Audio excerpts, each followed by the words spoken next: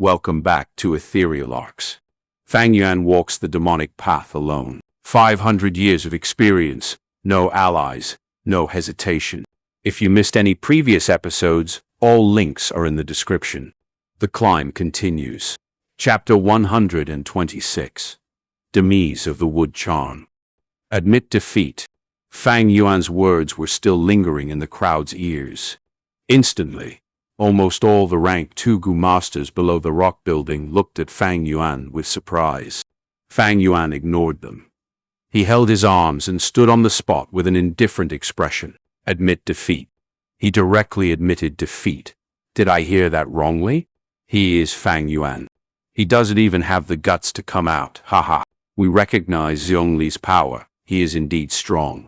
But even if you want to admit defeat, at least do that after the formalities. By directly admitting defeat, he is not only showing that he is a coward, he is even tarnishing the clan. The whispers were like ripples in a calm lake. The Gu masters' gazes turned from surprise to despise, scorn, and gloating. Many Guye clan Gu masters felt unease. The gazes from the Zhong and Bai clan's Gu masters were like invisible needles, piercing their self-esteem. Fang Yuan was a member of the Guye clan. With him directly admitting defeat, this made them feel absolutely humiliated. How could you admit defeat? Fang Yuan, you are a man of Guye village. Stand up and fight bravely with Zhongli. Even if you lost, it wouldn't be anything serious. If you don't even have the guts to go out, then that would really be throwing away our dignity.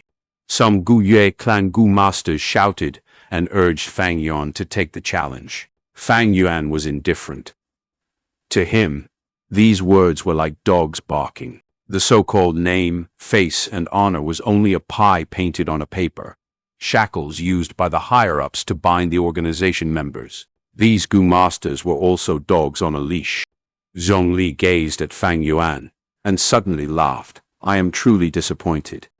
Is this how a Guye villager's bravery looks like? Guye clan Gu masters looked unsightly when they heard this. Hoots of laughter came from Zhong village side, and even Bai village. Gu masters looked at Guye clan with mockery. The people around Fang Yuan started moving away. Everyone made some distance from him. Their faces were filled with embarrassment.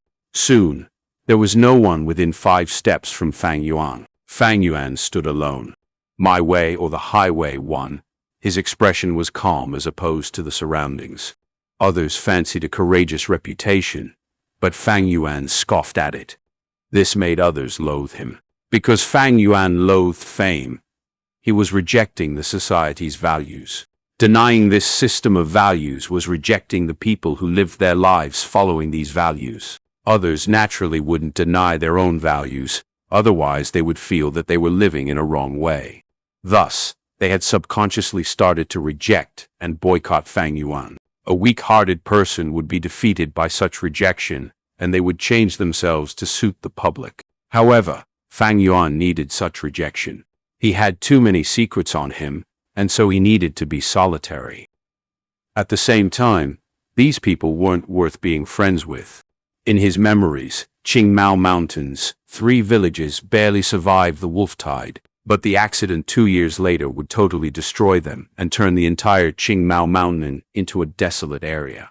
What Fang Yuan needed was to use this time to improve himself as much as possible, then leave the clan and avoid the fatal disaster. Guye Qingshu, the #1 ranked 2 Gu master in the Guye clan, could help but stand up seeing this situation. Zhongli, how about sparring with me? Hey, what will we compete on?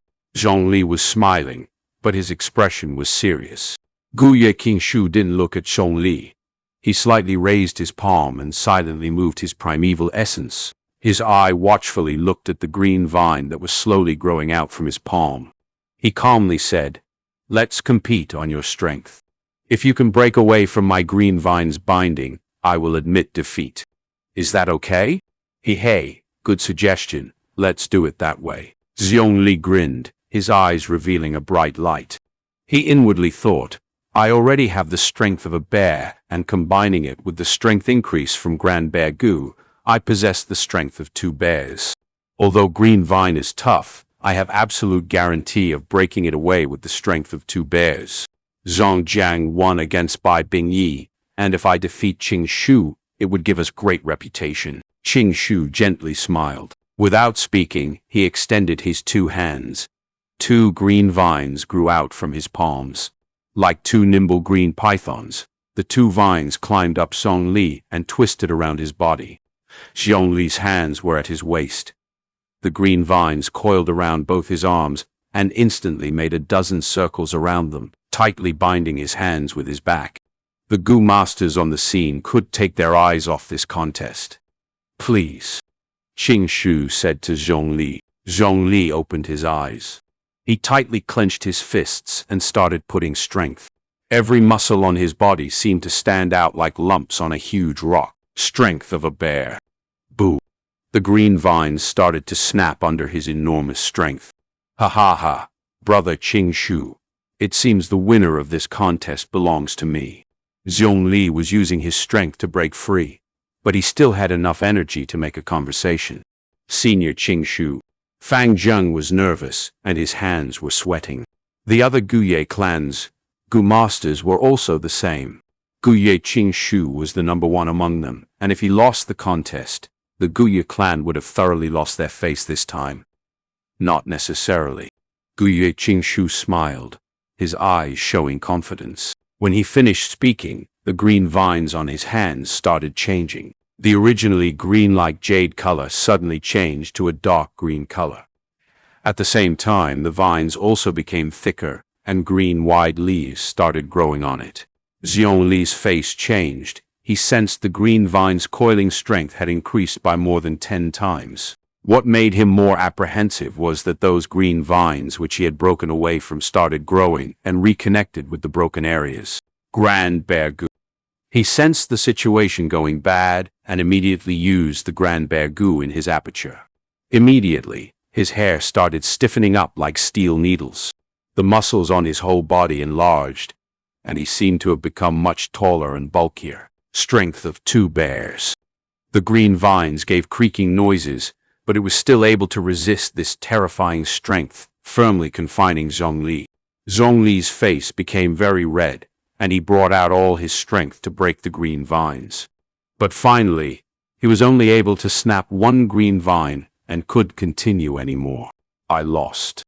He released the supporting strength of Grand Bear Gu and said while gasping, "You let me win." Qing Shu cupped his hands and retrieved the green vines. "Senior Qing Shu, you are the best." Guye clan's Gu masters were jubilant. Senior Qing Shu really deserves his name. Big brother can't compare to him at all. Fang Yuan stood beside Qing Shu and looked at the latter with reverence. Zhongli's gaze was complicated as he looked at Guye Qing Shu. He had progressed and obtained Brown Bear innate strength Gu, but Qing Shu had also progressed. Although he didn't know what the latter used, but this was his true rival. As for that Fang Yuan, he was only a newbie and was nothing to worry about. "It really is the wood charm Gu," Fang Yuan thought as he observed Qing Shu from afar. Zhongli hadn't discovered anything when facing Guye Qing Shu. 2 emerald green leaves had grown on Guye Qing Shu's hair. This was the sign of using the wood charm Gu. The so-called wood charm was a tree spirit. Using the wood charm Gu could let one battle as a tree spirit. The tree spirit was an unusual creature. It could directly absorb the natural essence in the air and use it. Gu masters could do this. They could only use the primeval essence in their aperture. When one used the wood charm Gu, they could become an embodiment of a wood charm tree spirit and would be able to directly absorb the natural essence in the air and replenish their primeval essence. It was the same as absorbing the primeval essence from primeval stones. When normal Gu masters battle, they are unable to divide their mind and absorb primeval essence from primeval stones while fighting. But as an embodiment of the tree spirit, the absorption of natural essence is an instinct and does not need one to divide their minds.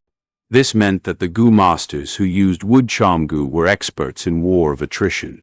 Although one could say that they could use the natural essence endlessly, they could fight for as much as 3 times longer because of the continuous replenishment. And once one became an embodiment of the tree spirit, Goo worms like green vine goo and pine needle goo would also have their strength amplified. Fang Yuan instantly connected the dots. Wood charm goo's fusion advancement can be said to be one of the most extravagant advancement routes. It is a rank 3 goo and needs to fuse with 100 years lifespan goo to advance to a rank 400 years wood charm goo. The 100 years wood charm goo needs to fuse with 1,000 years lifespan goo to advance into a rank 5,000 years wood charm goo. Everyone knows this fusion route, but goo masters rarely use this recipe. The reason is due to the preciousness of the lifespan goo. When the goo masters finds lifespan goo, they will usually use it directly to increase their own lifespan.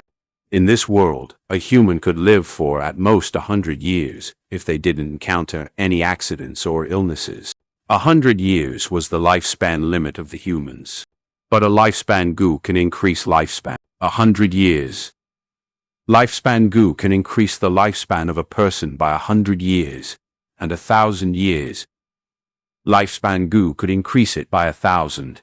Lifespan goo were extremely rare, and everyone sought after them. Fang Yuan had lived for 500 years in his previous life, because he used 500-year lifespan goo in his previous life, thus adding 500 years to his lifespan. His 100 years lifespan had turned to 6. But in the end, halfway through, he was attacked by the righteous factions, and had no choice but to self-detonate and die.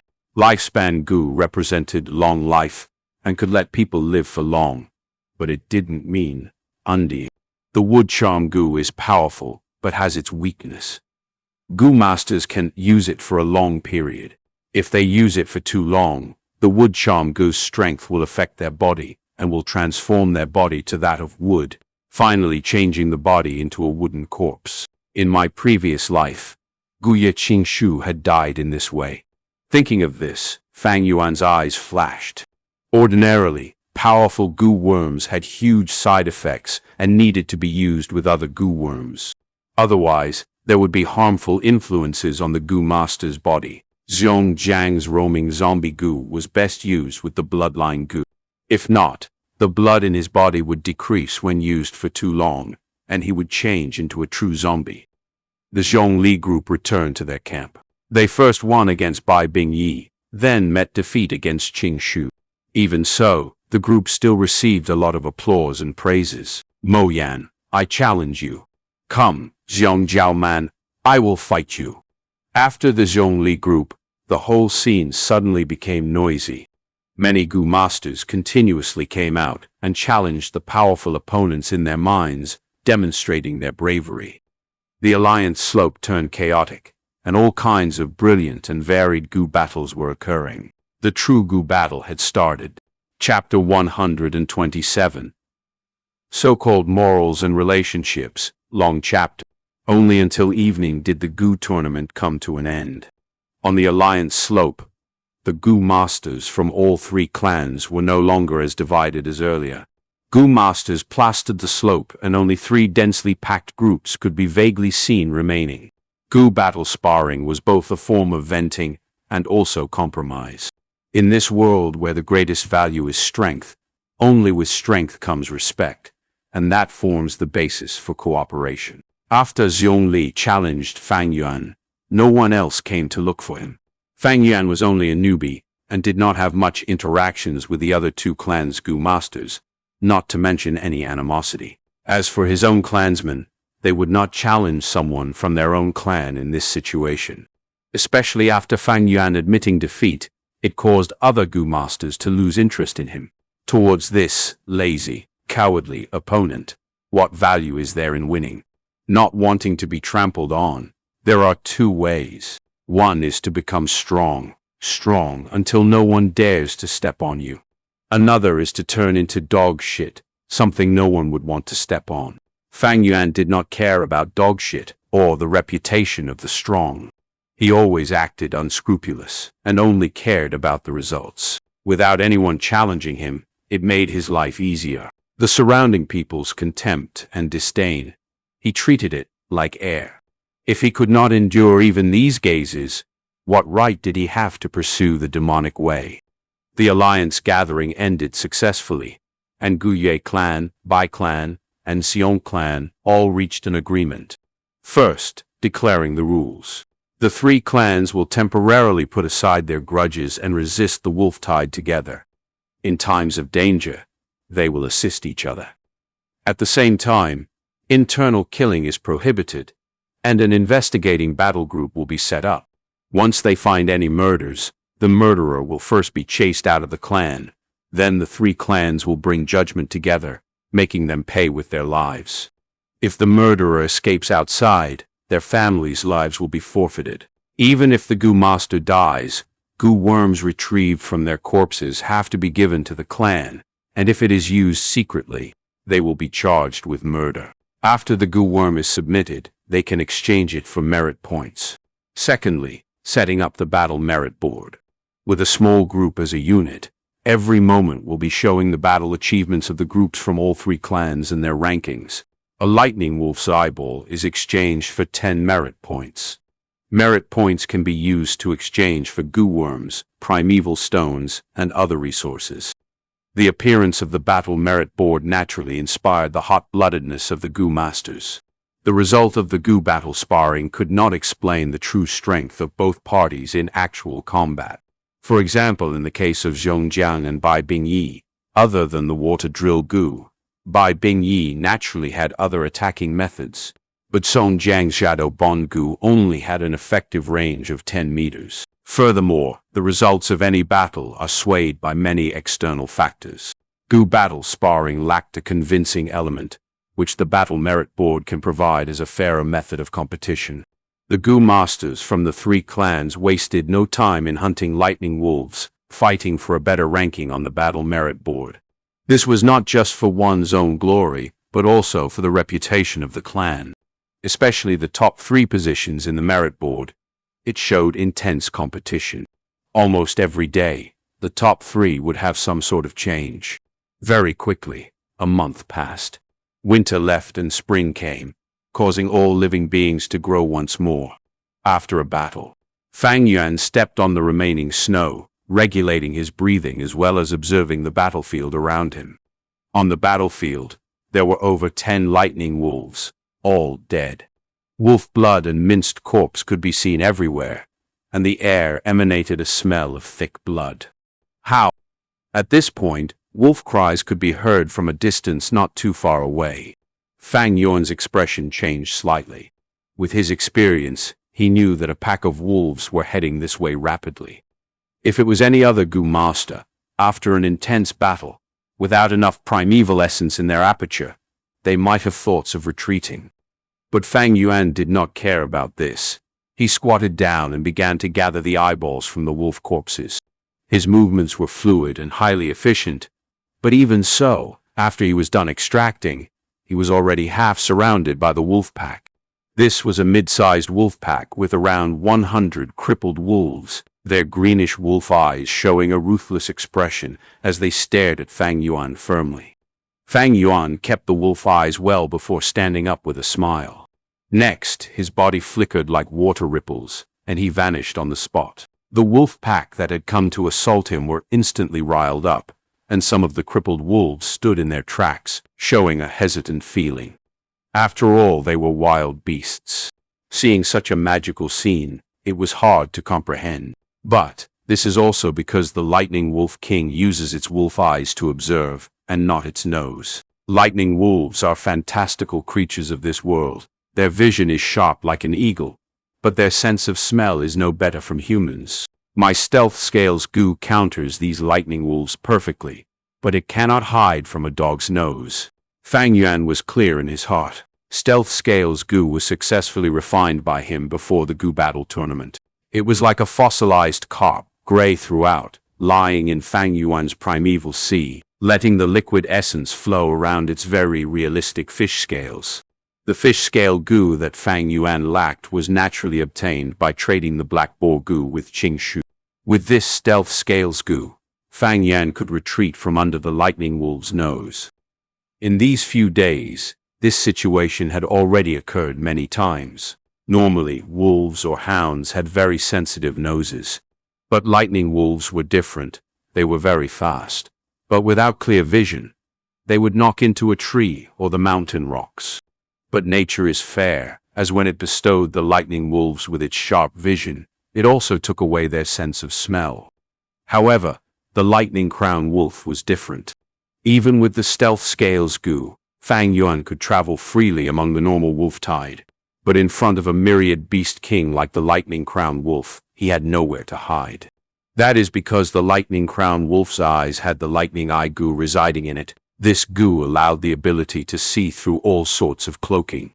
Other than the lightning eye goo, there are actually also many other goo worms that can detect the stealth Fang Yuan.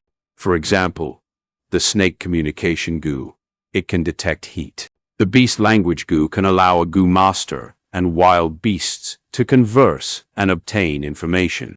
The clairaudience goo can allow a goo master's hearing to be extremely sensitive. Thus, even with the stealth scales goo, it did not mean Fang Yuan was completely safe, but it was at most a good life-saving trump card. When he returned to the village, it was still afternoon. The day in spring was bright and beautiful, and there were many people passing in and out of the village door. What was different from previous years was that people on the road were mostly goo masters, while there were very little mortals. Under the influence of the wolf tide, the wilderness was not safe. Hunters did not dare to hunt in the mountains, and farms were almost abandoned. On the streets, goo masters were high in morale, each returning with blood traces all over, or enthusiastically leaving. They were either talking about the battle merit board's ranking, or discussing their experiences in killing the lightning wolves. Some were talking about the well-performing goo masters from the other villages. Fang Yuan was among the crowd that walked into the village, and he went to the village square in front of the family head pavilion. The square already had a stage. The merit points were exchanged here. A large amount of goo masters gathered here, and rank 1 goo masters were doing administrative work. Some rank 2 goo masters squeezed around, using the blood-stained wolf eyes to exchange for merit points. There was also a portion of them that were using their merit points to exchange for primeval stones, goo worms or food ingredients, etc. In the middle of the village square, a large banner was erected, and on it there was the written language of this world. It was constantly changing. This is the battle merit board, and on it there are over a dozen swimward goo. Rank 1 swimward goo, after being manipulated by rank 1 support goo masters, can freely convert the contents of the writings on the banner. Bai is the one still the Bai clan's Bai Bingyi's group. Some stared at the battle merit board, frowning. Let me see, Bai Bingyi is 1, our clan's Qingshu group is 2, and Shongli group is 3. My group is the 37th. A goo master counted. This time, someone suddenly said, "It changed. It changed. Qingshu group is now 1. They pushed Bai clan's Bai Bingyi to 2. On the battle merit board, the symbol showing the second-ranking Qingshu group suddenly moved, crawling its way upwards and pulling the Bai Bingyi group down with its hands, ascending the position of number 1 itself, even us. Such a human reaction, it was naturally due to the goo master manipulating the swimward goo. Seeing this interesting change, the goo masters in the village square laughed heartily, pointing a thumbs up towards Qingshu's group, praising non-stop. The rank 1 goo master controlling the swimward goo had a red face as he showed an expression of excitement. Lord Qingshu, you are indeed our number 1 rank 2 goo master. Good job, Lord Qingshu. Guye Qingshu walked among the crowd, smiling faintly. Guye Fangzhong, who was behind him, clenched both fists, following closely with an excited expression on his face. The praises from all over the square filled the young man's strong materialistic desire. This made Fang Zheng feel like he was walking on a bright path, unknowingly increasing his recognition towards the clan. Big brother. He saw Fang Yuan standing among the crowd, observing with his arms folded. Big brother, you are still alone, all by yourself. No wonder you have been at the bottom of the ranking ever since the start. Only by removing your prejudice and fusing into the masses can you feel the warmth and happiness of the clan. Fang Zheng sighed, feeling that Fang Yuan was somewhat pitiful and pathetic. People who were like Fang Yuan, always fighting alone without any companions, could not feel any kinship from the clan or friendship forged from fighting together with your teammates. Facing everything alone is not only dangerous, but mundane. A person living without friendship, love, or kinship, what is the meaning of being alive? Fang Yuan stood among the crowd, staring at the tall merit board. Without doubt, the last position on the ranking was written in large letters, Fang Yuan Group. Other Gu masters, upon seeing this, felt extremely shameful, but Fang Yuan's gaze was calm, not minding it one bit. After being promoted to group leader, he had never recruited any members. He was a loner group leader, the most special group in the entire Qingmao Mountains' 3 clans, with only him alone.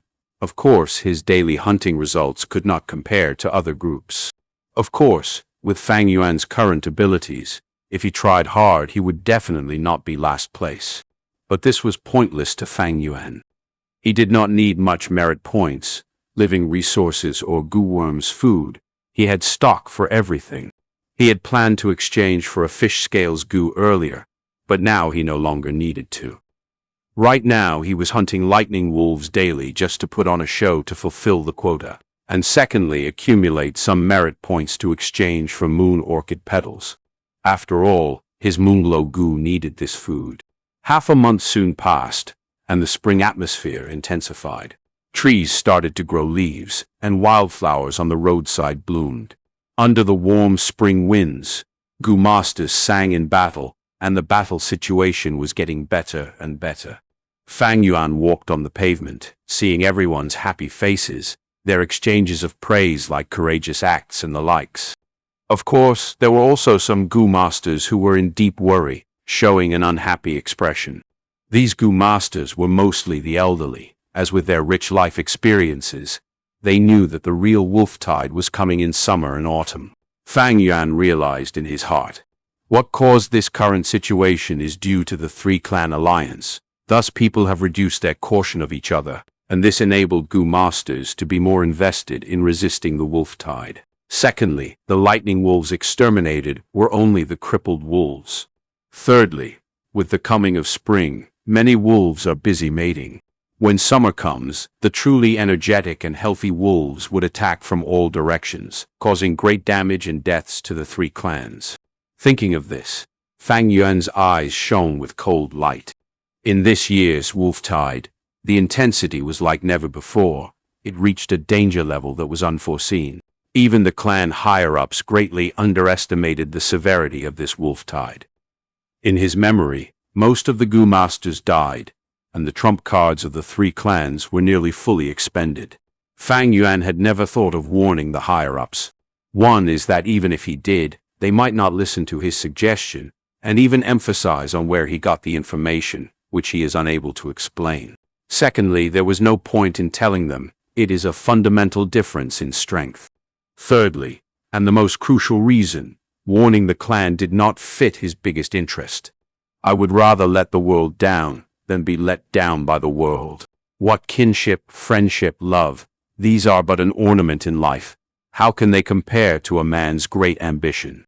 On Earth, Zhang Yu wanted to cook Liu Bang's father, and the Han Dynasty ancestor Liu Bang even laughed and said, "Go ahead, don't forget to give me a piece of meat." Tang Dynasty Li Shiming killing his brothers, Cao Cao's army having no rations and cooking people to turn them into dried meat as food. Liu Bei borrowing Jingzhou but never returning. The higher-ups praised the values and morals, but those are just tools to maintain their rule. If one is restrained by these, how can they achieve anything? Those who step into upper society, who does not have blood-stained hands, stepping on corpses along the way. A capitalist's initial startup fund, the process is always bloody. Any politician's hands are dirty, and the so-called philanthropists are merely using money to gain recognition in society. It is just that the successful are apt in hiding their past acts, and those who believe the stories of the successors are truly fools. These fools are everywhere, restrained by emotions and morals. They deserve to be stupidly manipulated by rules. What's sadder is that when they see others not being restrained, they would jump out and criticize, trying to impart these morals to the people, not allowing others to have more freedom than them. In this process, they would even enjoy this ridiculous moral superiority and bliss. Thinking of this, Fang Yuan looked at the goo masters walking past him. These people, they had a body full of abilities, and some even had higher cultivation than him. But for what? They are just pawns, merely restrained dogs. What truly stalls a person's success is not talent, but mindset.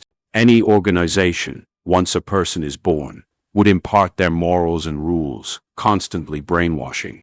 Those that want to surpass humanity's achievements have to break this restraint on their mindset. Sadly, most people are trapped by this their entire lives, using this to move forward with motivation, and even use their chained collar as a symbol of pride. Thinking so, Fang Yuan laughed coldly. Walking out of the village door, he retracted his thoughts. There was something important today. He was preparing to enter the rock-crack's secret cave again. Chapter 128.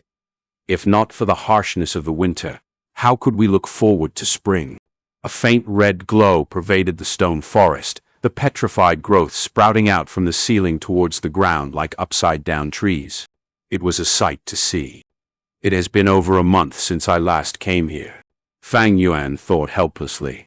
After the three clans united, they had commenced a crusade to continuously eliminate the surrounding wolf packs.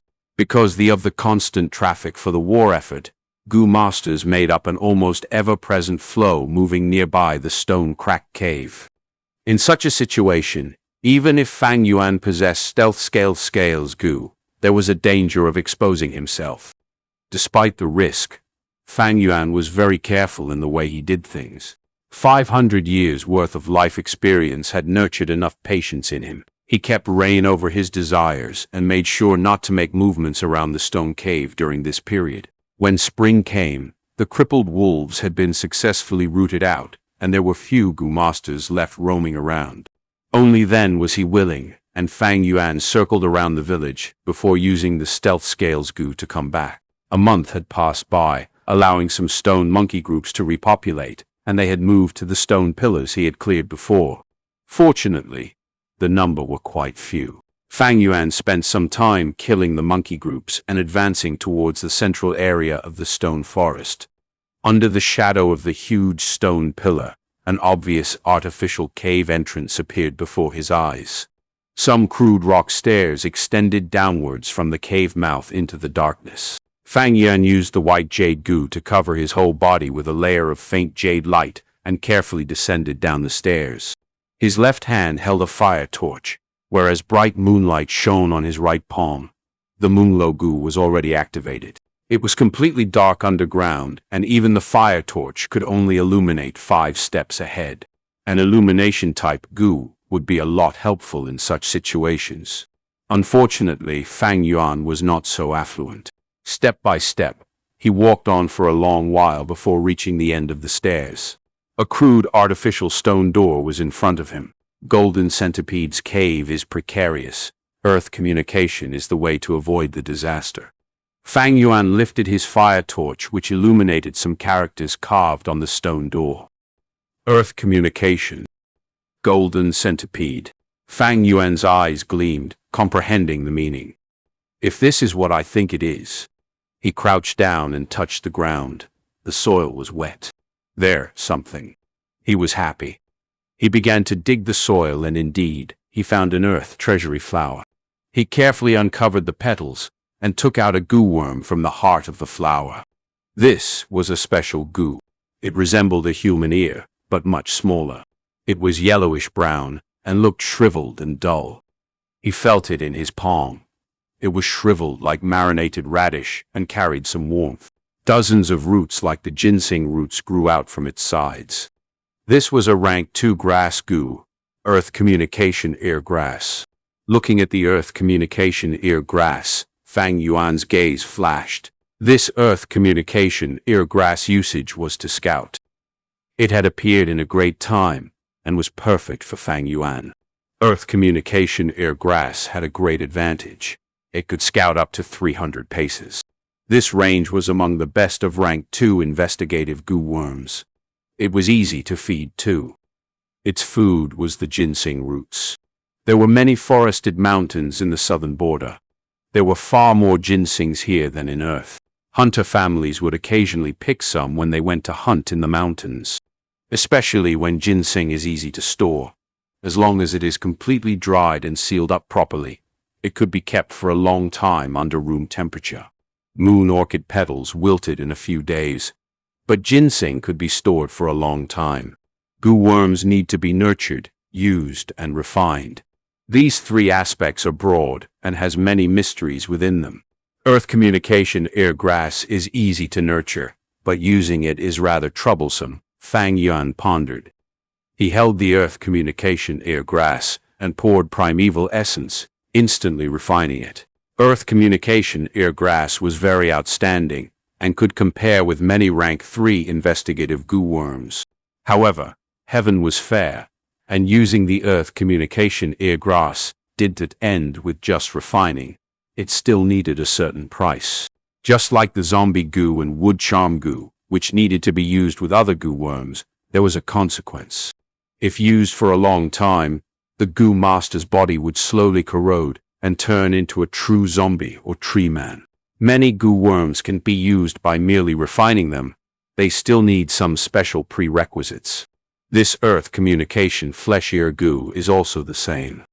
By using it to ascertain the situation, I can truly move about freely in the wolf tide and even achieve some of my goals during this wolf tide. Fang Yuan pondered for a while and decided to use this earth communication flesh ear goo, as the gains would be greater than losses.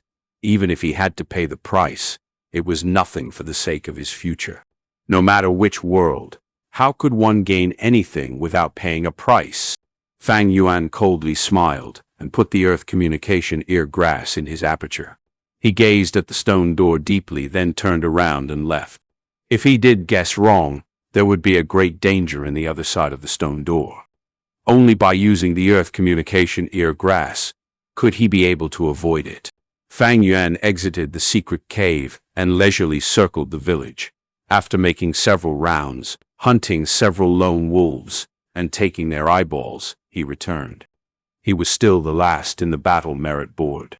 As he walked through the street, the goo masters who recognized him laughed at him or threw a contemptuous look. Fang Yuan didn't care and still went his own way.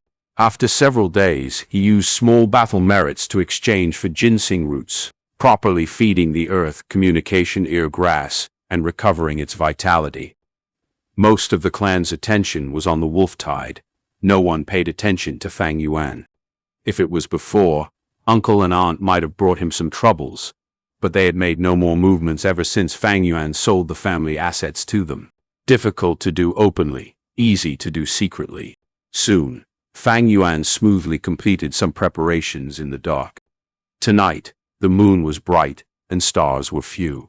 The moon hung high above like a jade plate, and the gentle darkness of the night was like a yarn, covering Qingmao Mountain. From time to time, wolf howls could be faintly heard from afar. Fang Yuan securely closed the door and windows. He stood inside his rented room, his whole body naked. There was a table in front of him, and a basin filled with warm water was laid on it. Beside the wash basin was a white towel and a sharp dagger on top. Even the floor he was standing on was covered with a layer of thick cloth. Strands of moonlight passed through the cracks in the windows and shone upon the table. Fang Yuan's expression was indifferent as he grabbed the dagger. The dagger was sharp and had a cold shine to it. It could even be used as a mirror. Under the faint light, the young man's indifferent face was reflected on the dagger. Right now, Fang Yuan couldn't help but think of a martial arts skill book from Earth called the Sacred Sunflower Scroll. The first sentence in the first page of Sacred Sunflower Scroll was, "Castrate yourself to train this skill." One needed to give up or pay something if they wanted to receive quick strength. So what if you needed to castrate yourself? If you don't have such ruthless decisiveness and aren't willing to let go, how could you accomplish your ambitions and become a lord ruling over everything? Wanting to receive without paying anything was only fairy tales to deceive children. Back to Fang Yuan's current state, to use this earth communication ear grass, the price he needed to pay couldn't amount to anything. Thinking of this, Fang Yuan coldly smiled. He used his fingers to lightly caress the cold blade and softly hummed, "Moon like the frost-filled night, the dagger shines with a cold light. If not for the harshness of the winter, how could we look forward to spring?" He quickly moved his hand. The hand rose, and the dagger fell. Blood burst out. A piece of flesh fell on the table. Fang Yuan had cut apart his whole right ear, and blood was spurting out of it. He first felt a little cool before an intense burst of pain suddenly attacked him. He gritted his teeth and sucked in breath through his teeth. He resisted the pain and called out Earth Communication Ear Grass from his aperture. He had nurtured this Earth Communication Ear Grass back to its full vitality. It was now completely different from how it looked back when he just got it. Back when he had taken it out of the Earth Treasury flower, it was shriveled and dull. Now, it was plump and warm, fat and big, and had grown up to an adult palm size. It was highly elastic and resembled the Buddha's drooping ear of earth. Fang Yuan pressed the Earth Communication Flesh Air Goo on his wound at the right side of his head and immediately poured red steel primeval essence towards it. The Earth Communication Flesh Ear Goo's roots immediately came to life and rapidly began to grow, taking root in Fang Yuan's wound. Another burst of pain came.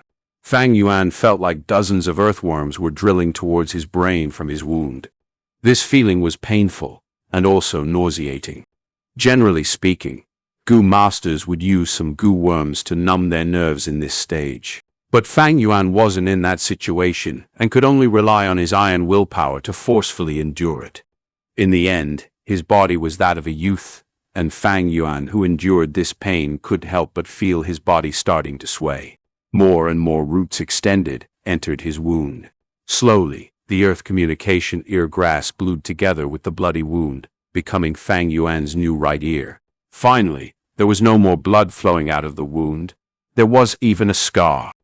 However, Fang Yuan's face was pale. The pain had only slightly decreased. It was still tormenting him. Veins bulged out from his head, and his heart thumped rapidly. At this stage, Fang Yuan was already finished for the most part, but some time was still necessary for his body to adapt to the Earth Communication Ear Grass. He picked up a mirror and looked at it under the faint moonlight. He saw his pale face and frowning brows in the mirror. His right ear was bigger than his left by over 2 times and looked like a deformity. Fang Yuan didn't mind it. After looking at the mirror for a moment and seeing no problems, he felt satisfied. He put the mirror down and picked up the towel. He dipped the towel in the warm water in the basin and wiped the bloodstains on his body. He had no clothes on, so it was very easy to clean the bloodstains. Some blood had flowed down his foot, but were absorbed by the cotton cloth spread on the floor. Fang Yuan cleaned the bloodstains, then picked up his right ear from the table. He coldly snorted, then used the moonglow goo, slicing his own right ear into meat paste and completely destroying it. Fang Yuan held the basin filled with the watery blood and put it under the bed before throwing a piece of coal in it. Only after doing all this did Fang Yuan lay down on the bed. The pain had weakened for the most part, but was still tormenting him. Fang Yuan felt the pain in his head along with his heartbeat. He did not know how much time had passed, but he finally fell into a deep sleep. Chapter 129, Chainsaw Golden Centipede. When Fang Yuan woke up, it was already noon of the second day. His headache was gone, and the intense pain had vanished completely. He touched his ear subconsciously, the sense of touch no different from before. It was as if the cutting of his ear never happened last night. He climbed down from his bed, finding a mirror to look at himself. In the mirror, a young man's face was shown. He was not handsome, but his dark abyss-like iris made him stand out from mortals, showing a special unique coolness and charisma. The young man's ears were the same as any others. Last night, when he planted the Earth Communication Ear Grass, Fang Yuan's right ear was plump and big, his ear drooping till it nearly reached his chin. But now it was completely normal from appearance. There was nothing different. This is because his body and the Earth Communication Ear Grass had gotten used to each other. Fang Yuan's thought moved, and from his aperture a little red steel primeval essence flowed along his body, moving up towards his right ear. At once, his hearing improved multiple times, and numerous footsteps could be heard. Although he was on the second floor, he had a feeling of stepping on earth. Fang Yuan paid attention and listened as his primeval essence continued to be used, and his hearing improved as well. In the mirror, roots started to grow out of his ear. These roots were like the roots of 1,000-year ginseng, extending from his ear towards the outside, constantly growing longer and moving towards the ground.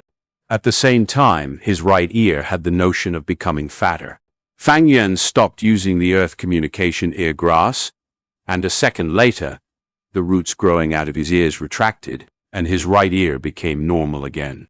Of course, his hearing also went back to its initial state. This way, I have a recon-type goo. Fang Yuan wore his upper shirt, taking out a water basin from under his bed. Last night, the bloody water had turned into blackish dirty water due to the charcoal tossed in. The bloody towel submerged within was the same as well. There was still some white in the red color initially, but now it was all covered by the black soot. It was easy to make people assume that it was a cloth for wiping grease in the kitchen. This basin, when brought out, even if it was poured in front of someone, nobody would notice. Summer was coming, and many clansmen were trying to clean the stove that they used in winter. Often they would end up with a basin of dirty water just like this. While the iron was still hot, Fang Yuan entered the rock crack secret cave again. This time, he did not enter empty-handed, but caught a deerling outside and tied its 4 limbs together.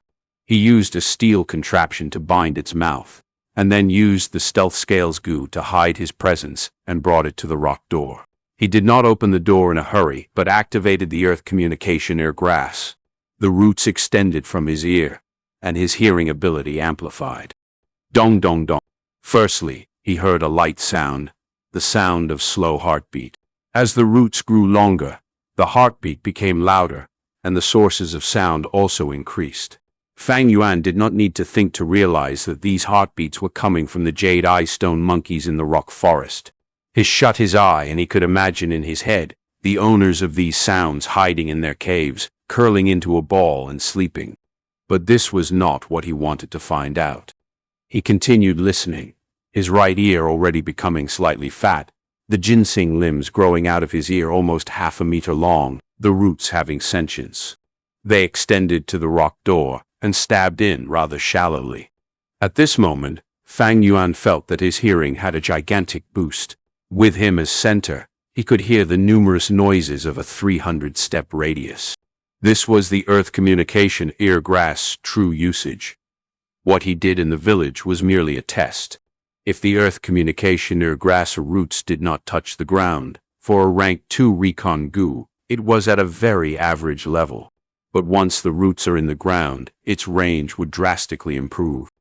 This was understandable. On Earth, the theory was that sound travels at a speed related to its intermediary.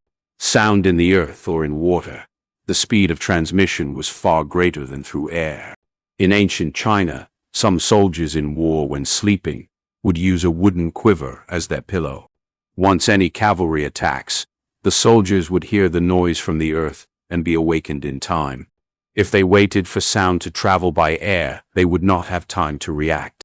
The roots grew into the rock door, and Fang Yuan could instantly hear the commotion behind it. It was a very scrambled and confusing noise, but very frequent. Compared to this noise, the stone monkey's heartbeat was like the sound of drums. If a newbie was using this earth communication ear grass for the first time, upon hearing this they would be thinking of all the possible guesses. But to Fang Yuan, this noise was expected, and he only listened for a while before frowning. He pushed open the rock door. The rock door was heavy, but with his strength of 2 boars now, it was easy. The rock door opened, and a dark long tunnel appeared in front of him, stretching on at a straight line towards the unknown. Fang Yuan untied the deer he had caught and tossed it into the tunnel. The deerling was very smart. Sensing the dangers of the dark path ahead, it did not dare to move forward. Its huge eyes stared at Fang Yuan, showing fear and a begging intention. Fang Yuan snorted and threw a moonblade.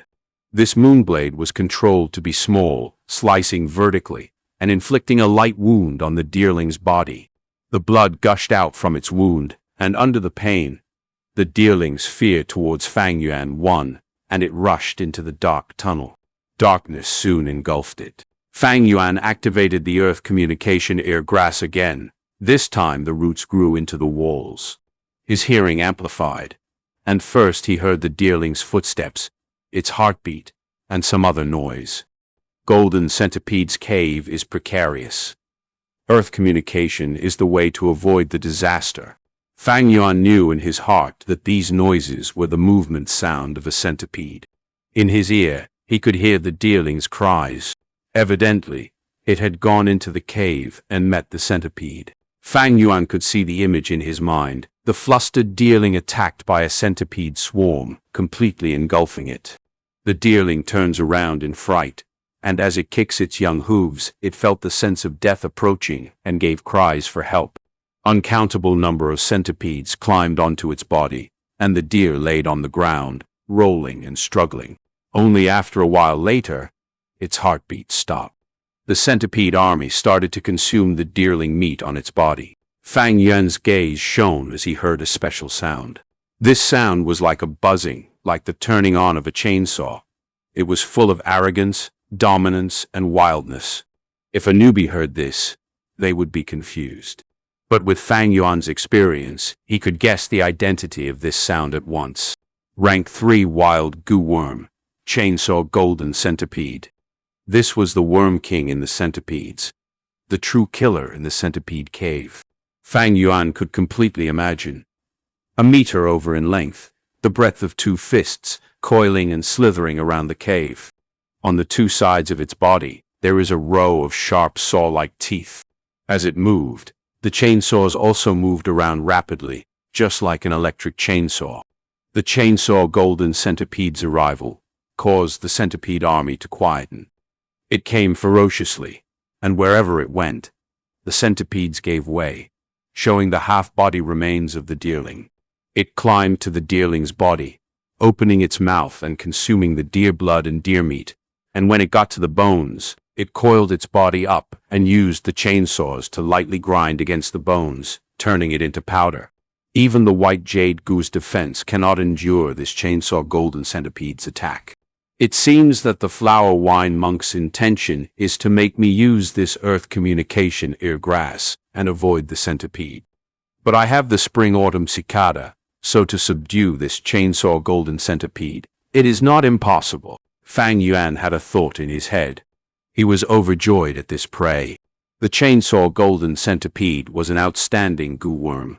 If it was his to use, it would be another strong method of attack. Only that, in order to subdue this Chainsaw Golden Centipede, even a rank 4 goo master would have to expend a lot of effort. Catching and killing are 2 things. The former is way harder than the latter. Wild goo worms were all crafty, and if the Chainsaw Golden Centipede saw something amiss, it would burrow into the ground and escape. If a goo master did not have a burrowing method, how can he give chase? But Fang Yuan had the Spring Autumn Cicada. Thus, as long as he caught this Chainsaw Golden Centipede and released a hint of the Spring Autumn Cicada's aura, he would make the goo worm cower and not dare to move. Spring Autumn Cicada was a rank 6. Its aura was extremely powerful against rank 1 to rank 4 goo worms. But against rank 5, it had less effect, and towards other rank 6, there was no deterrence force in it. This phenomenon is very interesting, but actually human society is just the same. Towards someone outstanding, people would envy, worship, and admire. But to someone who is only slightly better performing, they would dare to offend, and was mostly competition and jealousy.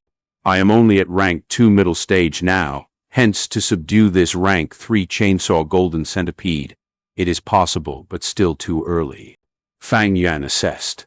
Rank 2 goo masters should use rank 2 goo worms, which is the most appropriate and most useful. Of course, rank 2 goo masters can also own rank 3 or even rank 4 goo worms, but this was not common. Firstly, the higher rank the goo worm, the more expensive it is to feed it.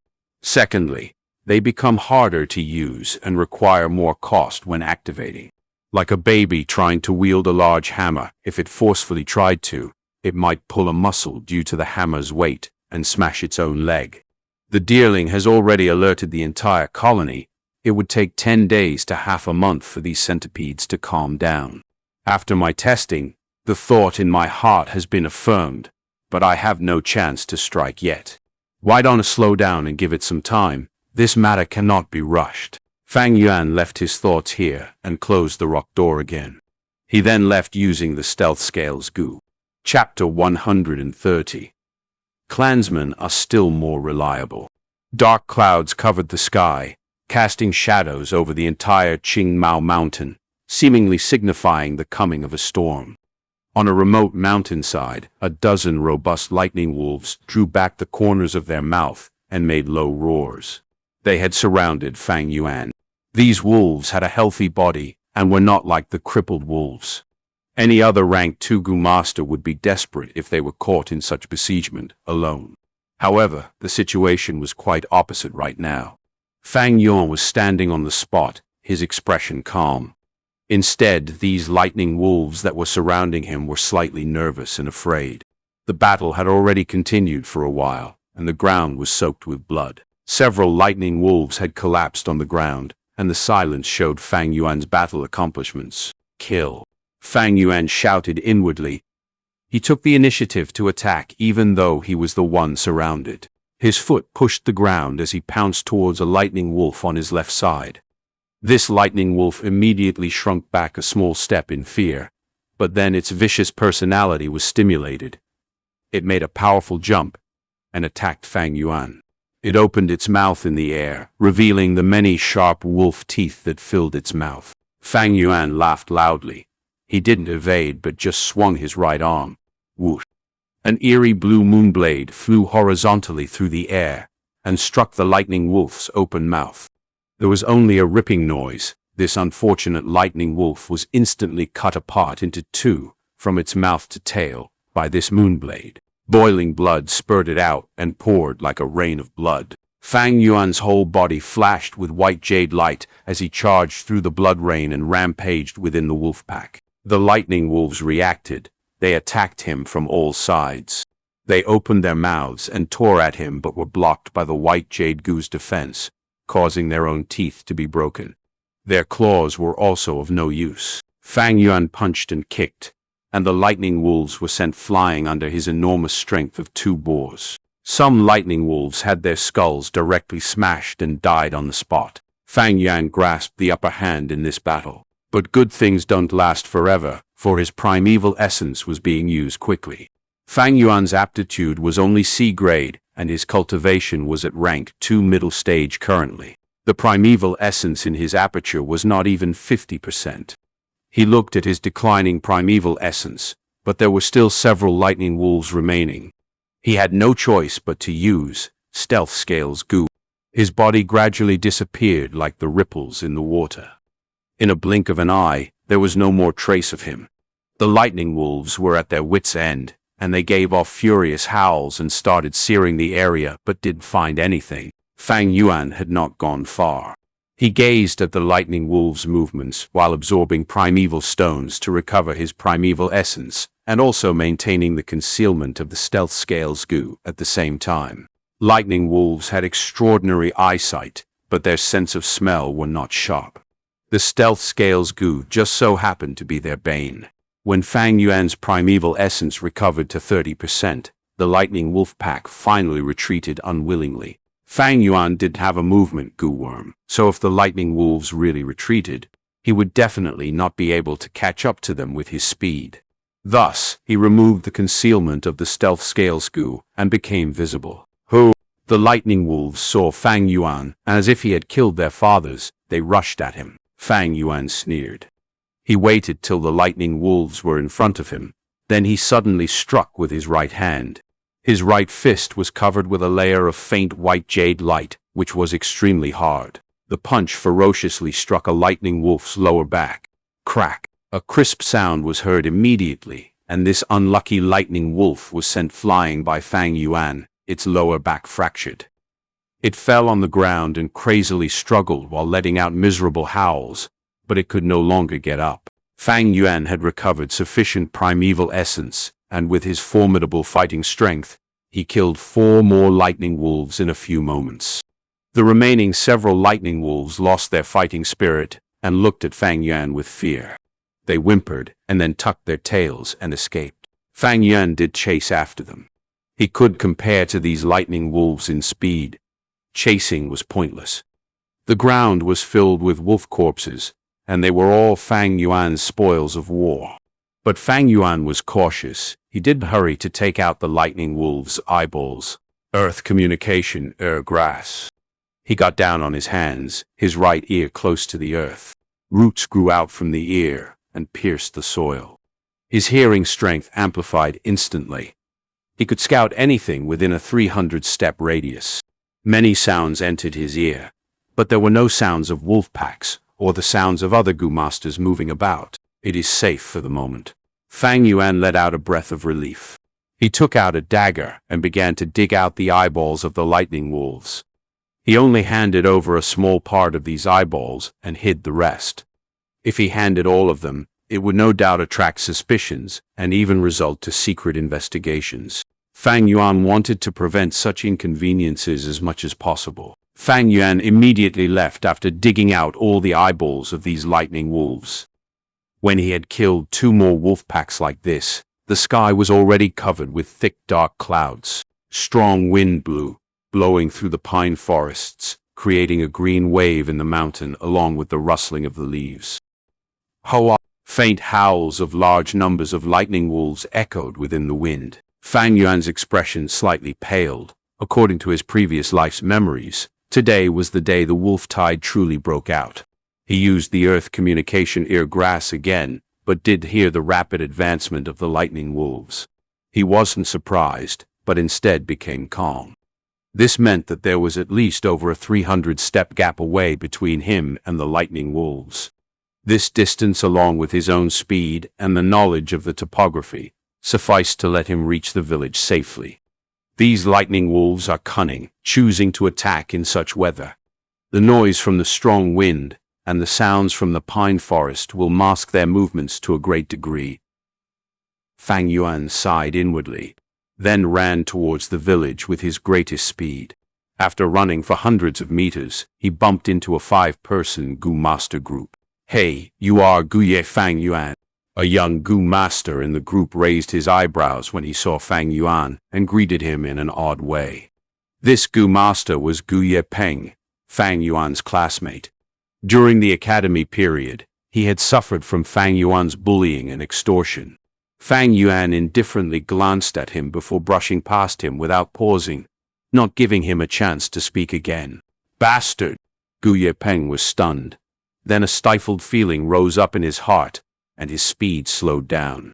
He didn't get the chance to ridicule Fang Yuan. "Little Peng, don't slow down. We need to hunt at least 50 lightning wolves today to preserve our rank in the battle merit board." The group leader spoke. Guye Peng immediately restrained his furious expression and quickly followed the group members. "My group is ranked 75 in the battle merit board. That Fang Yuan is ranked at beyond 200. This difference is like that of heaven and earth. I am also quite fortunate to have such a caring senior as the group leader. From the start of the wolf tide till now, I have exchanged part of the battle merits to get a Gu worm. My future is bright. How could Fang Yuan compare to me?" Guye Peng calmed down a lot when he thought of this, even feeling blessed at that. In this world, what can one accomplish by fighting alone? Many hands make light work. Unity is the greater power. It is still the clansmen that are reliable. Borrowing the clan's strength, we newbies can safely grow up. That Fang Yuan is an idiot. He really thinks he is a hero.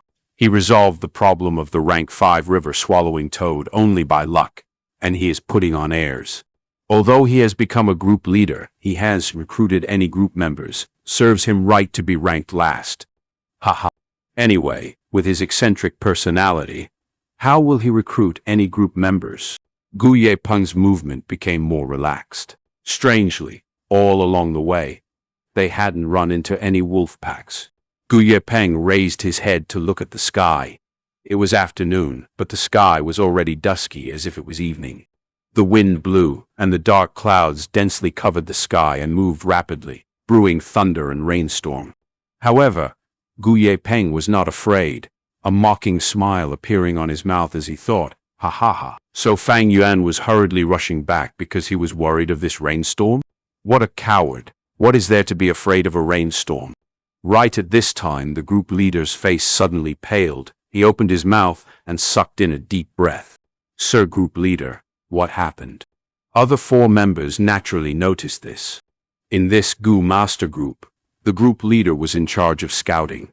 Although he was also a rank 2 Gu Master, his scouting Gu Worm didn't have as great a radius as Fang Yuan's Earth Communication Ear Grass. His face was deathly white right now, and he had no wish to give detailed explanation. "Run, quick!" he shouted with terror, and amidst other group members' astonished gazes, he turned around and ran. "Follow the group leader!" Other group members were not foolish. They quickly reacted and broke into a run. Hoa! Wolf howls came from behind them continuously. From these noises, they knew there was more than 1,000 lightning wolves. Everyone in the group was pale. They breathed heavily and used all their strength to run. "Wait for me!" Gu Yepeng sprinted with all he had but was still the last. He lost his composure and started screaming for help. He felt the breathing sounds of the lightning wolves behind his back.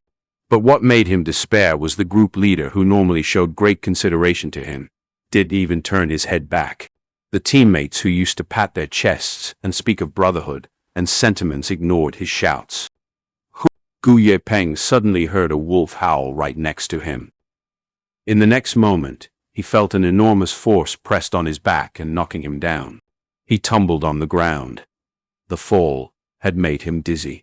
He subconsciously turned around to try to resist. Boom! A lightning snake flashed through the air. In the darkness, a bold lightning wolf's figure immediately became visible. Its body was twice the size of a normal lightning wolf, the hair in its body erect. It opened its mouth and revealed its silver-white sharp fangs. Gu Yepeng's pupils shrank to a needle size, a thought echoing within his mind, 100 Beast King. The wolf pack's scale in the wolf nest was enormous. Not only were there 3 myriad Beast King level Thunder Crown wolves, there were also 100 Beast King level Bold Lightning wolves and 1,000 Beast King level Frenzy Light. In the very next second, the Bold Lightning wolf opened its mouth, and with a crack sound, Gu Yepeng's whole head was gnawed off. Fresh blood and brain matter splashed. The bold lightning wolf lowered its head and began to swallow the blood from Gu Yepeng's neck and gnawed at his fatty meat. Countless lightning wolves came from behind it and rushed ahead. Rumbling sounds continued incessantly. Pitter-patter, heavy rain also started pouring. The true wolf tide had begun. Chapter 131. Loneliness is the deepest darkness. The rain poured heavily from above, and snake-like lightning danced in the sky randomly. This sustained for the entire night. Fang Yuan lay on his bed, hearing the shouting of Gu masters outside his house and the sound of their footsteps in the rain. He squinted his eyes, visions of his past life flashing in his head again. In his previous life, when the wolf tide attacked, he was still a rank 1 Gu master, and being part of the support group, he hid within the village and managed to escape the disastrous fate. But this time he was already a rank 2 middle stage, and he had the 4-flavor liquor worm, currently moving towards upper stage. Thus, he had to be like other Gu masters, resisting the wolf tide in such a dark night. The rain is pouring outside, and they still have to fight the large amount of lightning wolves in this poor vision. This is truly torture. Fang Yuan snorted in his heart. He did not sleep in the rented apartment, but instead he was at the inn. If Fang Yuan was at the rented house, he would definitely be forced to participate. The clan higher-ups have definitely underestimated this wolf tide's severity. The correct method would be to hide in the village and defend to the end. Unfortunately, they are blinded by past experiences. Fang Yuan flipped around in his bed while thinking about this. Outside the window, the rain splattered all over the place. It was definitely a storm. Sounds of thunder constantly entered his ears. On the streets, Gu masters hurriedly moved about, the sounds of their footsteps and furious bellows never having a pause. At once, the cries of the wolves reached the village. This was destined to be a sleepless night. Whether it was the Gu masters who were risking their lives fighting, or the mortals hiding in the village shivering, or even Fang Yuan. After sleeping until the midnight hour, they naturally awoke. He did not get up, but opened his eyes in the darkness while lying on his bed. The sounds outside the window entered his ears.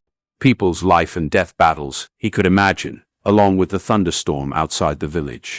Gu masters and wolf packs formed an extraordinarily lively stage. No matter which character, they were displaying the essence of life. Life was like a show. This was a good show.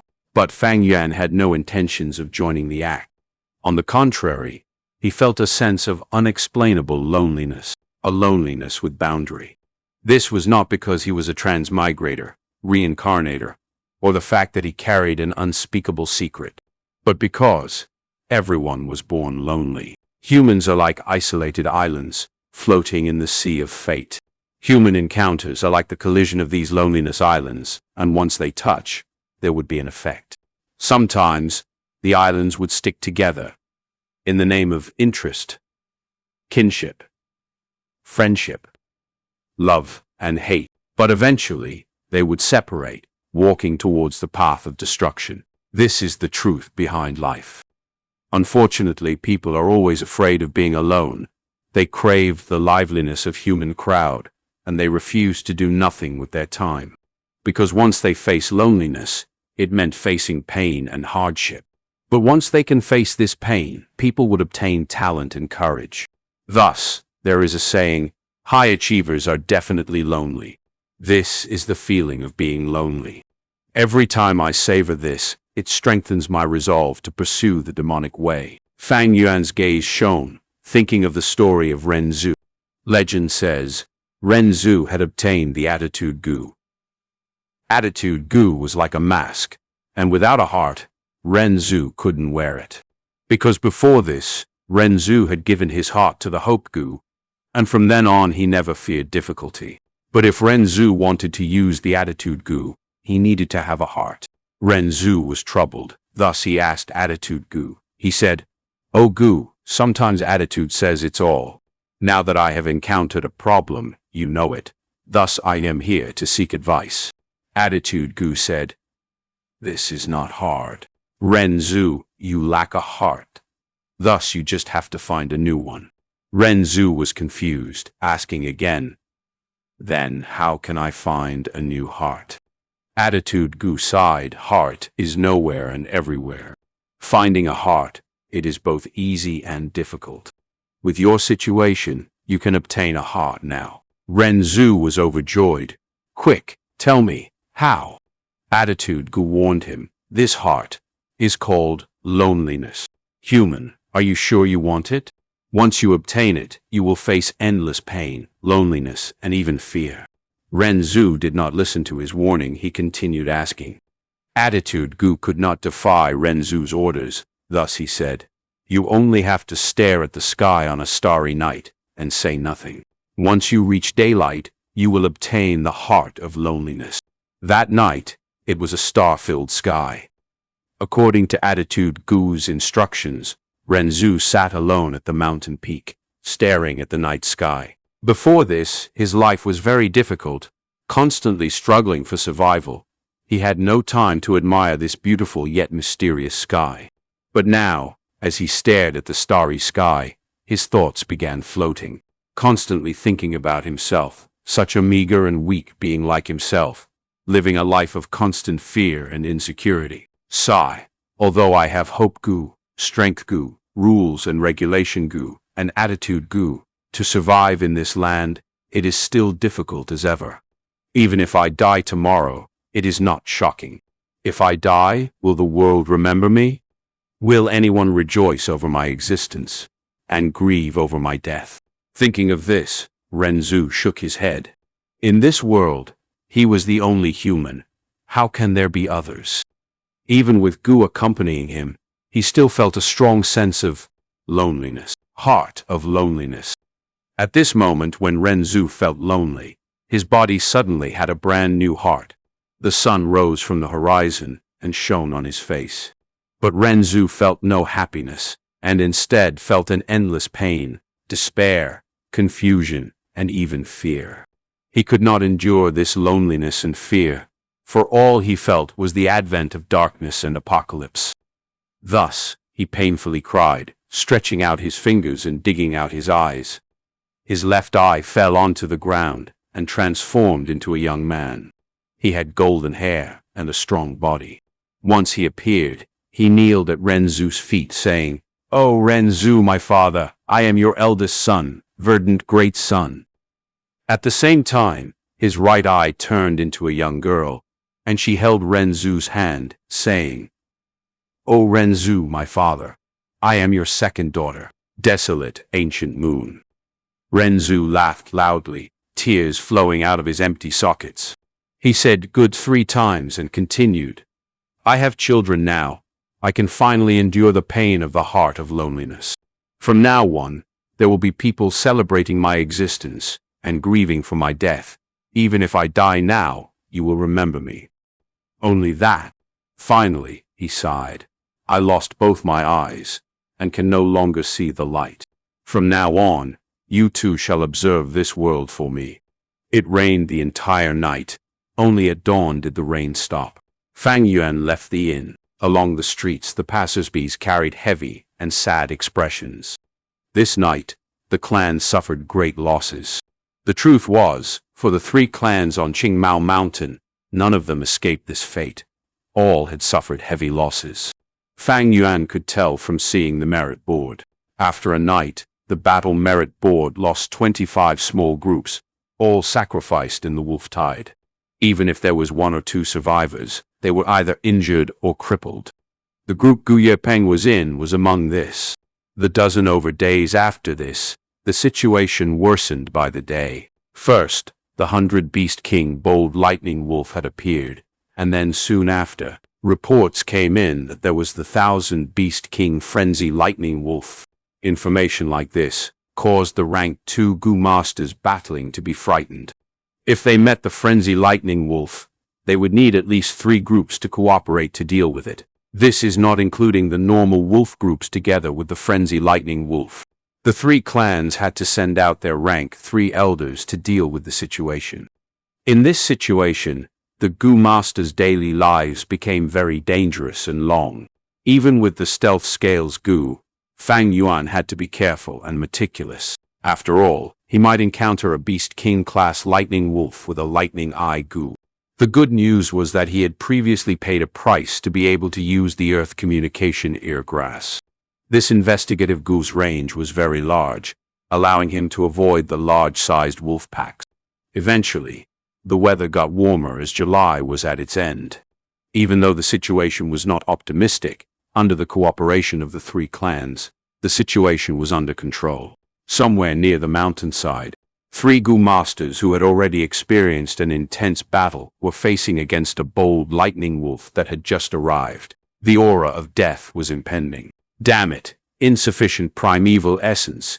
If I had 60%, no just 30%, we would not have to be chased like this. Group leader Zhong stared at the slowly approaching bold lightning wolf. Like a cat chasing a mouse, he vomited a mouthful of bloody water. The mountain cliff is ahead. There is no path left. What do we do? A group member asked with a pale expression. What can we do? We can only put our hopes on the reinforcements. I heard Lord Bai Ningbing from my clan has come out of his closed-door cultivation and is rushing into battle. The 2 original groups, from both the Xiong clan and Bai clan, faced the wolf tide together and cooperated, but now only 3 people were left. Rather than relying on the Bai Ningbing who is nowhere to be found, I'd rather fight for a chance to survive. Zhong gritted his teeth. The reason why a Beast King is so dangerous is because of the Gu on its body.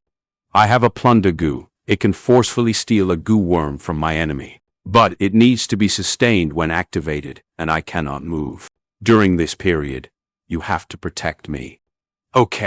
The other 2 looked at each other and stood in front of Zhong, helping him block the bold lightning wolf. Even though they knew that there was little hope, No one was willing to resign themselves to death. If the plunder is successful, we have a chance to live. Heaven bless us. Zhongzhang's face was determined as he raised his right arm. Life and death depends on this. The 3 humans and 1 wolf did not know that, high up on the cliff, a white-haired young man wearing a white shirt was staring at this scene. Life is so boring. He sat on the ground, one hand propping himself up, while the other was pouring liquid from his wine bottle. What he poured out was not wine, but sweet mountain spring water. He did not drink wine, but only liked water. As this young man drank, he stared at the show before him. Fight and die. Such a mundane life is too boring. Only with an intense battle like this can your lives have a hint of excitement and color. This way, your lives has some meaning. He laughed lightly in his heart, not showing any inclination to help. Even if he had the ability, even if his Bai clan member was there. So what? To him, loneliness is the deepest darkness, and the light of kinship is just a facade. He Bai Ningbing would not do something as boring as saving someone. Important note. These names are really hard to translate, actually, because they are names they should be in Pinyin, Tai Ri Yang Meng and Guye Yin Huang. However, the names are relevant to another plot-wise matter, so they had to be translated to English, which was really difficult. For Guye Yin Huang, the Guye here is exactly the same as the Guye clan. Chapter 132. 3-step fragrant grass. On the cliff, Bai Ningbing watched with interest. As he sat at the cliff, a life and death battle was on full display. The bold lightning wolf took its move, slowly approaching. 2 Gu masters blocked its path with a grim expression. Behind them, Zhongzhang was half kneeling on the ground, his left hand grabbing his right wrist, his right hand in the shape of a claw, aiming at the bold lightning wolf. Plunder Gu. Suddenly he shouted loudly, all the primeval essence in his body gushing towards the Plunder Gu. An invisible grabbing force exploded from within. Zhongzhang's right hand grabbed the air, and a sense of illusion made him feel that he had grabbed onto a goo worm. But this goo worm continued to struggle, contesting with him. This force was very large. His center of gravity had already been very low, but he still felt a very strong force dragging him forward. Plunder Gu's success rate is very low, but I have to succeed this time, otherwise we are doomed. He gritted his teeth, veins popping up on his forehead as his expression turned ferocious, contesting with all his ability. Zhongzhang had no other way. Failure means death. Under the pressure of death, he infused the Plunder Gu with all the primeval essence he could muster. With the infusion of the primeval essence, the Plunder Gu residing in his right palm also increased its sucking force. The bold lightning wolf felt something amiss and started howling, attacking in a frenzy. The 2 Gu masters could hardly block it. Just when Zhongzhang felt that his plunder was going to succeed, his expression changed. Damn it, not enough primeval essence. He suddenly vomited a mouthful of blood, his state of health being at the worst. Once a plunder fails, he would face some backlash. This was a flaw of the Plunder Gu. How? Without the Plunder Gu's restriction, the bold lightning wolf opened its mouth and started to howl. The goo worm that lived within it used its ability and made its teeth shine with lightning. Eerie blue lightning discharged and finally shot out from its mouth. The lightning shot through the middle of both Gu masters, aiming for the half-kneeling Zhongzhang. Zhongzhang did not even have time to cry before he got hit by the lightning, turning into a piece of charred black cooked meat, instantly dead. Run! The remaining 2 Gu masters no longer had any fighting spirit as they ran in 2 directions. The bold lightning wolf chased up to one of them, pouncing on him and biting the throat. The final Bai clan Gu master was blocked by the bold lightning wolf and could only retreat towards the cliff. I'm going to die. With his back against the cliff, he roared in despair, venting out the fear in his heart. But suddenly his voice came to a stop. He saw Bai Ningbing on top of the cliff. Lord Bai Ningbing. Lord Bai Ningbing. Is that really you? He was stunned but then started shouting, overjoyed. Oops, you found me. Bai Ningbing laughed. and raised his right hand. His right index finger pointed downwards, and an icicle instantly formed, shooting downwards. The icicle hit the Gu Master, crying for help, penetrating his skull, all the way to his chin. Ah! His face was still fixed with intense joy after finding hope, but then fell to the ground with a plop. The bold lightning wolf was shocked by the event. It stared at Bai Ningbing, its mouth opening. Within, lightning coiled around its teeth. Ignorant beast. Bai Ningbing stared plainly, jumping down lightly from the 5-meter cliff. In the air, he clapped his palms together. An icy mist instantly formed. Next his palms splitted, and an ice blade appeared. This ice blade was around 1.7 min, like the katana on Earth, with a transparent icy body. The handle was grabbed by Bai Ningbing. Bold lightning wolf shot out electric light from bottom to up, and Bai Ningbing laughed while 2 lines of white water vapor poured out of his nose. The water vapor swirled around, wrapping around his body into a layer of water barrier.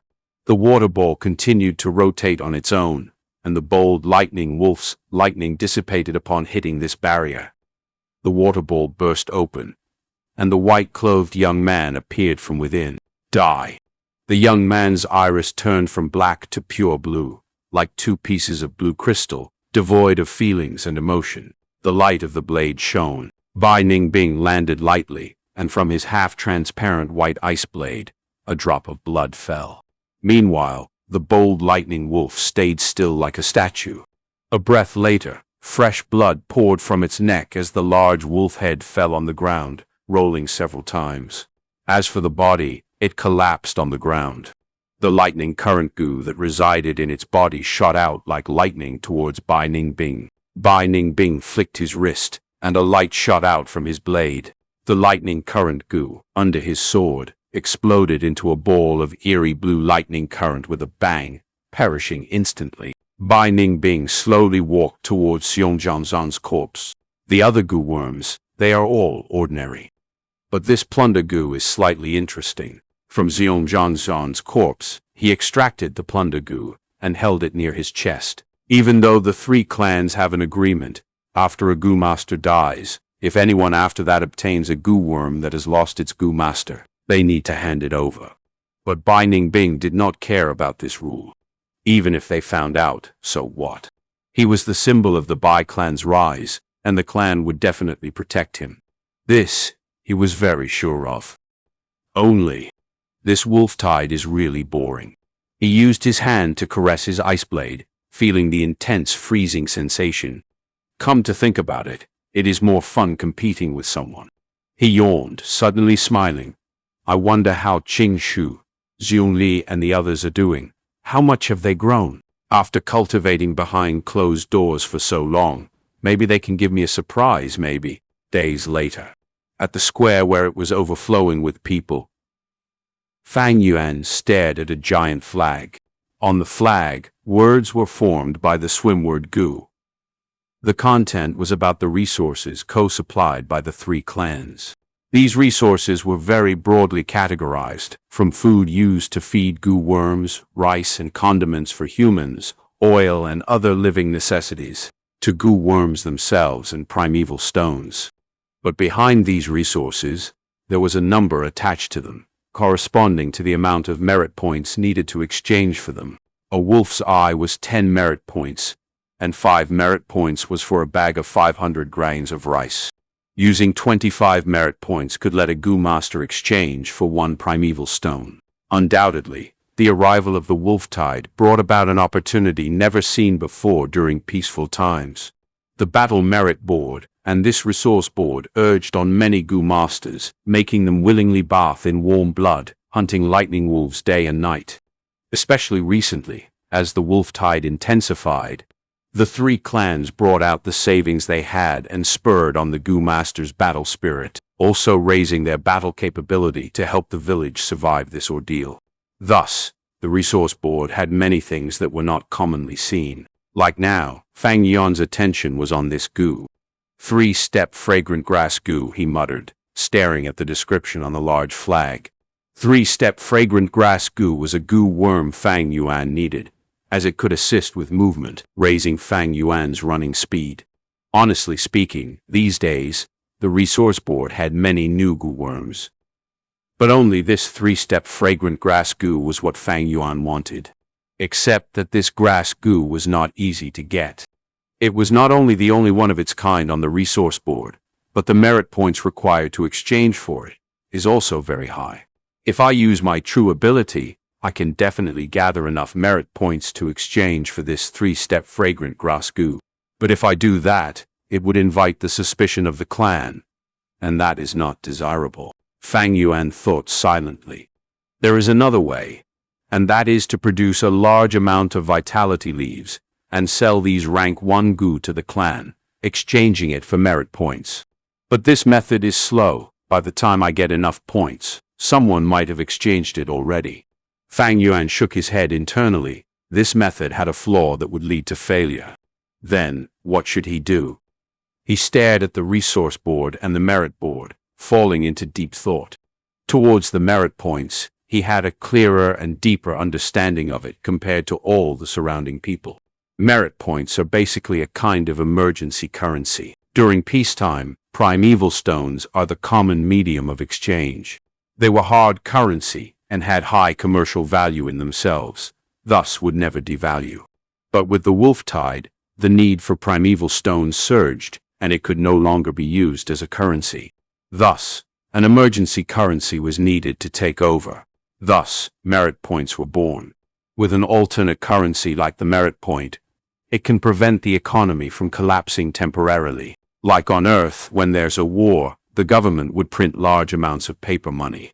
Of course, that causes inflation and rising price levels. The merit points are the same. The more it drags on, the more it devalues. But during the time of the village life and death situation, without merit points and using only primeval stones is not sustainable. Thus, they can only pick the lesser poison. Hence, after the wolf tide, the economy always has signs of depression. Sigh, this rough form of an economy is nothing worth mentioning. If I am a rank 3, I can easily play around. But unfortunately, I do not have enough strength, so I'm unable to handle the risks. If I push on, it is equivalent to playing with fire. Fang Yuan sighed internally. The point was that his cultivation was not high, and his strength was not sufficient.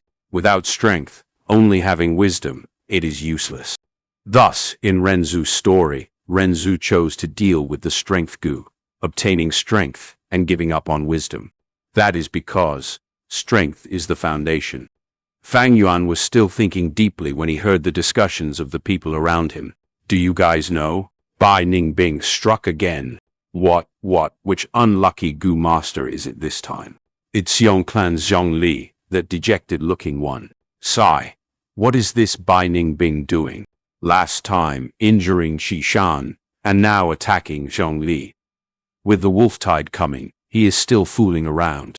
He's always does what he wants. He is already a rank 3 goo master, and is still finding problem with rank 2 goo masters. For fairness, he even used a goo worm to suppress his own cultivation to rank 2. He is really bored and hard to understand. Bai Ningbing, huh? A person halfway into the coffin. But that reminded me of something. Fang Yuan, upon hearing this, felt something in his heart stir. He knew how to get a large amount of merit points quickly. Chapter 133. Thanks for letting me kill you. Sprinting rapidly. The trees before Fang Yuan looked like they were crashing into him, and he quickly avoided them nimbly, pushing off with his legs. His right ear had roots swaying around, and behind him was a bold lightning wolf angered by him on purpose, and several hundred healthy ordinary lightning wolves.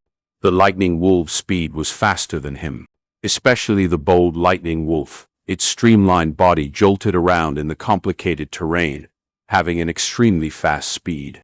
Seeing Fang Yuan, who was about to be caught up, suddenly, his body had ripples of light around him, and he vanished. The bold lightning wolf had to halt its steps and observe the surroundings with bewilderment. Fang Yuan sprinted to a faraway place before reappearing again. Bold lightning wolf's eyesight was sharp, immediately finding him. It growled angrily and chased after Fang Yuan again. As for those ordinary lightning wolves, they followed closely behind. Fang Yuan laughed internally and continued sprinting. Rinse and repeat, he had finally reached his destination. This time, he activated his stealth completely. The wolf pack who came chasing sniffed around the area where Fang Yuan disappeared, and soon after, the bold lightning wolf found its new target. Not far away on the mountain valley, there were 5 Gu masters fighting with a pack of wolves. How? The bold lightning wolf had limited IQ, immediately forgetting Fang Yuan. It turned its head and growled, and the lightning wolves behind it entered the valley's battlefield like tidal waves. How can this be? The Gu master in battle saw this scene and despaired. Didn't they say that each pack of wolves have their own mobility range? We took so much effort to kill a bold lightning wolf, and here comes a second one. We were screwed. Quickly send the distress signal to the clan.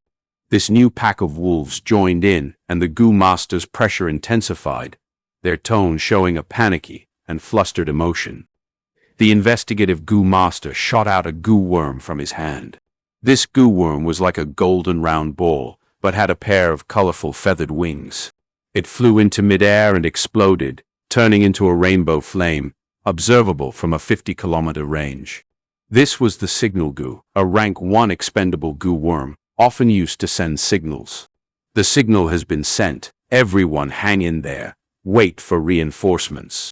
The group leader shouted at an appropriate timing, slightly raising the morale and stabilizing their fighting spirits. It's useless. Fang Yuan appeared at a high point on the cliff, staring downwards, his heart smirking. This Gu master group situation was already well investigated by him. The nearest group in the vicinity was also deep in the wolf pack's encirclement. That pack of wolves was also lured over by Fang Yuan to restrict them. Killing lightning wolves, each eyeball is 10 merit points. But on the battlefield, reclaiming Gu worms and bringing them to the clan higher-ups is worth at least 1,000 points. This kind of thing, after doing it 2 or 3 times, I will be able to exchange the 3-step fragrant grass Gu, Fang Yuan thought in his heart. Under his scheme, the Gu master group's fate was sealed. Next, I will wait for them to be exterminated. Then I shall lure the lightning wolf pack away and come back here to collect the Gu worms. Fang Yuan walked to a nearby tree and sat down leisurely. No one was willing to die, so these Gu masters put up a strong resistance. Fang Yuan did not risk it to lure 1,000 Beast King Frenzy Lightning Wolf, but instead chose the bold Lightning Wolf, so this gave them the opportunity to struggle for a longer time, especially when among them there was a defeated opponent of Fang Yuan's, Gu Ye Man Shi. He had the monolith Gu and had strong defense, thus he alone could block many Lightning Wolves' attack. But this was also why Fang Yuan chose their group. The more precious the Gu worm, after returning them, the more merit points are awarded. After bringing back the monolith Gu, Fang Yuan can get around 3,900 merit points, and that can let his position on the battle merit board rise by at least 20 positions. Of course, Qishan, Mo Yan, and Qingshu's Gu worms were more precious than the monolith Gu, but Qishan's group had Gu Ye Shi, who possessed the snake communication Gu, able to rely on heat to detect living beings. Fang Yuan's stealth had no use against him. As for Mo Yan, she had an even stronger investigative Gu master than Qi Shi, with even more methods. She had single-handedly completed wolf den investigation missions given by the clan many times. Qingshu group does not have a strong investigative Gu master, but because of Guye Fangzheng's existence, the clan has definitely sent a clan elder to follow and protect him. Thus, if Fang Yuan lures them, it is courting death. For the Gu masters in the other 2 clans, Fang Yuan was not familiar with them. Setting up others was not easy to do. After choosing left and right, he finally decided on a few groups, and after following them for a long while, he managed to find an appropriate chance. Bai Ningbing was sleeping when sounds of battles entered his ear. He opened his eyes slightly, the slit of his eye shining with cold light. Another boring scene. He was sleeping on the edge of the cliff, and just turning around allowed him to have a clear view of the valley. He was about to go back to sleep, but suddenly saw a figure. Oh? His eyes shone with shock as he saw Fang Yuan. Fang Yuan was leaning against the tree, eating a wild fruit he picked, staring coldly at the battlefield with no intention to help. Bai Ningbing instantly grew interested. He had never met someone like this. From young, the people around him were all loyal to the clan and indulged in kinship. But from Fang Yuan, he felt a sense of familiarity, loneliness, and aloofness. Who is he? Bai Ningbing's heart developed confusion and interest. The wild fruit was picked on the spot, but with his experience, Fang Yuan could tell it was harmless. The fruit was juicy, sour, and sweet. As he ate, his right ear twitched. He heard something, and it was nearby. Bai Ningbing was sleeping on a higher terrain of the cliff earlier, but without making any movements, the earth communication eargrass could not sense him. However, now that he moved, he was instantly discovered. Fang Yuan's eyes shone with lightning as he turned his body to see a white-haired and white-clothed young man, stabbing his ice blade into the cliff and sliding down along it, landing not too far away. Bai Ningbing! Fang Yuan's eyes squinted, recognizing him instantly. Qing Mao Mountains, #1 genius, the symbol of Bai clan's rise. Killing a rank 3 clan elder at rank 2, and at this young age he already reached rank 3, a crucial person, capable of changing the entire power distribution of Qing Mao Mountain. If it was other Gu masters facing Bai Ningbing alone, their expression would be rapidly changing, either nervous or wary. But Fang Yuan's gaze only stayed on him for a second before looking back at the valley. His expression was calm, almost uncaring. This is because Fang Yuan knew all about Bai Ningbing's trump cards and secrets. Very clearly. Oh! Bai Ningbing walked over, staring at Fang Yuan blankly. His mouth opened, dragging his word. He curiously stared at Fang Yuan like he was looking at an object he had never seen before. He got closer and closer. The more he looked at Fang Yuan, the more his eyes shone, and the greater interest he had in his heart. On this person, why do I sense a familiar smell? It feels like I've seen him before. Like long ago, we are already friends, this feeling. Bai Ningbing's heart was turbulent. Friend. This word he was always skeptical, despising, and even felt disdain towards it. He never thought he would have a friend. Those commoners around him, they only had the right to admire him. They had no right to become his friend. Bai Ningbing always thought he would never have a friend in his life. But now, he suddenly had this feeling. This was a mystical feeling, but he was very sure of it. When he looked at Fang Yuan, it felt like he was looking at himself. Bai Ningbing got slightly too close, and Fang Yuan turned around, staring at him plainly with his deep dark iris. Without a reason, Bai Ningbing understood the meaning of his gaze. It was a warning.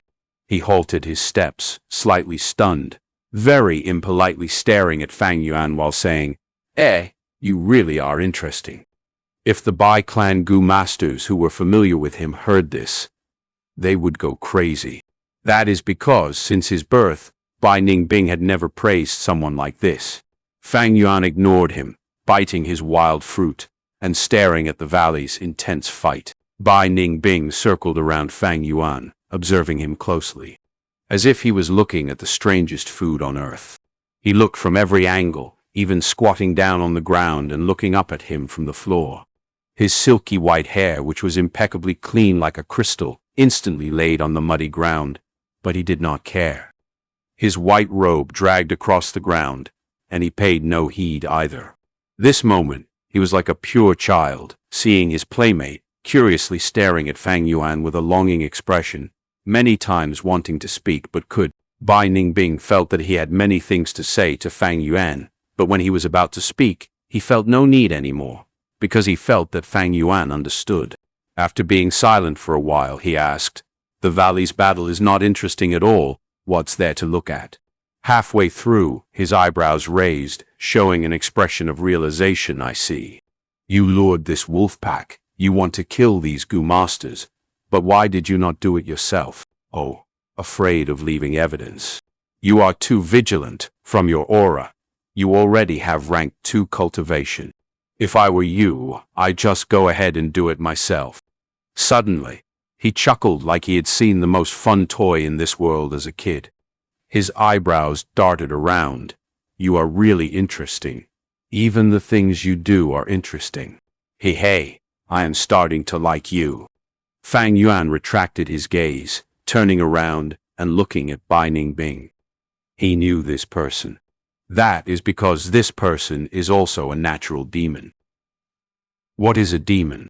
Abandoning the worldly customs, treating the people of this world with indifference, engulfed by loneliness and despising relationships.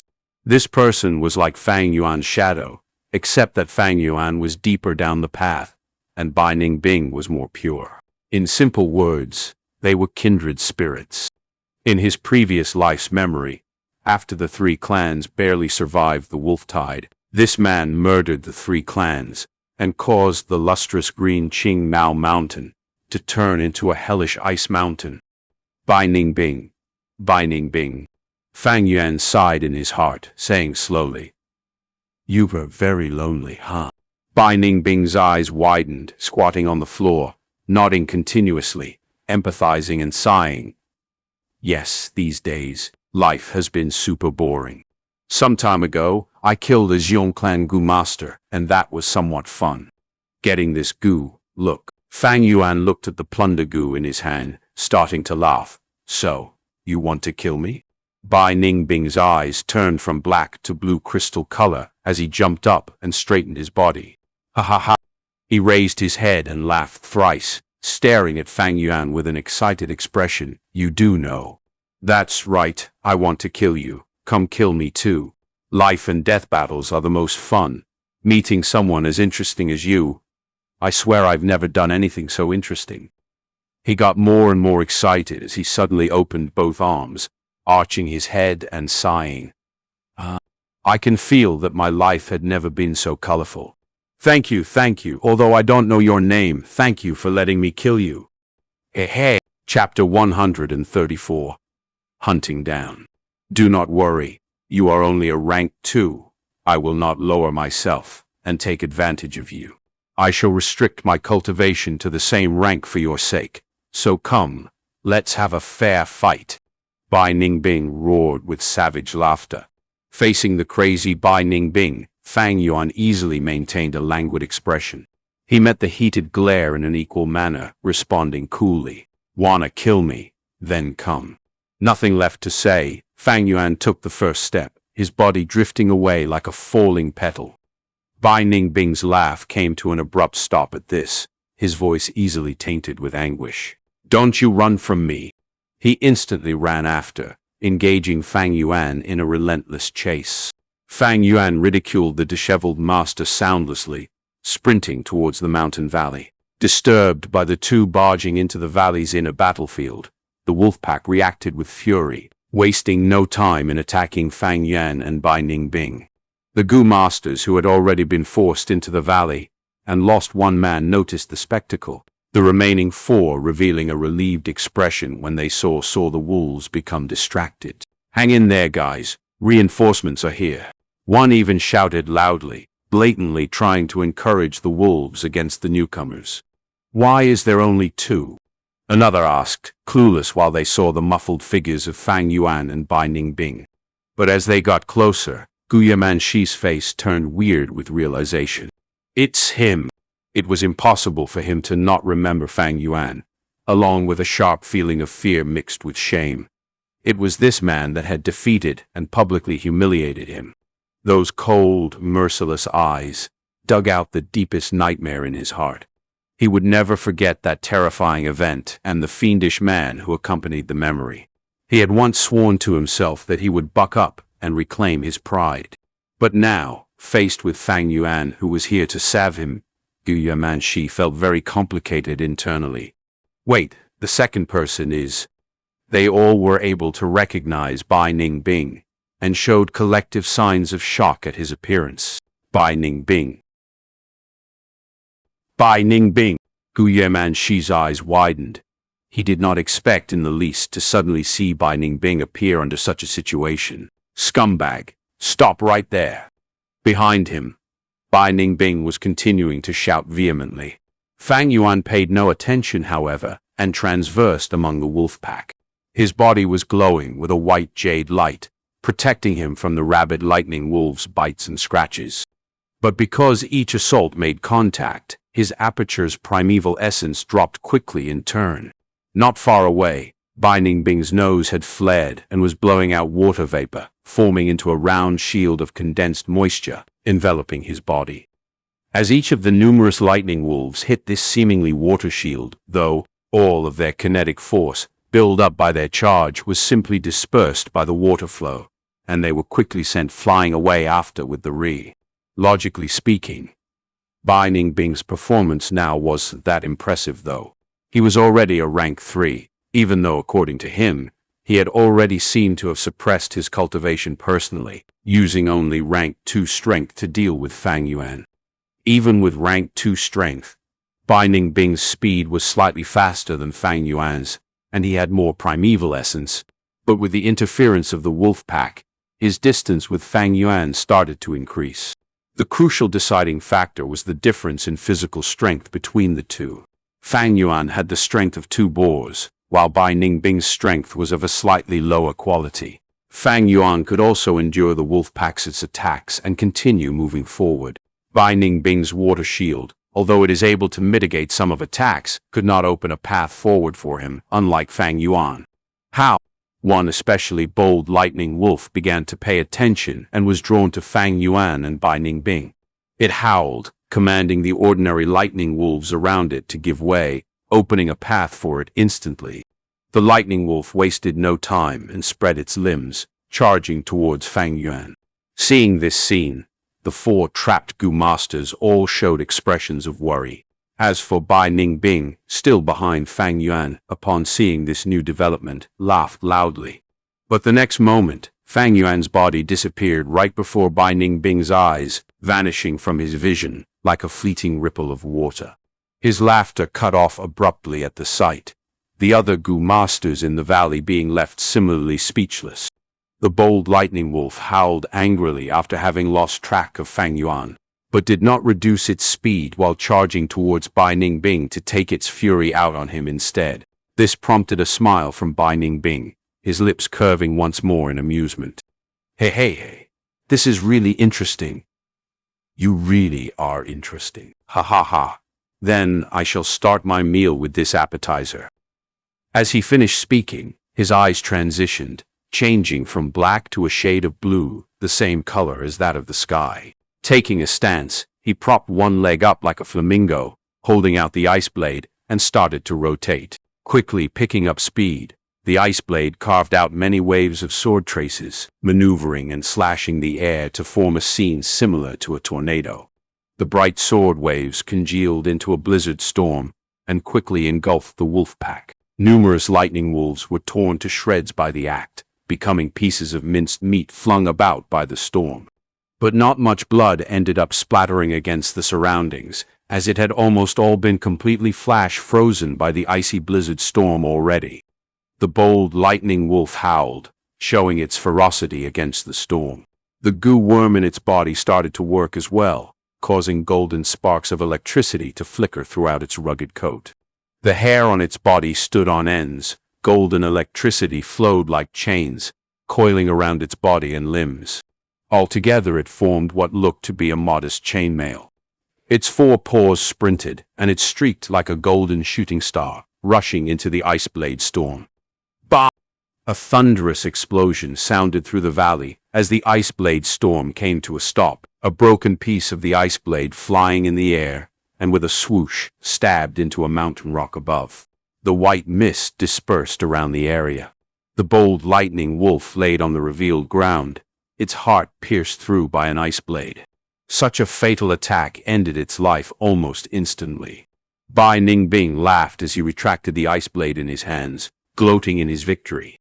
The ice blade itself was broken from the middle down, the blade that managed to survive full of cracks, seemingly in a sorry state in his grip.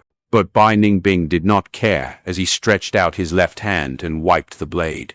The icy mist from before emanated from his left hand at the touch, spreading across the blade starting from the handle before covering it completely. Everywhere it reached, the ice blade was regenerated, the edge being sharpened once again. Soon a new tip was fully grown in place of the broken end. The death of the bold lightning wolf had dispersed the wolf pack, but Fang Yuan was nowhere to be seen.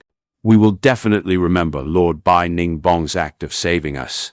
The few Gu masters that survived went up and gratefully paid their respects to Bai Ningbing. Only Gu Yemanshi stayed on the spot, his expression being uncertain. Back then he lost to Bai Ningbing and was very indignant, but was let off by the latter. Now, though he had already successfully refined the monolith Gu, upon seeing Bai Ningbing again, he did not have any confidence to challenge him anymore. Bai Ningbing snorted. Suddenly his arm moved, and the ice blade drew a few shining traces in the air. The three Gu masters were caught off guard, not expecting their savior just moments ago to attack. They carried a look of disbelief as they laid on the ground, forever. Bai Ningbing, what are you doing? Gu Yemanshi screamed, shocked and angry at the sudden manslaughter. Murdering, of course. Is something wrong in your head? Isn't this obvious? Bai Ningbing shrugged and laughed coldly. Accursed bastard. Gu Yumanshi tightly clenched his fists out of rage while he gritted his teeth and scolded the other master. Our three clans have formed an alliance, yet you attack our Guye clansmen. This is a violation of our alliance treaty. If you have any problems, come at me. I am here. Never mind, it is time we settle our grudge from back then. Saying so, Gu Yumanshi shouted and took a few steps, charging towards Bai Ningbing. He activated the monolith Gu with all his strength, and all the muscles on his body bulked up while a thick rock skin formed. His entire appearance had turned into a rock man, courting death. Bai Ningbing laughed coldly, raising his blade. The sharp ice blade came down relentlessly, first hacking Gu Yumanshi's head, moving down past his brows before carving through his nose, lips, and throat. The blade quickly came to a rest after it bisected the Gu master down past his chest in an instant. Rock fragments flew out as the ice blade hit the abdomen, and the blade snapped. But the icy mist had already frozen all the remaining life force left in Manshi's body. Plop! He fell to the ground with a splatter, as dead as can be. The rock skin on his body slowly vanished, revealing his true form. Looks familiar. Bai Ningbing shook the wrist that was hurt by the vibration of the rock. He had pretty much forgotten the incident where he spared Manshi. He shook his head, turning around and facing the wide valley to shout. Come out. The Gu masters you want dead, I've done it for you. Come, come, come. Let's have a life and death match. Just as Bai Ningbing's words had finished, Fang Yuan appeared not far away. The white-haired young man's gaze became excited as he raised his ice blade, slashing towards Fang Yuan. Fang Yuan laughed soundlessly at the act, turning around and leaving. Bai Ningbing shouted in anger that he was still fleeing, once again chasing Fang Yuan relentlessly. On the way, Fang Yuan lured Bai Ningbing to the battlefield that was the closest, where the Zhongli group was fighting against another group of wolves led by a bold lightning wolf. This pack was obviously lured by Fang Yuan as well. Everyone put in more effort. The wolf pack is at its limit. The southeast direction sent a distress signal. It's been a while. They need our help. Zhongli urged on his group, but halfway through, he could no longer speak when he saw Fang Yuan and the Bai Ningbing persistently behind him. Ever since Fang Yuan surrendered, Zhongli no longer cared about him. Thus, his gaze quickly shifted from Fang Yuan to Bai Ningbing. Bai Ningbing! Zhongli's eyes spewed fire upon seeing the white-clothed, white-haired young man, his heart uncontrollably growing with rage. Not long ago, Bai Ningbing had appeared in front of him and attacked without a word, the event still fresh in his mind, and had been purposely suppressing his cultivation to rank 2. Zhongli was caught off guard and lost the battle. His personal honor and the clan's glory was all trampled by Bai Ningbing ruthlessly. This to him was a big disgrace. How could he not be furious? Wait, Bai Ningbing seems to be chasing Fang Yuan. Zhonglin suddenly noticed. His body was short in stature, his round bald head glowing with light. Zhonglin is the same age as Fang Yuan, but having B-grade talent instead. He is the #1 talent among Xiong clan's new Gu Masters of Age. He was a rank 2 cultivator as well now, and after getting some experience, had grown up. Zhongli suppressed the urge to attack. Fang Yuan was from the Guye clan, not from his Xiong clan. Even though there was the 3-clan alliance, they are still not close.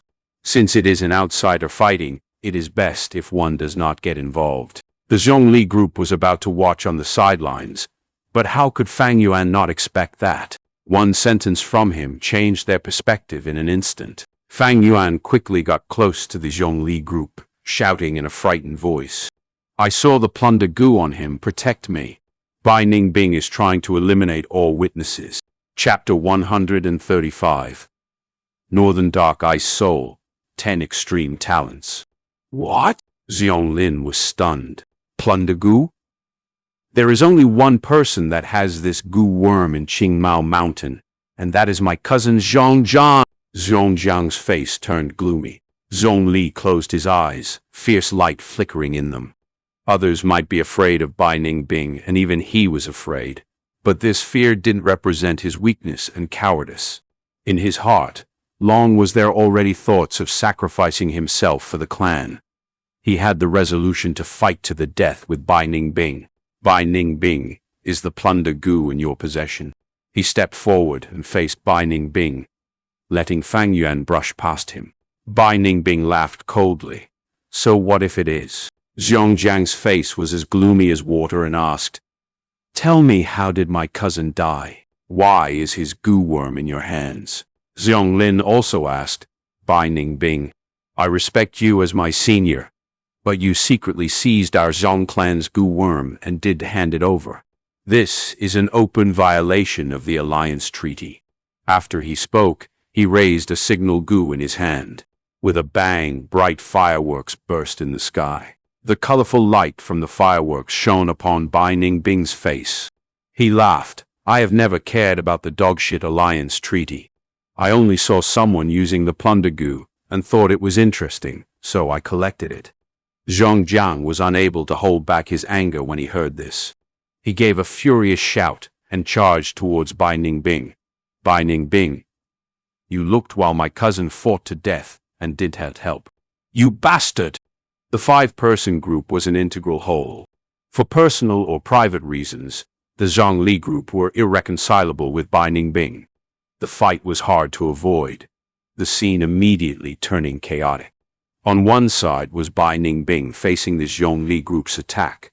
On the other side, they were surrounded by Wolfpack and still had to face their attacks. Fang Yuan left the battlefield and calmly spectated from far away. The Wolfpack moved together like a large millstone, and the 6 Gu masters fought with their lives. The slightest carelessness could land them into the wolves' mouths. Zhongjiang used roaming zombie Gu, his 2 irises turning gloomy green. Zhongli's 2 eyes were red, whereas Bai Ningbing's pair of pupils were azure like crystals. The fight between these 3 was the most intense in the battlefield. Under the roaming zombie Gu's ability, Zhongjiang turned into a zombie. His defense was amplified against water and ice, withstanding Bai Ningbing's attacks. Zhongli used Grand Bear Gu with the strength of 2 bears. His bowl-sized fists were without rival, and even Bai Ningbing's water barrier was destroyed under their attacks. It wasn't easy for the remaining 3 group members to meddle in this fight. They could only do their utmost to fight against the lightning wolves. That bold lightning wolf lured in by Fang Yuan could have been easily dealt with, but it had turned into a huge threat now. Bai Ningbing, you will pay for what you have done. Zhongjiang shouted and charged at Bai Ningbing. Truth, just with you. Bai Ningbing coldly smiled. He nimbly jumped back, pulling apart some distance, and flung out his left hand, throwing out 5 finger-sized icicles. The icicles struck Zhongjiang's body, but Zhongjiang didn't feel any pain whatsoever. When he turned into a zombie, even if his hands and legs were broken, he wouldn't feel any pain. The cold aura in the icicles could freeze and slow down ordinary people's movements, but it only felt cool and refreshing to Zhangjiang. Zombie physique belonged to yin physiques. It had low resistance to fire, lightning, and sunlight, but was very powerful against this type of cold aura. Bai Ningbing, you are still playing in this situation. Unleash your true strength, Zhongli furiously shouted. Bai Ningbing had been suppressing his cultivation base to rank 2 from the very beginning, and was also mostly using rank 2 Gu. Zhongli felt like he was being held in contempt. He felt humiliated, which caused his anger to burn even more. Ha ha ha! How can you minor characters have the qualifications to make me use my full strength? Bai Ningbing coldly laughed. His attacks were becoming more powerful, but he was still suppressing his strength, and didn't use a rank 3 Gu worm. Fang Yuan, who was spectating from afar with his hands crossed, clearly understood the reason. It is not that he does want to unleash his true strength, but he cannot use it. Bai Ningbing, he has Northern Dark Ice Soul physique. In the oldest legends of this world, all humans are descendants of Renzu. But as the saying goes, the dragon has 9 unique sons.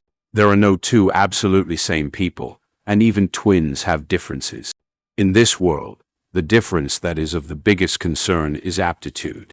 Those that have the aptitude to cultivate could become Gu masters, going beyond ordinary. Those with no cultivation aptitude were just mortals, the lowest level in the society, who could be trampled upon and played with.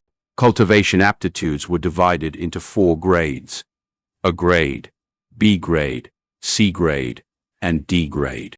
Everyone knew this.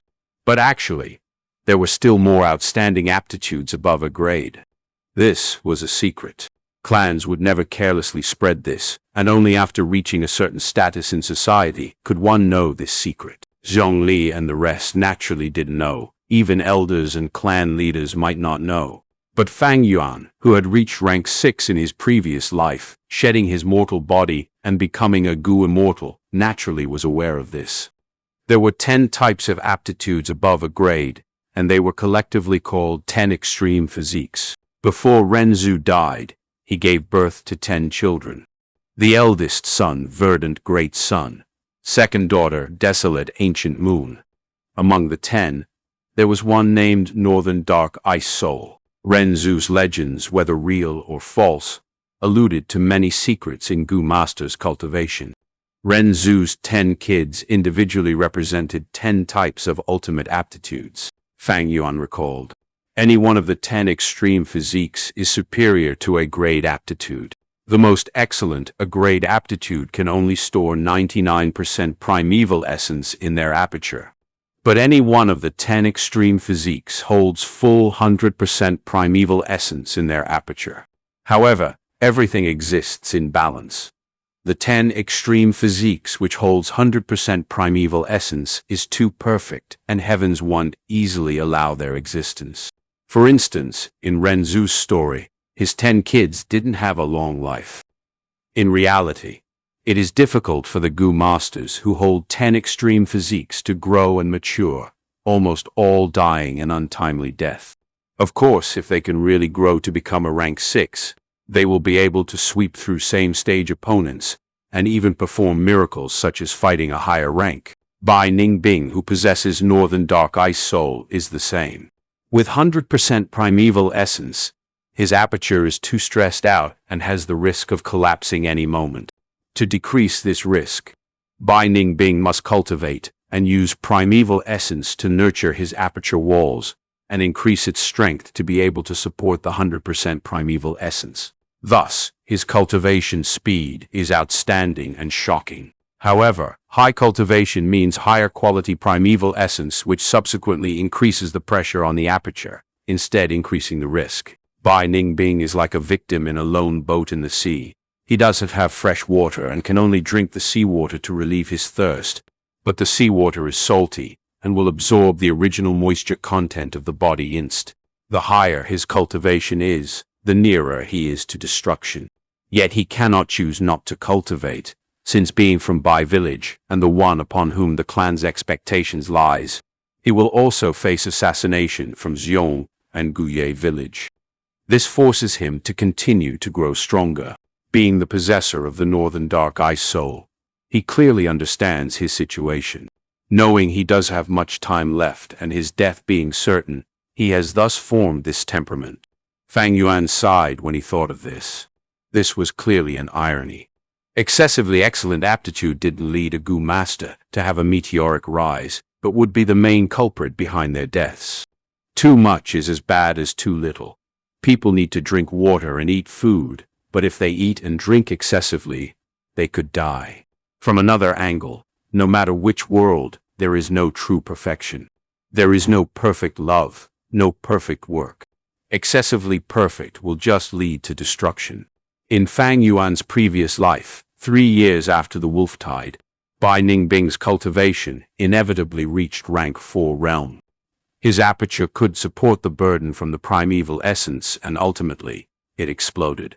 10 extreme physiques wasn't tolerated by the heavens and earth, and the self-detonation of such a heaven-defying thing was like the most perfect song, its power outstanding, directly annihilating everyone in the 3 villages and, fortunately by that time because of Fang Zheng who had been making things difficult for Fang Yuan, who only had an average cultivation, Fang Yuan could only join a caravan to go away, thus luckily avoiding this disaster.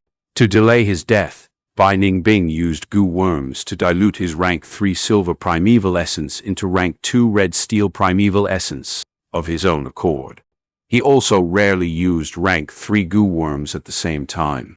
This was simply because rank 3 Gu worms consumed great amounts of red steel primeval essence every time, resulting in the strength waning if it continued.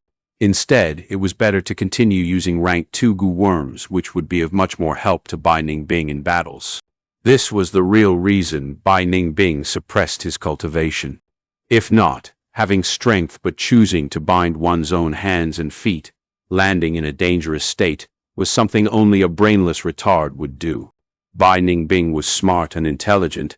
He had received great training and education. So how could he do such a foolish thing? Except, such a temperament at his young age was indeed unusual. But as someone who was about to die, why would he have misgivings in his behavior? Such disregard and fearlessness prevented him from being assimilated into the system and nurtured a heart of the demonic path in him. Otherwise, with his living environment, countless expectations, great trainings, holding honor, fighting enemies, bright future, he would have already been assimilated into the organization system and nurtured a leader's temper. Bai Ningbing was actually a pitiful child, and Fang Yuan had no wish to deal with him before. But since he wanted to kill Fang Yuan also didn't mind making use of him first before removing this misfortune early. The battle was still continuing. In this while, the situation had already changed. Bold Lightning Wolf was killed by Bai Ningbing, and the wolf pack had ran away in defeat. Zhongli Group's healing Gu master fell under Bai Ningbing's blade, but he had paid a heavy price for this. His right arm was viciously punched by Zhongli, and it seemed to have fractured as it was hanging limply throughout the bar. However, all of these could hinder him from occupying the upper hand. Zhongli was a top elite amongst rank 2 Gu masters, his strength equal to Qing Shu and Qi Shan. Zhong Jiang was a newly rising defense expert. Zhong Lin was the genius newbie, and now had rank 2 battle power. There was also another Gu master, but even after combining their strength, these 4 were still suppressed by Bai Ningbing. One should know Bai Ningbing had already fought a battle before which had consumed a lot of his red steel primeval essence. He also killed Bold Lightning Wolf and the healing Gu master, resulting in his right arm losing its ability to move. He could only abandon using his ice blade with his habitual right hand and switch to his left. By doing this, he had to temporarily abandon using his icicles, his offensive power almost reducing by half. He was still occupying the upper hand in such situation, and his dominance was even becoming more solid. It is, after all, the Northern Dark Ice Soul physique. Although he used Gu Worm to dilute his primeval essence and sealed the true advantage of the Northern Dark Ice Soul physique, the primeval essence recovery speed is still maintained. His advantage will continue to increase the longer the battle lasts. Fang Yuan looked at the situation and inwardly sighed. My current battle strength is not enough to defeat him. Fang Yuan calmly admitted this point. Fang Yuan only had C-grade aptitude with 44% primeval essence. Even the combined strength of B-grade aptitudes, Zhongli, Zhonglin, and Zhongjiang, were being suppressed by Bai Ningbing. It was obvious that if Fang Yuan faced Bai Ningbing by himself, his situation would only become more difficult than Zhongli and the rest. However, not being able to defeat you doesn't mean I can't kill you. Fang Yuan coldly smiled. This was the accumulated wisdom from 500 years of experience. Although they had similar reflections, compared to this centuries-old devil, Bai Ningbing was only a little devil forced into it by his cruel fate. Chapter 136. Clash of Brawn and Brain. Cold air blew all over the place, accompanying ice blades in flight. Steel fists howled in the wind, and fangs growled their fury. Zhongli and the others' fight against Bai Ningbing had reached its climax. Not that much time had passed since the battle began, to be honest.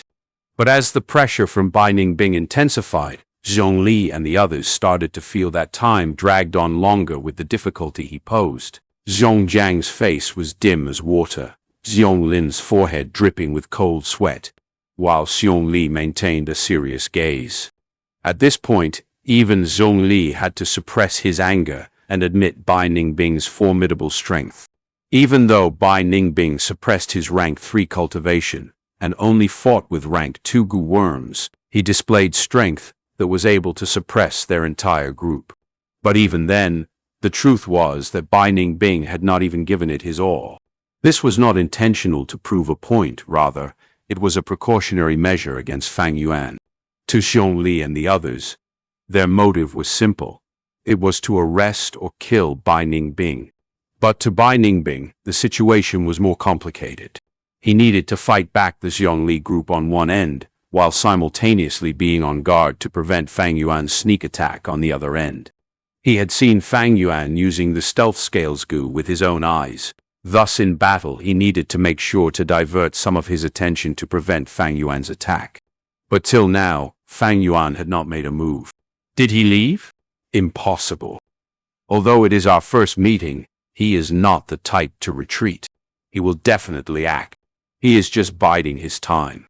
Bai Ningbing waved his ice blade and suppressed Zhongli, while his thoughts raced in his mind. Not only did he have to use his brawn to fight the Zhongli group, he also had to compete with Fang Yuan using his wit. Fang Yuan refusing to attack was increasingly putting pressure on himself. A sheathed sword is the most dangerous, because one would not be able to predict where the sword is going to stab. Although Fang Yuan had not struck, and was secretly watching the battle, he had been able to divert Bai Ningbing's attention all this time. If not for this diversion, the Zhongli group would have lost long ago, otherwise they would not be able to hold on for so long. This Bai Ningbing is very meticulous. First he killed the bold lightning wolf decisively, reducing a pawn that I could use. Next he risked getting injured to killing the healing gu master in Zhongli group. All these actions are the most sensible decisions to make in his situation. Although he is engaging in serious combat with Zhongli group, he is still holding back to prevent my attack. In fact, under the shadow of a nearby tree, Fang Yuan crossed his arm as he watched, his eyes shining with uncertainty. It was not that he did not want to strike, but he just could not find an opportunity to. He was not anxious, though. The longer this dragged on, the more battle strength would be drained from Bai Ningbing. The 10 extreme bodies had a supreme primeval essence recovery rate, much more than a grade, but it still was spent up over time. The longer Fang Yuan waited, the more primeval essence used up in Bai Ningbing's aperture, and the more the scales of victory would shift towards Fang Yuan. If Bai Ningbing's aperture had no primeval essence left, so what if he is the northern dark ice soul body? One moonblade, and he's beheaded. Fang Yuan knew this, and Bai Ningbing was aware of this fact as well. Although he currently had the upper hand, his heart was getting heavier. I cannot continue like this. Bai Ningbing's blue eyes shone as he took a large step back, pulling some distance from the Zhongli group.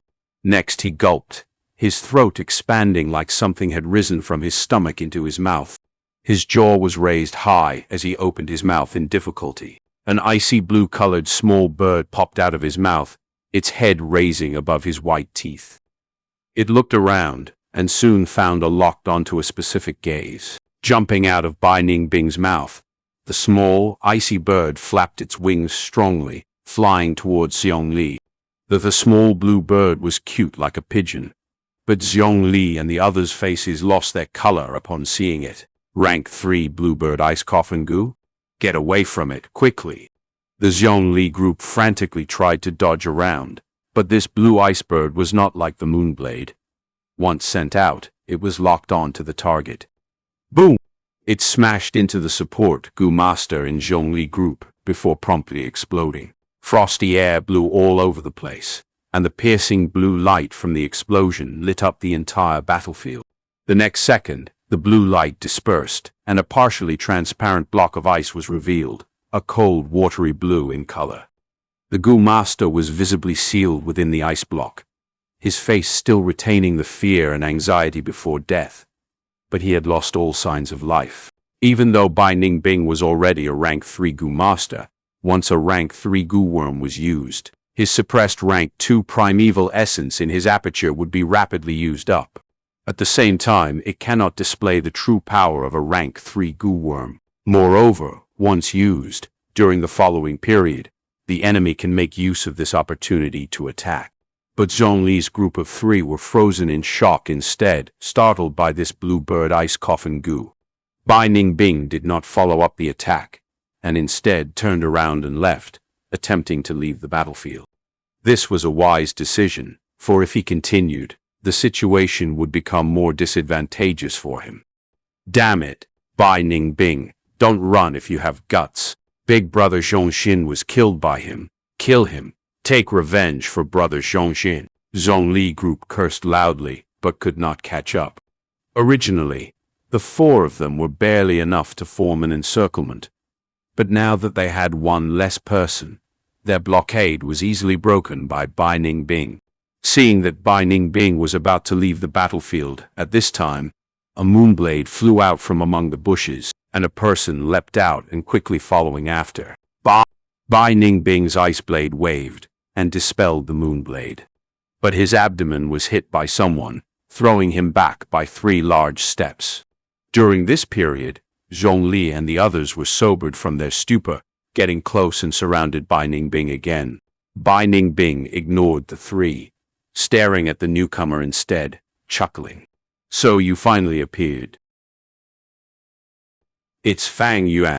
Zhonglin's eyes shone, seeing a glimmer of hope. Fang Yuan, good job! Zhongjiang was overjoyed, shouting.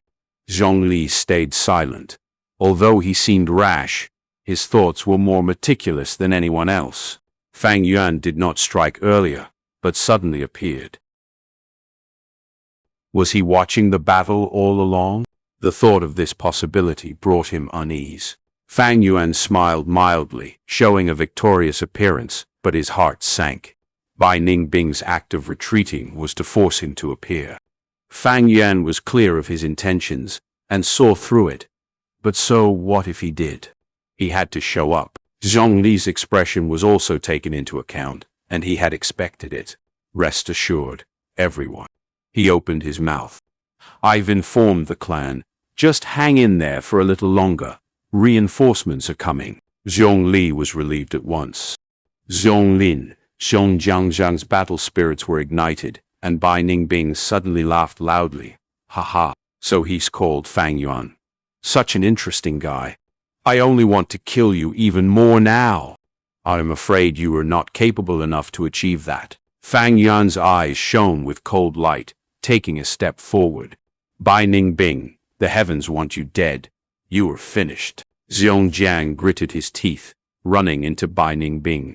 Bai Ningbing, you are too arrogant. You will pay the price today. Zhonglin growled, moving towards Bai Ningbing's back. Fang Yuan, stay back a little. Back us up, and prevent Bai Ningbing from escaping, Zhongli said. If Fang Yuan interfered, it would destroy the chemistry the 3 of them shared. Battle continued. Fang Yuan's expression was tranquil while he continued to constantly attack, treating Zhongli's words as if they were air. The Zhongli group frowned. Outsider interference would cause the battle formation to be chaotic, and their cooperation would start to fail. But Fang Yuan's every attack was ruthless and decisive, having a strong grasp of opportunity, instead being of great help to them. At first, Zhongli growled threateningly at him, but soon he shut the fuck up. His frowning face slowly eased, and his brows started to raise instead, revealing his surprise towards Fang Yuan. Fang Yuan did not strike much, but each attack he made had great implications on the battle. Once his master-level methods were displayed, he instantly grasped the battle in his hands. Zhongli's group of 5 originally were at a disadvantage when fighting Bai Ningbing, and ended up getting 2 of their members killed. But once Fang Yuan joined in, along with the 3's combined combat prowess, they managed to suppress Bai Ningbing into a corner. Bai Ningbing, just go and die. Zhongli growled loudly, jumping up and landing heavily. His 10 fingers intertwined to form a punch, slamming toward Bai Ningbing. Bai Ningbing wanted to dodge, but Fang Yuan appeared at that moment, and at the same time shot out a moonblade, blocking the direction where he wanted to leap. Bai Ningbing had no choice but to endure Zhongli's attack. Water shield goo from his nostrils, 2 lines of water vapor coiled around his body, forming a spherical barrier of condensed moisture. With a loud impact and a compressed pop, Zhongli's heavy punch landed on the barrier, breaking through it instantly. But this act also caused the punch to lose all its built-up velocity and allowed Bai Ningbing to escape death. Even so, Zhongli took a glance at Fang Yuan, showing signs of admiration. If not for his superb cooperation, this hit would have been avoided by Bai Ningbing. It would not have forced Bai Ningbing to take the hit head-on, expending his primeval essence. Water shield goo again. Fang Yuan did not mind Zhongli's gaze, but focused on Bai Ningbing, frowning. It was this water shield goo that alleviated Bai Ningbing's predicament. The defensive power of the water shield was superior to even the white jade goo. But it had a weakness. He needed to form a ball shape and rely on the moving water to draw the force away, dispersing the damage in order to display its full defensive capabilities. If Bai Ningbing was up against a wall, he cannot form a ball shape, and his defense power would be greatly reduced. There are many forests on Qingmao Mountain, but even then Bai Ningbing had been very careful, making sure not to get into a tight spot. As long as I beat this water shield goo, I can put Bai Ningbing in a tight spot. But how? Fang Yuan was thinking, but suddenly, Bai Ningbing's mouth opened, and a new blue bird flew out. Zhongli and the others were fearful of this attack, but Fang Yuan was not flustered in the least. He snorted coldly, shooting a moonblade. With a bam, the moonblade hit the ice bird, causing it to explode. Bai Ningbing growled in a low voice. He was too close by, and after the ice bird exploded, he was hit by it too. The impact caused him to fly up and then fall onto the ground. At the same time, half of his left limb was frozen, losing its ability to fight. Divine opportunity. Seeing this, Zhongli's eyes shone with brilliance, shouting, "Go die!" And his arms gathered to form another punch towards Bai Ningbing. This hit was too heavy, and as Bai Ningbing was on the ground, the water shield goo's defensive capabilities were less than half of the usual. If this hit his head, there was no doubt that he, Bai Ningbing, would instantly die. Chapter 137. Shadow of Death. Seeing that Zhongli's fist was about to hit Bai Ningbing, Zhonglin and Zhongjiang both showed a joyful expression. Only Fang Yuan stood far away, his eyes shining with solemnness. With his understanding of Bai Ningbing, how could he commit such a beginner's mistake? As expected, at this moment, Bai Ningbing suddenly struck. His right hand and forearm's flesh all turned into a transparent blue frosty ice. From outside his finger bones could be seen. His fingers gathered straight, forming a palm blade and striking like lightning, puncturing Zhongli's heart. Zhongli's descending body came to a halt. He stared with wide-opened eyes, lowering his head and staring at his chest in disbelief. How can this be, Lord Zhongli? With the sudden twist of events, Zhongjiang, and Xianglin could not believe it. You think my right arm was really broken by your punch? Naive. I already used the rank 3 ice muscle goo and trained a body of ice muscles. This is the ultimate defense. The reason I pretended earlier was to give a certain someone a surprise. Bai Ningbing slowly got up, showing disdain in his eyes, and at the end of his speech, he looked towards Fang Yuan. Fang Yuan's expression was calm, staring at him too. Plop. Bai Ningbing. Zhongli opened his mouth, saying his last words with difficulty. Bai Ningbing's ice hand spread out some cold air and froze his heart, cutting off his life force. Scheming scumbag, I will fight it out with you. Zhonglin saw Zhongli's death firsthand, and under the extreme pain and anger, he ignored his own danger and charged towards Bai Ningbing. Zhonglin, calm down. Xiongjiang acted in time, restraining Zhonglin. Group leader is dead. We are no longer his match. Quickly leave. I'll block him. Zhongjiang controlled his sadness and said, Brother Xiongjiang. Zhonglin was dumbfounded, his eyes turning red. Zhongjiang shrugged his hand backwards and took a step forwards, blocking Bai Ningbing. Shadow Bond Goo. The shadow below his feet suddenly came alive, distorting creepily, connecting itself to Bai Ningbing's shadow. I have the Shadow Bond Goo. Once I get hurt, Bai Ningbing takes the same damage. He won't kill me so easily. Zhonglin, you are still young and have better talent than me or group leader. Go away quickly. Zhongjiang's gaze was locked onto Bai Ningbing as he shouted, Brother Zhongjiang. Zhonglin's eyes were teary. He knew the weakness of the Shadow Bond Goo. In the previous battle, Zhongjiang had used the Goo Worm too. But once Bai Ningbing pulled sufficient distance, the shadow would split. Zhongjiang saying this was just to console him. Especially now, Zhongjiang did not have enough primeval essence. He had already used up too much, and even the roaming zombie goo had stopped working. Zhonglin's feet seems to have taken roots, as he refused to move a step. He turned around, staring at Fang Yuan. Fang Yuan. Why are the reinforcements not here yet? Fang Yuan did not speak, only staring firmly at Bai Ningbing. Bai Ningbing moved his right arm, and after a while, his right arm regained its fleshy state. He used a mocking tone. Reinforcements? Hey, they would come long ago if it was the case, but this is all a lie. Tisk kiss case, you are even more naive than the other one. You really think such a cheap method like Shadow Bond Goo can restrain me? He stared at the shadow in disdain, not giving a fuck. Fang Yuan, is this true?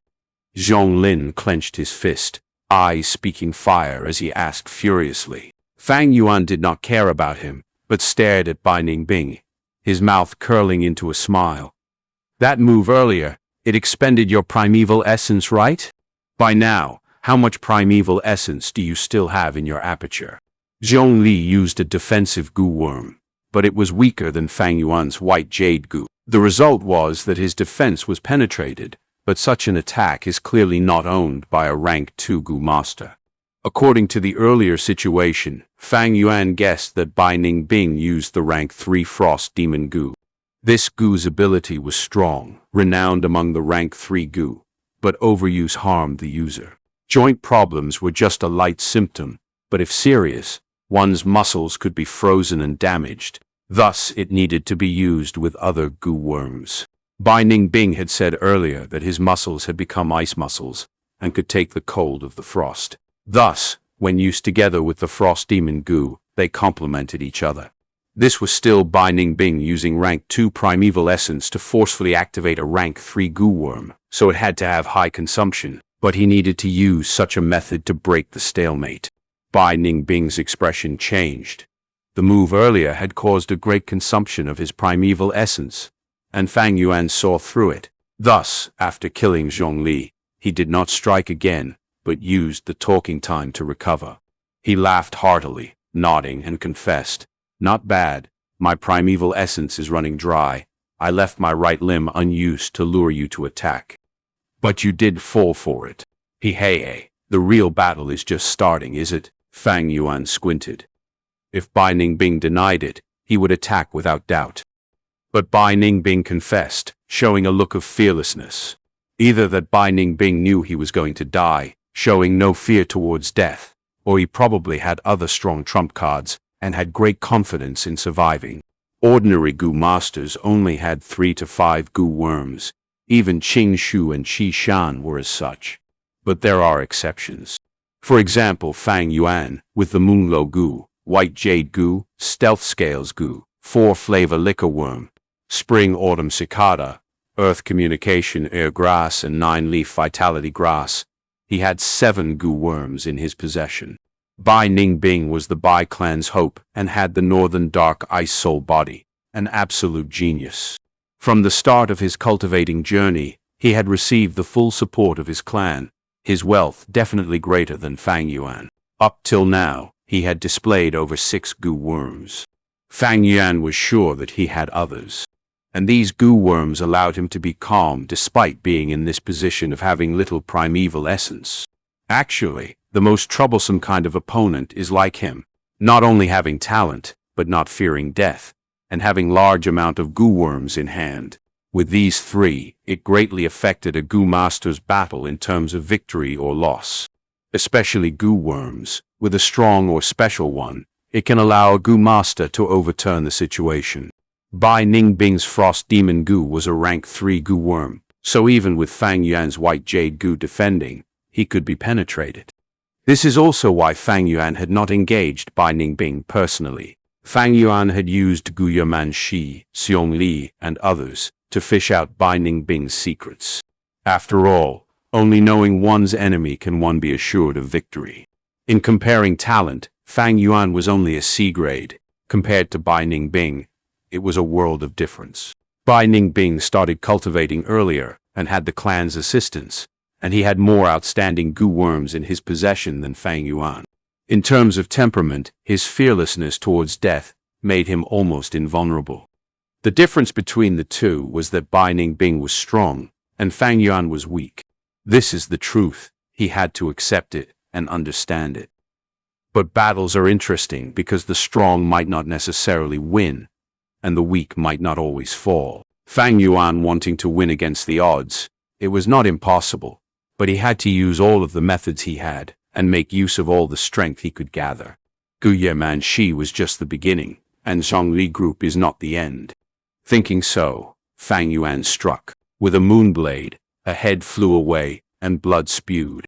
This moment, Bai Ningbing's iris shrunk to pin size, his face changing color. Fang Yuan's moonblade did not attack him, but was aimed at Zhongjiang's head.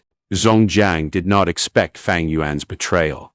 Bai Ningbing's pressure was too great, and all his attention was gathered on the latter. He did not have much primeval essence left, so to conserve them, he did not maintain the roaming zombie Gu, thus getting one-shotted. Bah! Bai Ningbing's face was pale as he vomited a mouthful of blood, and at the same time, his ears, nose and eyes had blood traces. Ever since the battle started, this was the most severe injury he had sustained. With the shared damage effect, when the Shadowbond Gu Master sustains an injury, the chain-linked Gu Master takes 10% of the damage. Now that Zhongjiang is dead, his injuries were connected through the shadow and transmitted to Bai Ningbing. This injury with a direct effect. Even if Bai Ningbing had the water shield Gu, it cannot block against it. Fang Yuan, what have you done? A second later, Zhonglin came back from shock and shouted in a furious voice, heartbroken. Fang Yuan ignored him, his body glowing with white jade light as he charged towards Bai Ningbing. Bai Ningbing getting such an injury, his body was wavering, and his head was dizzy. His battle strength dropped drastically. Seeing Fang Yuan attacking, he retreated immediately. Bai Ningbing, did you want a life and death battle? Fang Yuan chased relentlessly. Bai Ningbing gritted his teeth, escaping silently. His footsteps were messy, but he forced himself to focus, ignoring Fang Yuan's taunting. Although he knew he was a dying man and did not fear death, he was not stupid, and with such a dangerous situation, his heart grew calmer. Zhonglin stood on the spot, not choosing to help Fang Yuan chase Bai Ningbing. His heart was filled with pain and anger. He hated Bai Ningbing, and also detested Fang Yuan. Bai and Fang moved closely, traversing the valley. As time passed, Bai Ningbing's injuries slowly recovered, and his nose and eyes stopped bleeding. Slowly his footsteps became more composed. He did not simply run away, but during this time, used his goo worm to heal his body's injuries. Fang Yuan's pursued, and his heart was secretly shocked. Previously, Bai Ningbing's primeval essence was almost fully expended, but during this time, the amount he recovered was enough to heal his own injuries. Northern Dark Ice Soul Body, 10 extreme talents. What sort of primeval essence recovery speed is this? The more he knew, the more determined he was to kill Bai Ningbing. Moonglow Gu. Fang Yuan sent a moonblade around the size of a face flying. It flew across the sky, emitting a buzzing sound. Bai Ningbing heard this sound and tried to dodge, but his arm still got sliced away. An injury appeared and blood poured out. But the injury was quickly covered by a layer of frost, stopping the blood. Bai Ningbing had obtained the ice muscles, and once this is achieved, it was like the black and white boar goose strength increase. It required no primeval essence to sustain. But Bai Ningbing's heart continued to sink. Before his old injuries healed, new injuries would come. Evidently, Fang Yuan wanted to slowly grind him to death. Chapter 138. Someone is actually chasing and trying to kill Bai Ningbing? Hey, there has never been anyone who forced me into such a state. Fang Yuan, you are interesting. Once I recover adequately, definitely kill you. Bai Ningbing screamed in his heart as he ran. The killing intent from Fang Yuan had him feel suffocated. This to him was an unprecedented experience. The thick aura of death made his body shudder, and it developed a twisted sense of excitement. Behind him, Fang Yuan was chasing and getting closer. Take this. He suddenly flicked his wrist and threw a black-colored goo worm. Fang Yuan's steps came to a halt as if an enemy had appeared, but once he got closer, he found out that this was the plunder goo from Xianxia. Splat! With a light sound, Fang Yuan caught this goo worm in his hands. The plunder goo was a black beetle, and at a normal size, its head had a pair of metal antennae, and its back had white spots. Once the Spring Autumn Cicada revealed its aura, Fang Yuan easily refined this plunder goo and kept it in its aperture with some use of its primeval essence. He continued chasing. For Bai Ningbing to even use such a method, it showed the severity of his injuries and the desperate situation he was in. But with this action, the distance between Fang Yuan and him had been pulled apart again. Unfortunately, I lack a movement, goo worm. If I had such a goo worm, I would have caught up to Bai Ningbing already. Fang Yuan sighed in his heart. This Fang Yuan, he actually refined the plunder goo instantly. Bai Ningbing was shocked in his heart. He obtained this plunder goo and had been refining it for the last few days. Although there were improvements, the process was tough and he did not succeed. This is also because Zhang's death had an indirect relationship with him. The will of this plunder goo originated from Zhang. Thus, it had greater hatred towards Bai Ningbing and raised the difficulty in refining it. But Fang Yuan instantly refined this plunder goo, and Bai Ningbing, who only used his side vision to see this, could feel his heart turn shocked and dismayed. There are a few goo worms that can achieve this. But Bai Ningbing had never owned one, to think that Fang Yuan would instead. Unknowingly, he had become more wary of Fang Yuan. Fang Yuan's image in his heart had intensified in a dangerous and mysterious way. However, as time passed, Fang Yuan's heart was the one that sank. The longer it dragged, the more primeval essence would be recovered by Bai Ningbing, and the lesser injuries he has. Fang Yuan's advantage over him would become milder and milder. I'm afraid I won't be able to kill him this time. Fang Yuan sighed in his heart. According to this development, it won't be long before Bai Ningbing's injury and primeval essence recover sufficiently. Although Fang Yuan had been using the Moonglow Goo to intensify the injuries on him, the Northern Dark Ice Soul Body's talent is too outstanding. It can be said to be a gift from heaven. The primeval essence recovery rate was even faster than Fang Yuan using primeval stones. Unless the people in front encountered a wolf pack and are trapped. or there will be a Gu Master group appearing and can temporarily block Bai Ningbing. But if it is a Bai clan group, I am in danger. Fang Yuan's thoughts flowed like a whirlpool as he started to have intentions to retreat. Their chase was a long road, but in the middle they did not encounter a single pack of wolves or a Gu Master group. This meant to say that Bai Ningbing, who is selecting the escape route, also has a recon Gu worm and can avoid danger. Qingmao Mountain is so huge, he can escape in all directions. Fang Yuan has no way to force Bai Ningbing to run in one direction. Against the wolf tide, the most important thing is to be united and not be isolated by the wolf tide. Once you are isolated, you are in danger, Qing Shu told Fang Zheng as they were rushing on the road. If the opponent is the bold lightning wolf pack, we can defend using terrain and defeat them head-on. But if it is the frenzy lightning wolf pack, the first thing to do is retreat, then use the signal Gu and wait for the surrounding Gu masters to regroup. We need at least 3 groups to cooperate to have a good chance of defeating the frenzy lightning wolf. Of course, opponents in the wolf tide are not just lightning wolves, but also Gu masters. Saying so, Guye Qing Shu paused. The other 4 knew who he was talking about. Evidently, it was Bai Ningbing. These days, Bai Ningbing had been challenging people all over, suppressing his cultivation, and only using the rank 2 red steel primeval essence, and found trouble with Zhongli, Qishan, and the rest. From what he declared, Guye Qingshu is his next target. If we encounter Bai Ningbing, Guye Qingshu continued, the best would be to avoid battling. This sentence entered Fang Zheng's ears and caused his heart to feel disturbed. In his heart, Guye Qingshu, although mild on the outside, had a tough personality and stuck close to his principles. From Guye Qingshu, he could feel a strong sense of kinship. Towards Guye Qingshu, he respected and loved him, and naturally was not willing to see Bai Ningbing being superior to Qingshu. Everyone is discussing Bai Ningbing. What kind of person is he? Fang Zheng frowned and asked. The 3 other people in the group became solemn. Guye Qingshu smiled kindly towards Fang Zheng.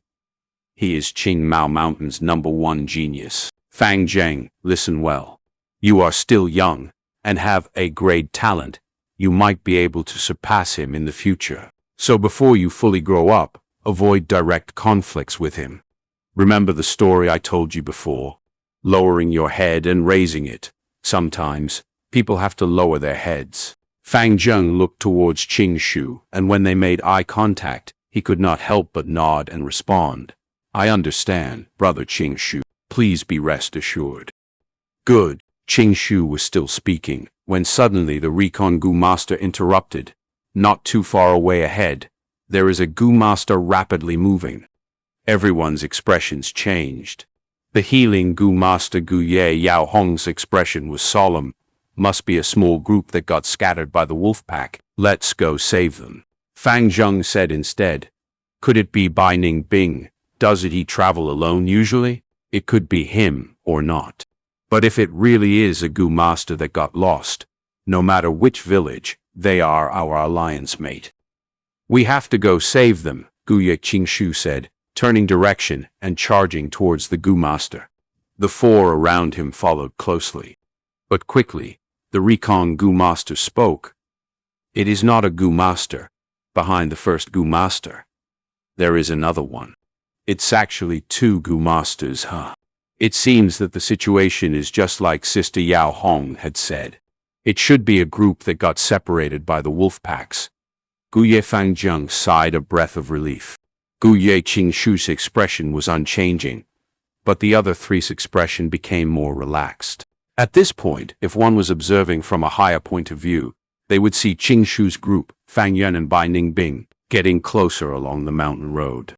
Oh? Bai Ningbing's expression changed.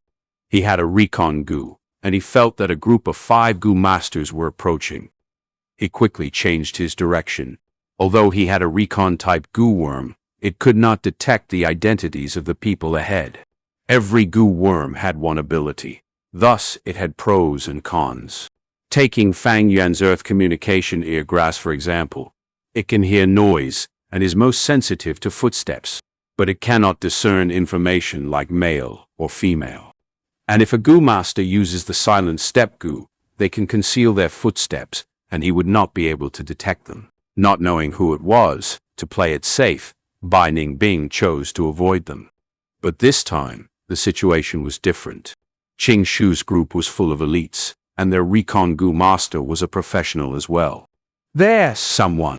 Soon after, Fang Yuan detected the existence of Qing Shu group. He was sprinting, and his right ear had roots growing out, but did not go into the ground. Thus his detection range was not even half of its peak. Bai Ningbing changed his running direction again, but Qing Shu group followed closely, changing their direction to match. This way, be it Bai Ningbing or Fang Yuan, their expressions turned serious. The two were extremely clever, they knew at once. This unknown group is the biggest uncertainty. It would definitely affect the result of the battle. If it is a Bai clan group, I will immediately use the stealth scales Gu and retreat. But if it is the other two clans, Fang Yuan's eyes shone with coldness. He knew that this decision carried certain risks. If it was a Bai clan group and the Gu masters among them had a detection method, he would be chased into a dead end. But if he lost this prime opportunity, he would probably never have another shot at killing Bai Ningbing. Furthermore, whichever clan the Gu masters are from, Fang Yuan had a 66% chance, while Bai Ningbing only had 1/3, so Fang Yuan had reason to gamble. As they sprinted, the two parties continued to get closer. We can almost see them. Right behind that turning point, the recon Gu master pointed at a curve along the mountain path. They could not help but slow their footsteps, awaiting the meeting further ahead. A white figure turned around the corner and appeared in front of them. Bai Ningbing! Fang Zheng shouted in dismay. He had obviously seen Bai Ningbing's portrait before. The other four, even Qing Shu's expression sank. Bai Ningbing is in such a sorry state, he must have encountered a frenzy lightning wolf pack. Shh! He deserves this, traveling alone in the wolf tide. What airs is he trying to put on?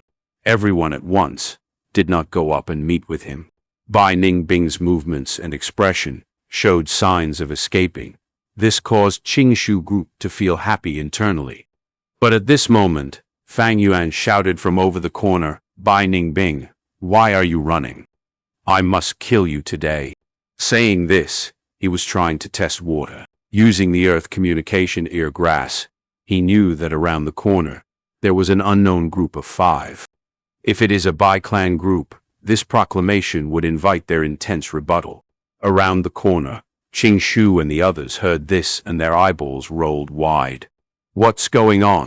There's actually someone chasing and trying to kill Bai Ningbing. Did I get it wrong? Something like this is happening? Getting Bai Ningbing into such a pathetic state, who in the world is behind him? Gu Ye Yao Hong could not help but look at each other, a look of shock all over their faces. Gu Ye Fang Zheng was shocked and suspicious. This voice, why is it so familiar? Before he could remember the owner of the voice, Fang Yuan turned around the corner. What?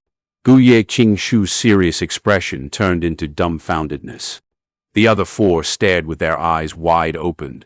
After seeing Fang Yuan appear, their eyeballs almost dropped. This. Gu Ye Yao Ji opened her mouth wide, big enough to swallow a duck egg. Big brother. Fang Zheng was tongue-tied.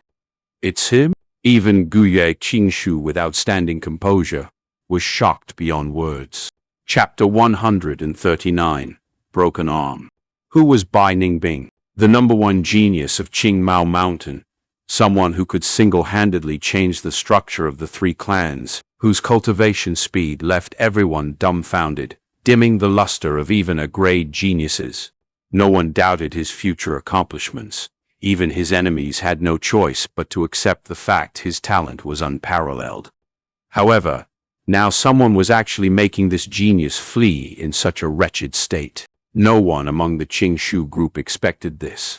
What was even more astonishing was that the person chasing after Bai Ningbing was actually from their clan, Fang Yuan.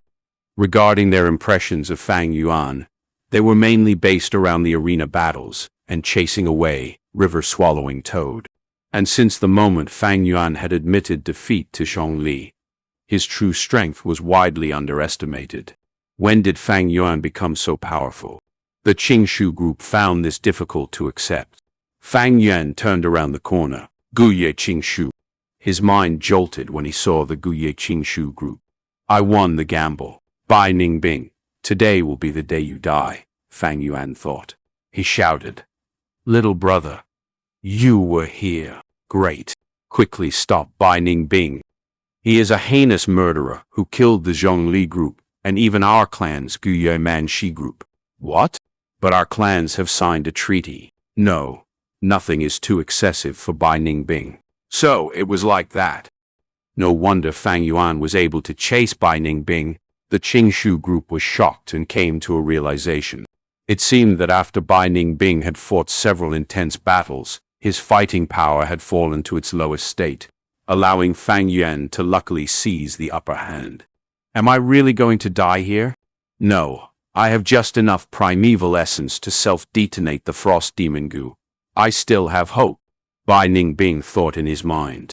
In front of him was the Qingshu group, and behind him was Fang Yuan. The situation was extremely unfavorable. Actually, there was a rift in Fang Yuan and Fang Zheng's relationship. Fang Zheng naturally wouldn't heed Fang Yuan's words. However, Bai Ningbing didn't know of this. As an outsider, he only saw the similarity in appearance between Fang Zheng and Fang Yuan and firmly made a choice. He lifted his right arm, pouring all the hard-earned primeval essence that he had recovered into the frost demon goo in his right palm. The muscles in his right arm transformed into a light blue ice. One could clearly see the white bones of his arm within the ice. Bang! With an explosive sound, Bai Ningbing's whole right arm suddenly self-detonated. Steam and mist arose, and an intense chill started to crazily pervade the surroundings. Snap, crack, pure, white frost spread onto the narrow mountain path in the blisteringly hot summer, covering the soil and the trees. The temperature abruptly dropped. He sacrificed his entire right arm. Fang Zheng was aghast by Bai Ningbing's ruthless move. Quick, retreat. Guye Qingshu grabbed Fang Zheng and hurriedly ran away. Great amounts of frost rushed towards them like the wolf tide. It would be very troublesome if they actually got frozen. Fang Yuan retreated to a distance of 100 steps along with the Qingshu group as the onslaught of frost gradually dwindled. Originally, the mountain path had been full of lush trees, filled with the fragrance of wild plants. Now, it had become a world of ice. The trees were all frozen, and there was a thick layer of snow on the ground. Fang Yuan stepped onto the snow and approached the middle of the mountain path. Bai Ningbing's whole body was frozen in ice like an insect in amber, his expression still showing the malevolent decisiveness and ruthlessness of his personality. He suicided, Fang Zheng muttered. The Qingshu group had quickly followed after Fang Yuan. No, Qingshu's expression was very heavy. Bai Ningbing has already formed ice muscles. This layer of ice crystals won't freeze him to death, and will instead act as his armor, giving him time to recover. Fang Yuan stared closely at Bai Ningbing and threw a moonblade. Screech. The moonblade produced a crisp sound when it struck the ice crystals. On the 3 meters high and 2 meters wide ice crystal, there was only a shallow scar. But in just a moment, the cold aura within the ice crystal filled the injury, and the scar disappeared. Fang Yuan, is what you said earlier true? Qingshu turned his gaze towards Fang Yuan. Of course. Only Zhonglin remains of the Zhongli group, and he can testify for me. We can stay here for too long. The details will have to wait. We must quickly leave this place. Fang Yuan nodded and answered. He had made up his mind to leave. He knew he was unable to destroy this ice crystal. Even if they were to combine their strengths to destroy it, it would waste a lot of time and primeval essence. If Bai Ningbing broke out of the ice, their fighting strength would have dropped, and his fighting strength would have recovered, making it a bad situation if a battle started. Li, why should we leave? Fang Zheng could refrain from asking in a loud voice. Bai Ningbing has already destroyed his right arm, and with the battles he went through, he is tired both mentally and physically. We can break open this ice crystal and activate the signal goo for the clan's reinforcements to eliminate him. This is an extremely rare opportunity. Everyone's hearts were moved by these words. Since Fang Yuan could chase Bai Ningbing and try to kill him, why can we do the same? Several Gu masters looked at each other, and they couldn't help but have such thoughts. If we kill Bai Ningbing, we will become great heroes of the Guyue clan. But if we kill him, won't the Bai village start a war in their anger? And now, there is the wolf tide. No, it is exactly because there is a wolf tide that even if we kill Bai Ningbing, Bai village will just have to swallow their bitterness. Right, a dead genius is as a dead genius. The group members discussed, their minds set on the fame and glory. Truly stupid. How can you imagine the power of the northern dark ice soul physique? Fang Yuan squinted his eyes while sneering inwardly. He was not going to accompany these people if they wanted to look for death. Guyue Qingshu also hesitated. He, no doubt, had much deeper understanding of Bai Ningbing than the rest of the group. He didn't know of the secret of the 10 extreme physiques, but he didn't have much yearning towards the fame from killing Bai Ningbing either. He was indifferent towards fame and profits. He had once been nurtured by Gu Yebo as the next clan head, but he willingly gave up this position to Fang Zheng. His true concerns lay within the interests of the clan, and his heart was intricately linked with the clan's well-being. Bai village's emergence is completely due to Bai Ningbing. If we kill Bai Ningbing, our Guyue clan will remain the #1 clan of Qingmao Mountain. Although Bai Ningbing is a rank 3 Gu master, I have the wood charm Gu and the ability to fight with him. Moreover, he just lost his right arm, and he will certainly need some time to get used to the absence of a limb.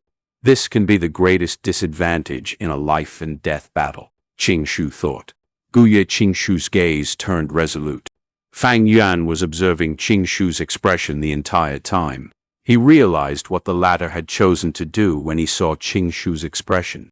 If Guyue Qingshu uses the wood charm Gu without any regards to the consequences, he will be much stronger than the average rank 3 Gu master, and even have the power to surpass levels and fight. However, the one he is facing is Bai Ningbing, who possesses the northern dark ice soul physique. The battle definitely won't be easy. Since Bai Ningbing can dilute his primeval essence and suppress his cultivation, he can naturally restore his rank 3 cultivation. Right now, he has enough time inside the ice crystal to remove this restriction. Once he breaks out, he will very likely be as a rank 3 Gu master. Bai Ningbing was extremely talented, and Fang Yuan had needed external help to fight against him even when Bai Ningbing's cultivation was suppressed to rank 2. Once Bai Ningbing enters rank 3, his fighting strength would rise by several times. Fang Yuan was the main cause of the loss of his right arm.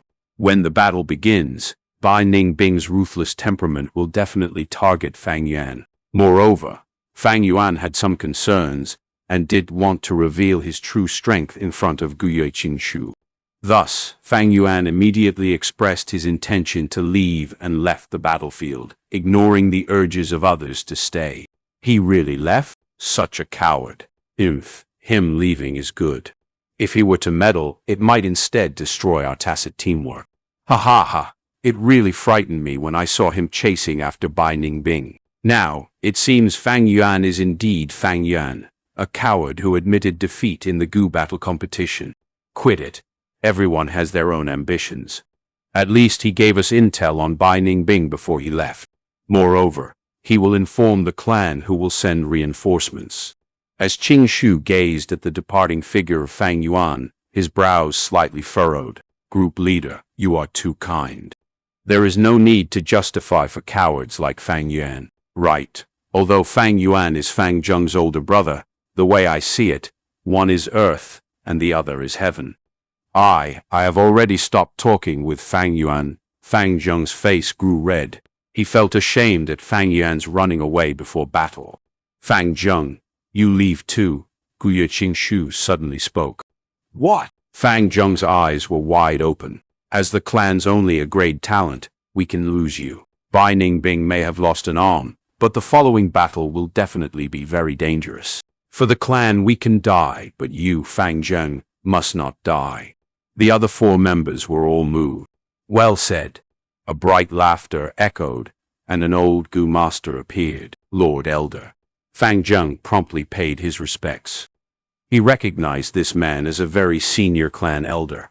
The elder drew near, looking at Gu Ye Qingshu with praise. Gu Yebo raised a great adopted son. With such feelings of fighting to the death for the clan, why would we have to worry about our Gu Ye clan not expanding? Fang Yuan was still growing up, and after the Wang Er's assassination attempt, the clan had sent an elder to always follow Fang Yuan and protect him. "Fang Yuan, you don't need to take part in the fight. But don't leave. You can just observe from a distance. Isn't it just a Bai Ningbing? I've always heard about how outstanding he is, and how he has the strength of an elder. Oof. Now it seems he is only just a kid. How much battle experience can he have? Mutilating himself. He is really amateurish." The elder snorted in disdain. Gu Ye Qingshu still wanted to persist in his own viewpoint, but it wouldn't be good to refute the elder's decision. As a junior, he needed to respect the old and take care of the young. How could he so easily refute and question his elder? Chapter 140. Gu Ye Qingshu versus Bai Ningbing, Part 1.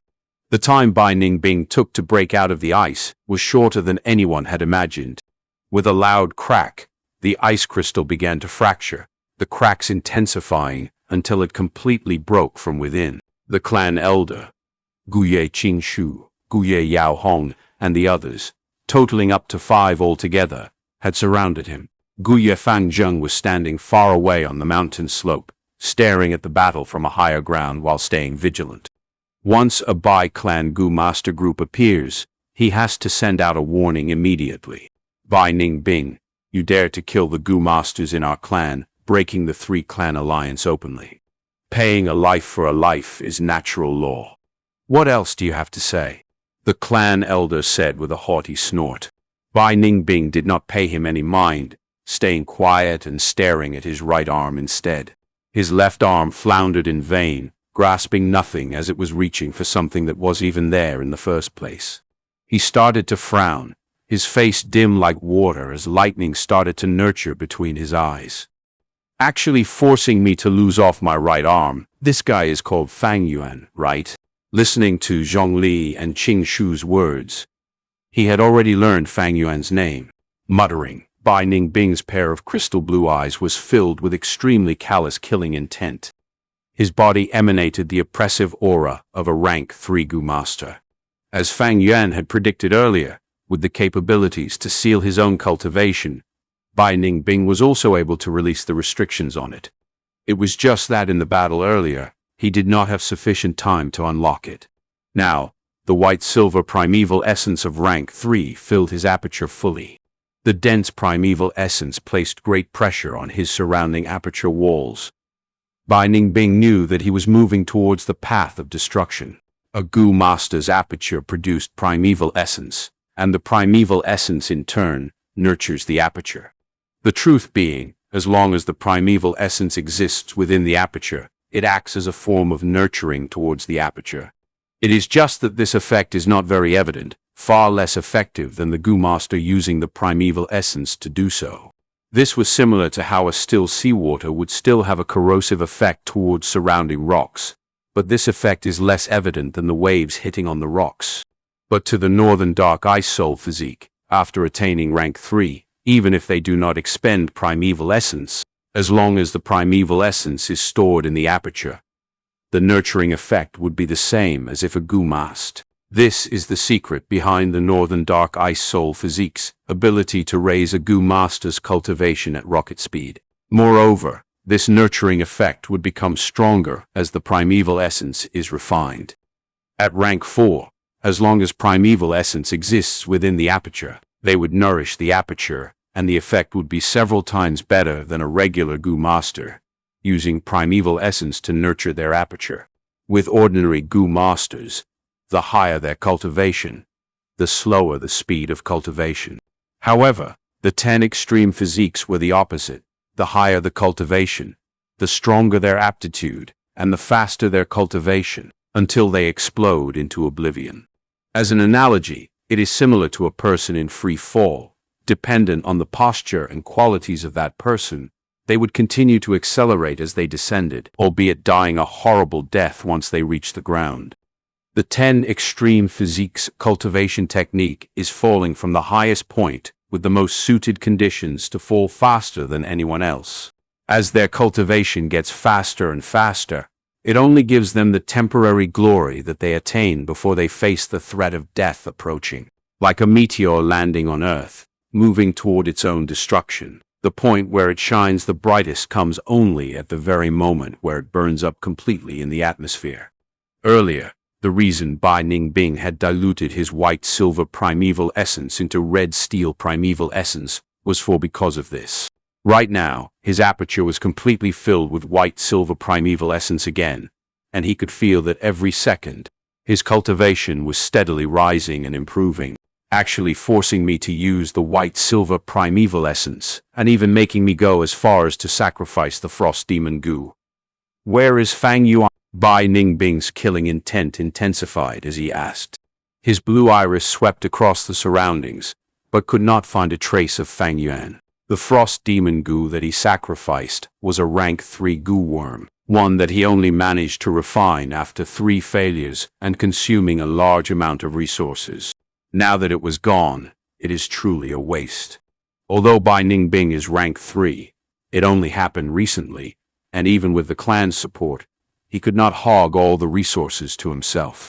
Thus, he only had 2 rank 3 Gu worms. Now that the frost demon Gu is gone, he only had the bluebird ice coffin Gu left. The more he thought about it, the more he felt angered. Since the start of his youth, he had never suffered such a loss. If Fang Yuan was here, he'd have attacked in a frenzy with no one able to stop him. Bai Ningbing's disregard caused the Guye clan elder to feel greatly humiliated. "Arrogant young lad, eat my moonblade slash," he shouted and jumped. Bai Ningbing's left arm swept, and the frost air that gushed out formed into a long ice blade. The original ice blade he created was only over a meter long, but now it was 2 meters in length, with an even deadlier edge and greater frost energy. Ching! The clan elder raised both hands shining with moonlight to collide with the ice blade, emitting a metallic noise. The clan elder's face was full of shock, however, as he took a step back, and both his palms clapped together and slashed out. Golden Moon Slash. A curved moonblade, over a meter long with a golden body, emitted a dominating aura as it flew out. The golden moonlight reflected on Bai Ningbing's pale face. He laughed as he raised the ice blade in his left hand, attacking head-on. Clank! Moonblade and ice blade colliding, the golden moon disappeared, and the ice blade broke into small fragments of ice. This is a battle between rank 3 Gu masters. Really strong. Not only the ice blade, but also that golden moon blade. I cannot block either. Far away, Fang Zheng watched in fascination, with his lacking knowledge. How can this be? A rank 2 ice blade Gu, managing to block my rank 3 moonhand blade, as well as the golden moon. Clan elder stared with bulging eyes, disbelief in his tone. The northern dark ice soul physique had a strengthening effect towards ice Gu, a variation of water-type Gu. In addition, this boost grew stronger as the Gu master's cultivation rose. Bai Ningbing, at rank 3 in cultivation, can make a rank 2 Gu worm display rank 3 power. When he is rank 4, if he used a rank 4 Gu worm, it would have an effect that can even surpass rank 5. Firstly, he suppressed his cultivation.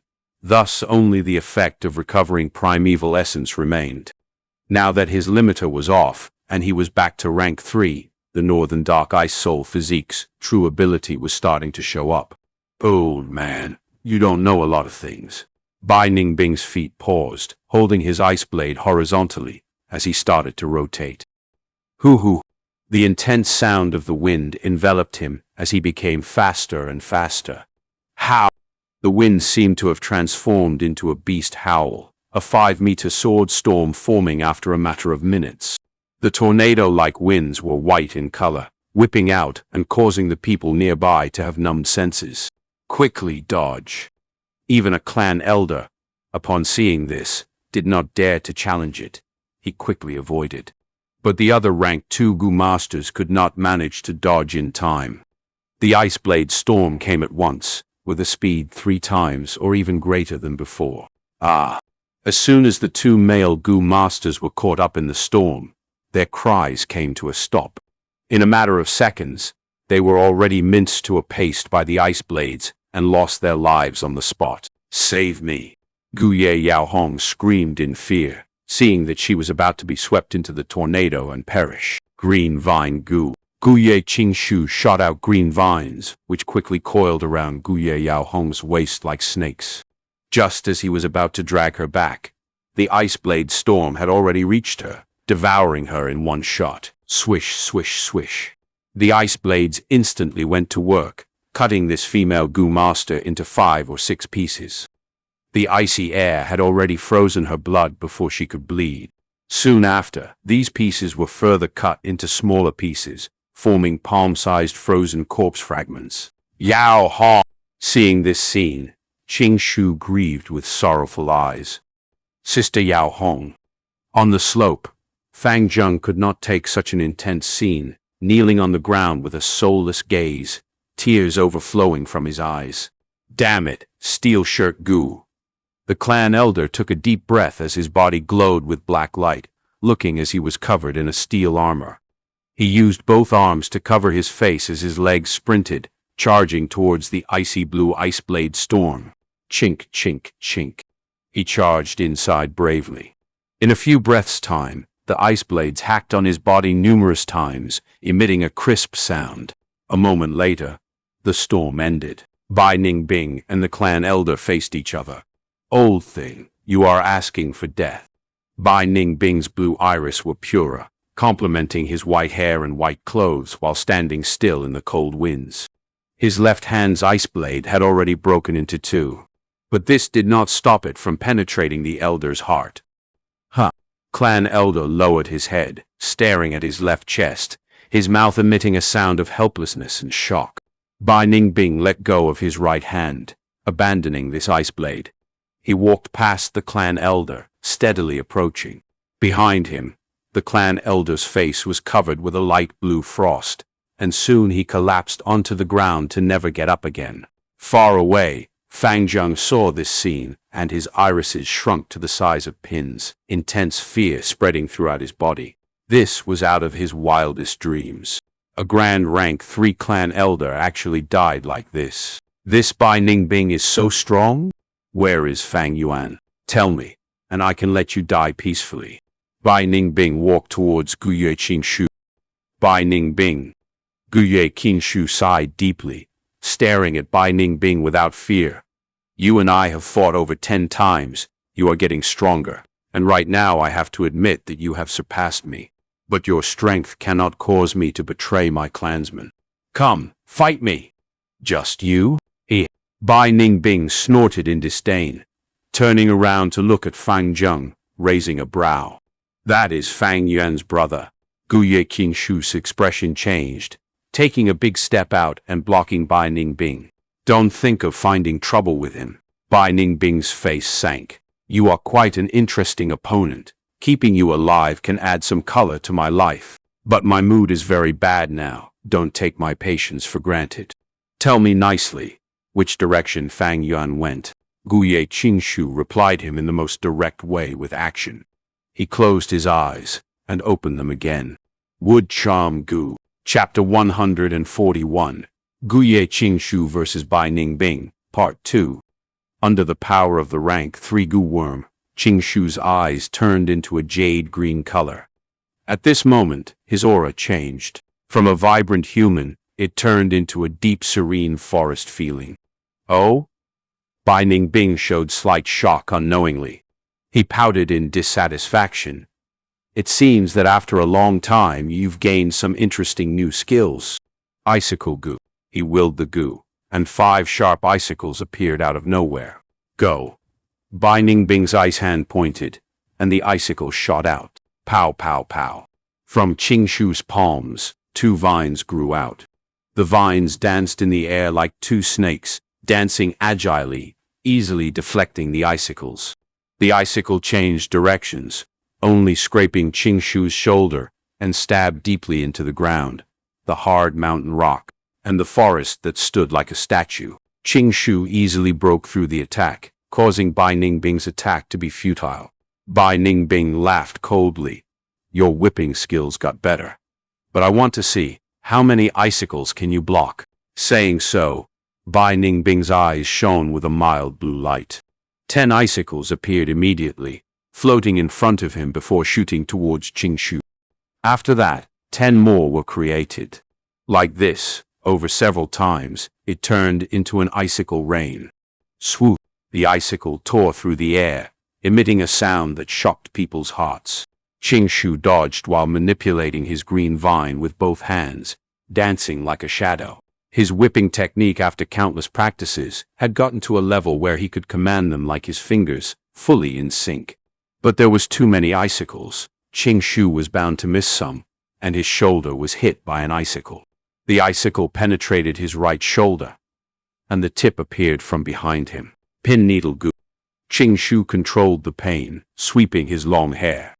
From the tips of his hair, numerous jade-colored pin needles shot out. The pin needles engulfed Bai Ningbing, but he managed to activate the water shield goo in time. It had gotten stronger too, and was much thicker than before, being no weaker than a rank 3 goo worm's defense.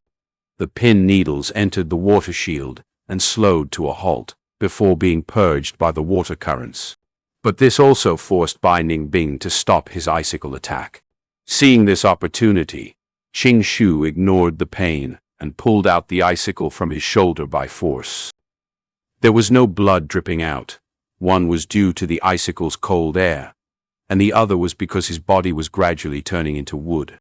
Bai Ningbing kept the water shield goo, his gaze attracted to Guye Qingshu's injury. From the opening on his torn shirt, he could see Qingshu's injury, revealing the rings of the tree trunk, and his flesh could be seen recovering at an observable speed. And on the newly grown muscles, the tree's ring lines were at the same time, both his ears started to become longer, and his hair turned jade green, with green leaves growing within. Both his hands, from the fleshy color of a normal person, turned darker and more reserved. His skin became harder, and turned into the brown tree bark. This was the first time he had used the wood charm goo without considering the consequences. The wood charm goo was causing him to turn into a tree spirit, and at the same time, Guye Qingshu could feel the rich natural essence in the air. These essence could not be felt by ordinary goo masters. Only special life forms like tree spirits could feel, absorb, and use them. Guye Qingshu felt that he was soaking in his mother's liquid, thick essence enveloping him, giving him a strong sense of fulfillment. On his body, the moonworld goo did not change, but the green vine goo, pin needle goo, and the vitality grass all showed signs of growth. With Qingshu's identity as a tree spirit, when he uses these wood attribute goo worms, their power is amplified. Guye Qingshu breathed deeply. He had never felt so strong before. The rich natural essence gave him an almost infinite source of primeval essence to use. This was the power of the wood charm goo. But in his heart, a deep sense of fear also rose. He knew that if he was greedy over this strong and comfortable feeling, and used the wood charm goo without restraint, he would eventually turn into a dead treeman. Anything had its price. Guye Qingshu soon suppressed this fear. He stared at Bai Ningbing and said 2 words, "Let's fight." Thus, the intense battle started. Green vine versus ice blade, icicle versus pin needles. One was the northern dark ice soul physique, with insane primeval essence recovery rate, and the other was the wood charm tree spirit, using all the natural essence as his own.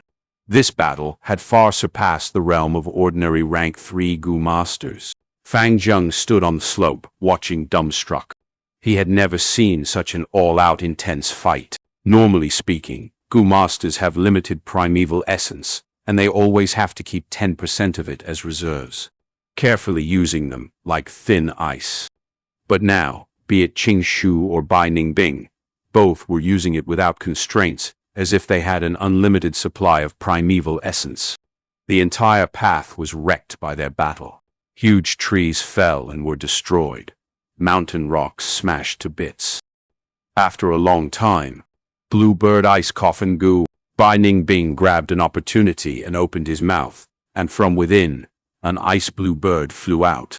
The flying bird chirped, its body like a pigeon, but under the boost of the northern dark ice soul physique, it gradually turned into the size of an eagle while flying, and after circling for a while, flew towards Guye Qingshu. Guye Qingshu could not dodge in time, so he faced it head-on. Bomb. A sound explosion later, Guye Qingshu was frozen in an ice crystal as large as a room. It's over. Bai Ningbing sighed as he had not fully enjoyed himself. He saw the immobile Guye Qingshu within the ice crystal and muttered, "Thanks for providing me such an interesting experience. This battle is the most exciting one I've had thus far. Qingshu, your death has meaning. I will remember it clearly. Lord Qingshu." On the slope, Fang Zheng shouted loudly, "Why are you shouting, you mere ant? The next one will be you." Bai Ningbing snorted, walking towards Fang Zheng. At this point, the sound of the ice crystal breaking entered his ears. How can this be? He turned around and saw that within the ice crystal, Qingshu had undergone a massive transformation. His body became bigger, and his rank 2 Gu Master outfit was almost ripped.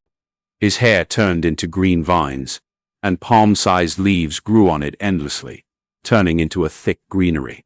His fingers had turned into sturdy wood, his limbs turning into thick tree branches, only having a rough form for his arms and legs. With a sound, the ice crystal broke completely. Guye Qingshu stood up. He had already changed in appearance completely. The original delicate and handsome human face turned into a sharp-nosed, huge eye-tree spirit face.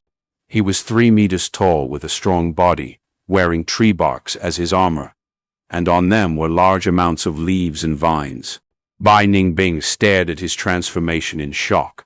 Compared to this Qingshu, he was like a child beside an adult. This appearance, did you refine the wood charm Gu? This Gu is way harder to refine than my frost demon Gu. Bai Ningbing found the answer. Tree spirit wood charm can use the essence in the air. No wonder Guye Qingshu had such ample primeval essence. He realized at once, but got more confused. He asked the question in his heart, "Qingshu, using the wood charm Gu like this, aren't you afraid of turning into a dead treeman? So what if you win me? We're destined to die." Bai Ningbing. Guye Qingshu's voice became low.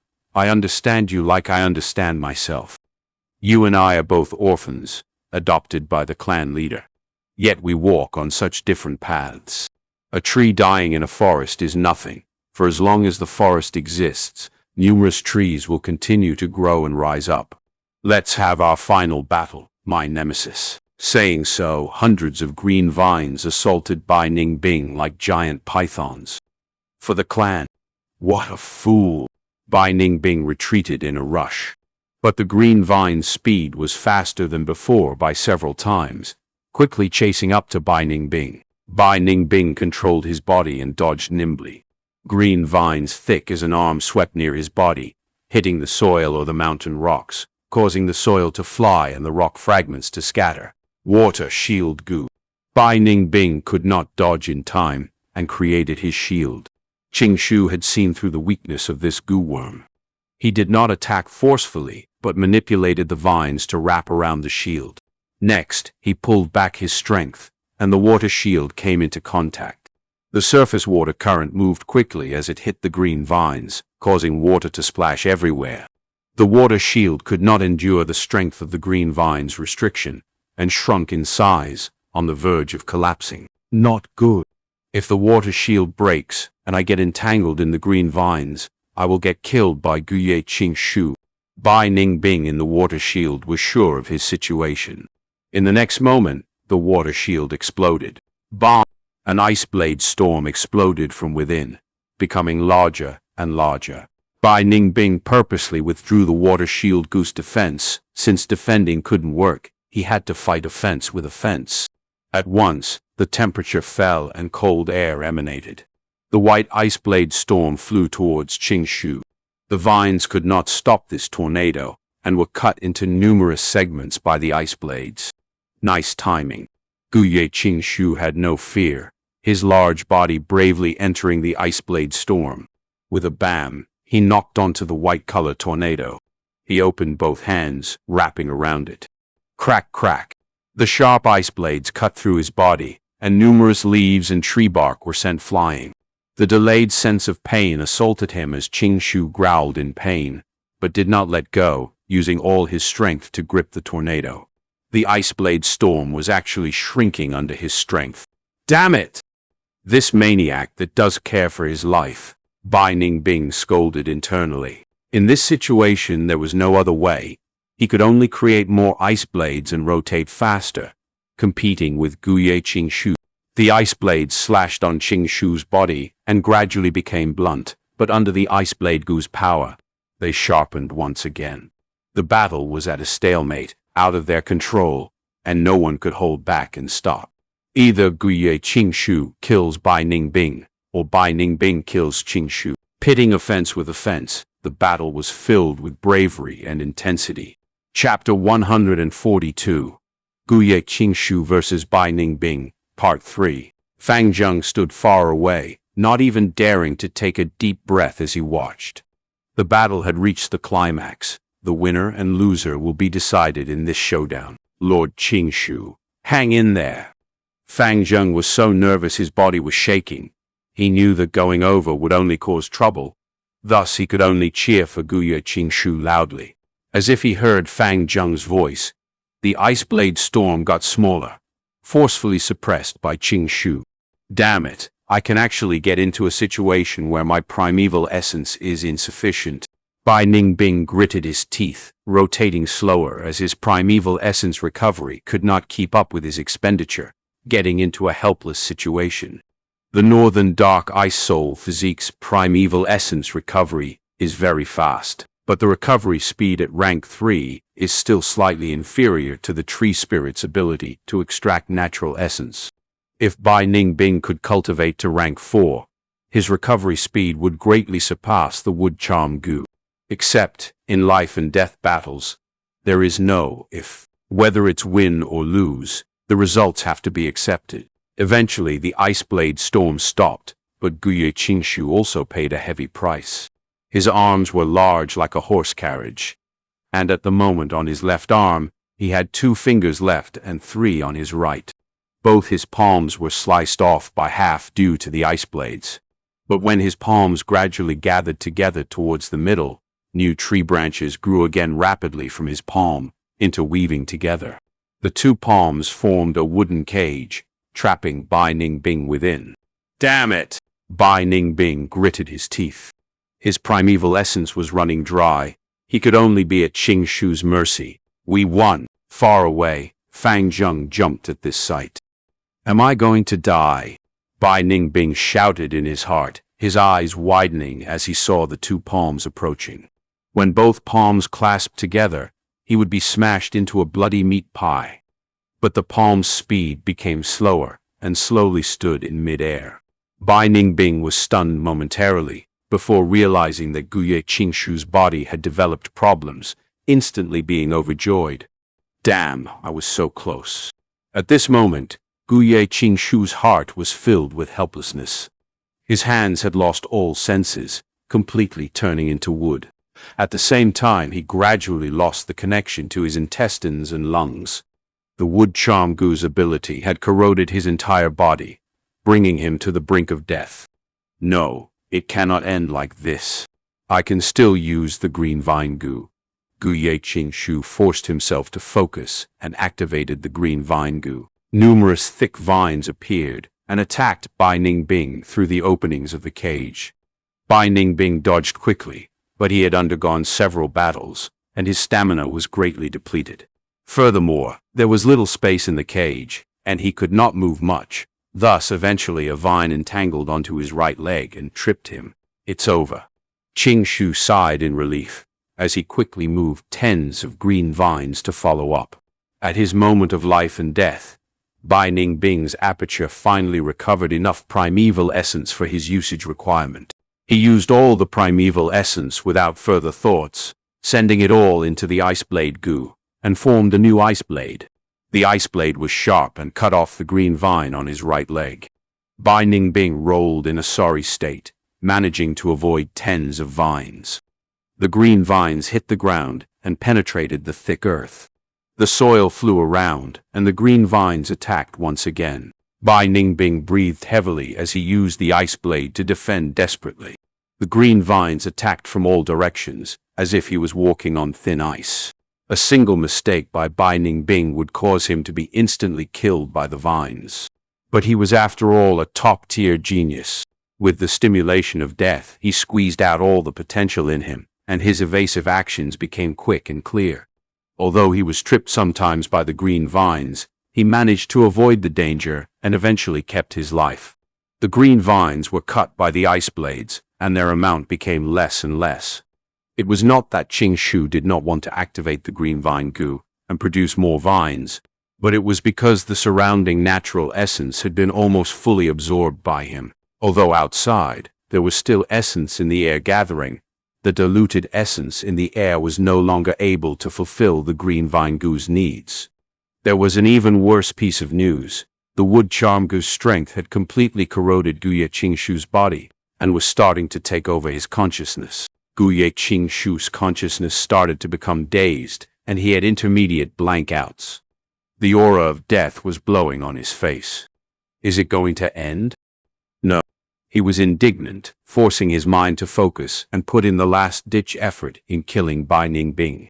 He could no longer see anything, for the wood charm goo had taken over his eyes, and he could not hear any longer either, his ears merely an accessory now. He only had a meager sense of touch. Relying on Bai Ningbing's retaliation, he judged the distance and position, and attacked. His efforts were rewarded, as Bai Ningbing was finally captured. A vine wrapped around his neck and raised him up, gradually tightening.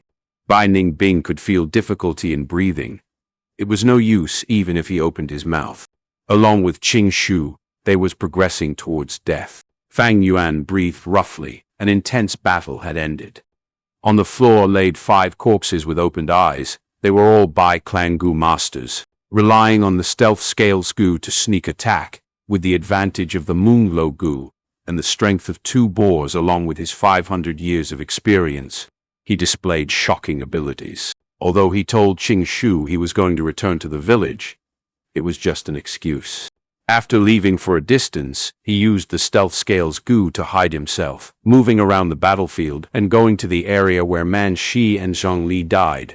He collected the Gu worms in Man Shi and his groupmates' corpses, and when he got the Zhong Li's corpse, he found that the corpse was missing, not to mention their Gu worms. It seems that Zhong Lin collected their corpses. What a waste. I wanted to get Zhong Li's brown bear innate strength Gu. Fang Yuan sighed. Leaving Zhong Lin alive was not what he wanted. But back then, after he had killed Zhongjiang, Zhong Lin was already vigilant, thus killing the latter would expend much effort. At that time, Bai Ningbing was close by. If Fang Yuan and Zhong Lin fought, Bai Ningbing would be overjoyed. But the brown bear innate strength Gu might not be on Zhong Li's body. He already has the strength of a bear. He might have given the Gu back to his clan already. Fang Yuan focused his gaze and escaped the mountain path battlefield. Qing Shu and the others fighting against Bai Ningbing would cause a huge commotion, and it will be detected by the surrounding wolf packs and Gu masters. Although Fang Yuan was not optimistic about Qing Shu's group, he had seen firsthand the power of the wood charm Gu in his previous life. Against Bai Ningbing, there would at least be an intense struggle. He was unwilling to give up such a chance, thus he chose to wait at the surroundings. At times, Gu masters were attracted by the sounds of the intense battle, so Fang Yuan lured some wolf packs over and restrained them. Those that he cannot stop, Fang Yuan would strike with his own hands. The mountain path battlefield's noise has come to a halt. It seems they are deciding the victor already. His right ear had roots growing out, digging into the mountain walls, allowing Fang Yuan to hear some things from the battlefield. Honestly speaking, Qing Shu's performance was better than expected. After Bai Ningbing lost his right arm, the effect on his battle strength was much greater than Fang Yuan had expected. But soon, Fang Yuan's expression changed. He heard large amounts of footsteps from two directions, heading towards the battlefield. One direction was from Guye village, while the other direction was from the Bai clan village. Each group had at least 20 people. It was not something a bold lightning wolf pack could block, and Fang Yuan could not lure two groups of wolf over anyway. It seems the news about this battle has been found out by someone, so these are the reinforcements sent by the two clans. I have to enter the mountain path immediately. Fang Yuan's distance was shorter, thus being the first to enter the mountain path. The battlefield scenario was not out of his expectations. From the cage's opening, he could see Bai Ningbing hanging by the vines on his last breath, but was still barely alive. The ice muscles' defense are stubbornly sustaining Bai Ningbing's life. Unfortunately, you have encountered me. Fang Yuan's killing intent surged as he took a few steps forwards, sprinting towards Bai Ningbing. Swish, swish, swish. Suddenly, a flurry of pin needles surrounded Fang Yuan like rain droplets. It was Guye Qingshu's pin needle gu, attacking Fang Yuan. What is going on? Fang Yuan retreated immediately, avoiding the pin needle rain. He focused the gaze at the large tree, realizing at once. It seems that Guye Qingshu's consciousness had been blurred to the point where he can no longer differentiate between friend or foe. He's merely relying on his will and attempting to kill Bai Ningbing. Anyone that intrudes the battlefield would be regarded as an interferer by him. At this moment, Bai Clan Gu masters appeared from the mountain path. Seeing such an intense battlefield, their faces showed a shocked expression. The lad over there, don't make any unnecessary movements. A rank 3 Gu master shouted towards Fang Yuan, his tone full of warning and threat. This Bai Ningbing is such a cockroach. Fang Yuan, seeing this scene, laughed coldly in his heart, knowing that he could not have the last strike. Firstly, Qingshu's consciousness was blurred. A green vine was insufficient to kill Bai Ningbing, who had the ice muscles. For Fang Yuan to get close to Bai Ningbing, he had to break through Qingshu's trap. But this way, it would divert much of his attention and might even help Bai Ningbing in escaping his predicament. Even if they broke through by force, Bai Clan's rank 3 Gu masters and rank 2 elites were not for show. They would definitely stop him. Furthermore, fighting against Bai Ningbing had danger as well. Bai Ningbing's aperture had recovered primeval essence sufficiently to at least use the bluebird ice coffin gu. Even if Fang Yuan managed to kill Bai Ningbing, these Bai Clan elites would not let go of him. They would definitely kill Fang Yuan. Fang Yuan sighed in his heart. The distance is too long. There are at least 20 steps to get to him, and my Moonglow Gu's attack range is only 10 steps. Furthermore, to kill this Bai Ningbing, who is destined to die anyway, I would need to put my life at such risk, greatly interfering with my rebirth plans. It is not worth it. Thinking so, Fang Yuan took a few steps back. This was evidently a weak and cowardly movement, causing the Bai Clan Gu masters to breathe a sigh of relief. Chapter 143. Answer. Soon after, Fang Zheng rushed over as well. Lord Qingshu. He had an exhilarated expression, stupidly running towards Guye Qingshu, but soon was forced to retreat by the pin needles. Group leader, it's me, Fang Zheng. He shouted in shock, sensing something amiss for the first time. But how could Guye Qingshu answer him? Big brother, what's wrong with Lord Qingshu? Fang Zheng, under confusion and shock, could only turn to Fang Yuan. But Fang Yuan ignored him, squatting down and grabbing with his right hand, making a claw shape towards Bai Ningbing. Plunder gu. He secretly activated this gu, quickly sensing that he had grabbed something. He quickly pulled back, and a gu worm flew out of Bai Ningbing's body. It was a red steel relic gu. This was given to Bai Ningbing by the Bai clan leader, but Bai Ningbing never used it as he quickly reached rank 3 cultivation. Now, it became Fang Yuan's loot. Seeing the red steel relic gu coming out of Bai Ningbing's body and flying away, landing in Fang Yuan's palm, the Bai Clan Gu masters were anxious until their eyes turned red, starting to scream. Scumbag, if you don't want to die, stop right now. Stealing our Bai Clan Gu worm right in front of us. It's a red steel relic gu worm. Fang Yuan laughed coldly. Once the red steel relic gu was obtained, He used the Spring Autumn Cicada to instantly refine it, but did not keep it in his aperture, putting it in his clothes instead, giving the impression that he had not refined them yet. It grabbed once again. This time a gray-colored beetle flew out. Stone aperture goo. Fang Yuan recognized this goo immediately.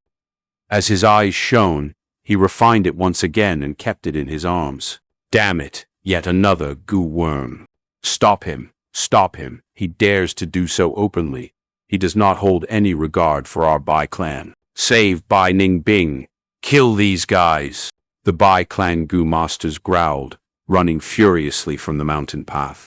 Bai Ningbing had the full support of his clan, so every goo worm in his possession was outstanding. Now that they were snatched away by Fang Yuan in public, they all could feel their hearts bleeding. This felt worse than killing them. Seeing these people approaching with their imposing aura, Fang Zheng took a step back in fright, but Fang Yuan was unfazed. In the current scene, he and Fang Zheng were at the east side of the mountain path, while the Bai clan goo masters were at the west, and in the middle of the two sides were Guye Qingshu and Bai Ningbing. Whoosh whoosh. Pin needles rained like cats and dogs. Damn it! Bai clan goo masters started scolding as they were blocked by Guye Qingshu. Guye Qingshu is going to die any time. The remaining time only allows me to use the plunder goo once. What would it be this time? Fang Yuan calmed down, using the plunder goo again. Every time the plunder goo was used, it expended a large amount of primeval essence. It depended on how strong the target goo worm was. The harder the process, the more primeval essence is expended. If the plunder fails, the goo master would even face a backlash. Thus, the plunder goo was a rather unreliable goo with little usage.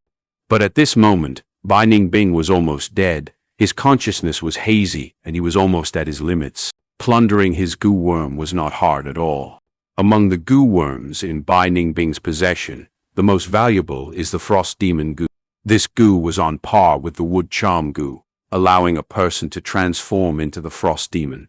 But if used for extended periods, it would cause the goo master's life force to dwindle, turning into an ice statue. Bai Ningbing knew this weakness, thus he had never been like Guye Qingshu, using the goo to such an extent. Other than the frost demon goo, the second most valuable is the bluebird ice coffin goo, a rank 3 goo. Right now, it resides in Bai Ningbing's throat.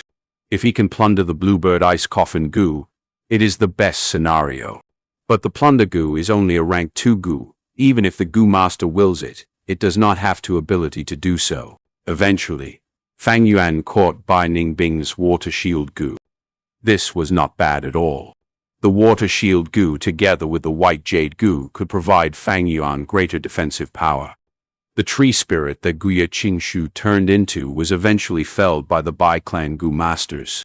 They split open the wooden cage and saved the Bai Ningbing, who had fainted after losing his right arm. Just as they were about to slaughter Fang Yuan and Fang Zheng, the Guye clan reinforcements arrived. The two were at a stalemate for a while, before both retreated in mutual understanding. Qingshu's death and Bai Ningbing's injury, with the threat of the wolf tide, such a loss is already horrifying. If a large-scale fighting broke out, for each clan their pressure for survival would intensify greatly. Regardless of which world, people always compete for their own benefits. And the greatest benefit in the world is undoubtedly survival. Eventually, Guye Qingshu's corpse and goo worms were brought back by the Guye clan's goo masters. The two sides held caution as they retreated from the battlefield. The sky was raining, and the entire area was gloomy.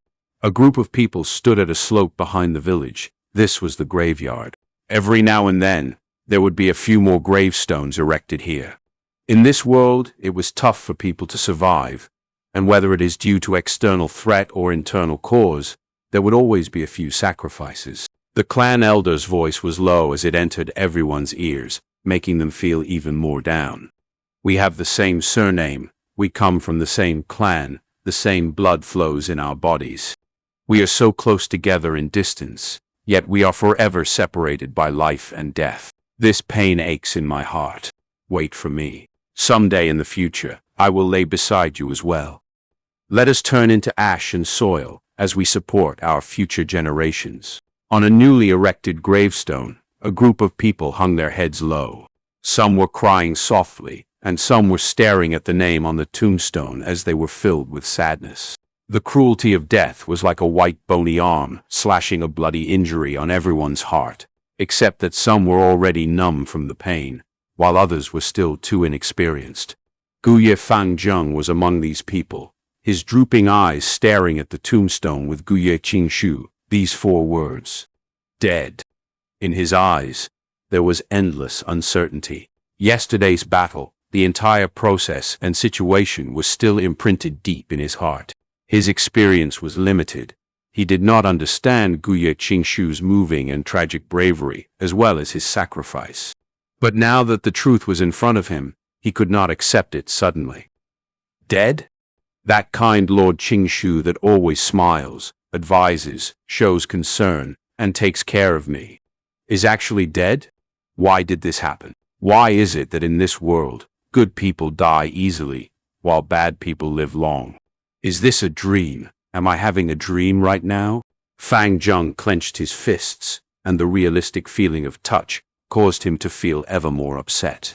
The discussions of the surrounding Gu masters entered his ears. Sigh, I can't believe that this time, even Lord Qingshu sacrificed himself. Humans will eventually die, but it is too much of a pity. I heard that Bai Ningbing still had a breath of vitality left. He was eventually saved.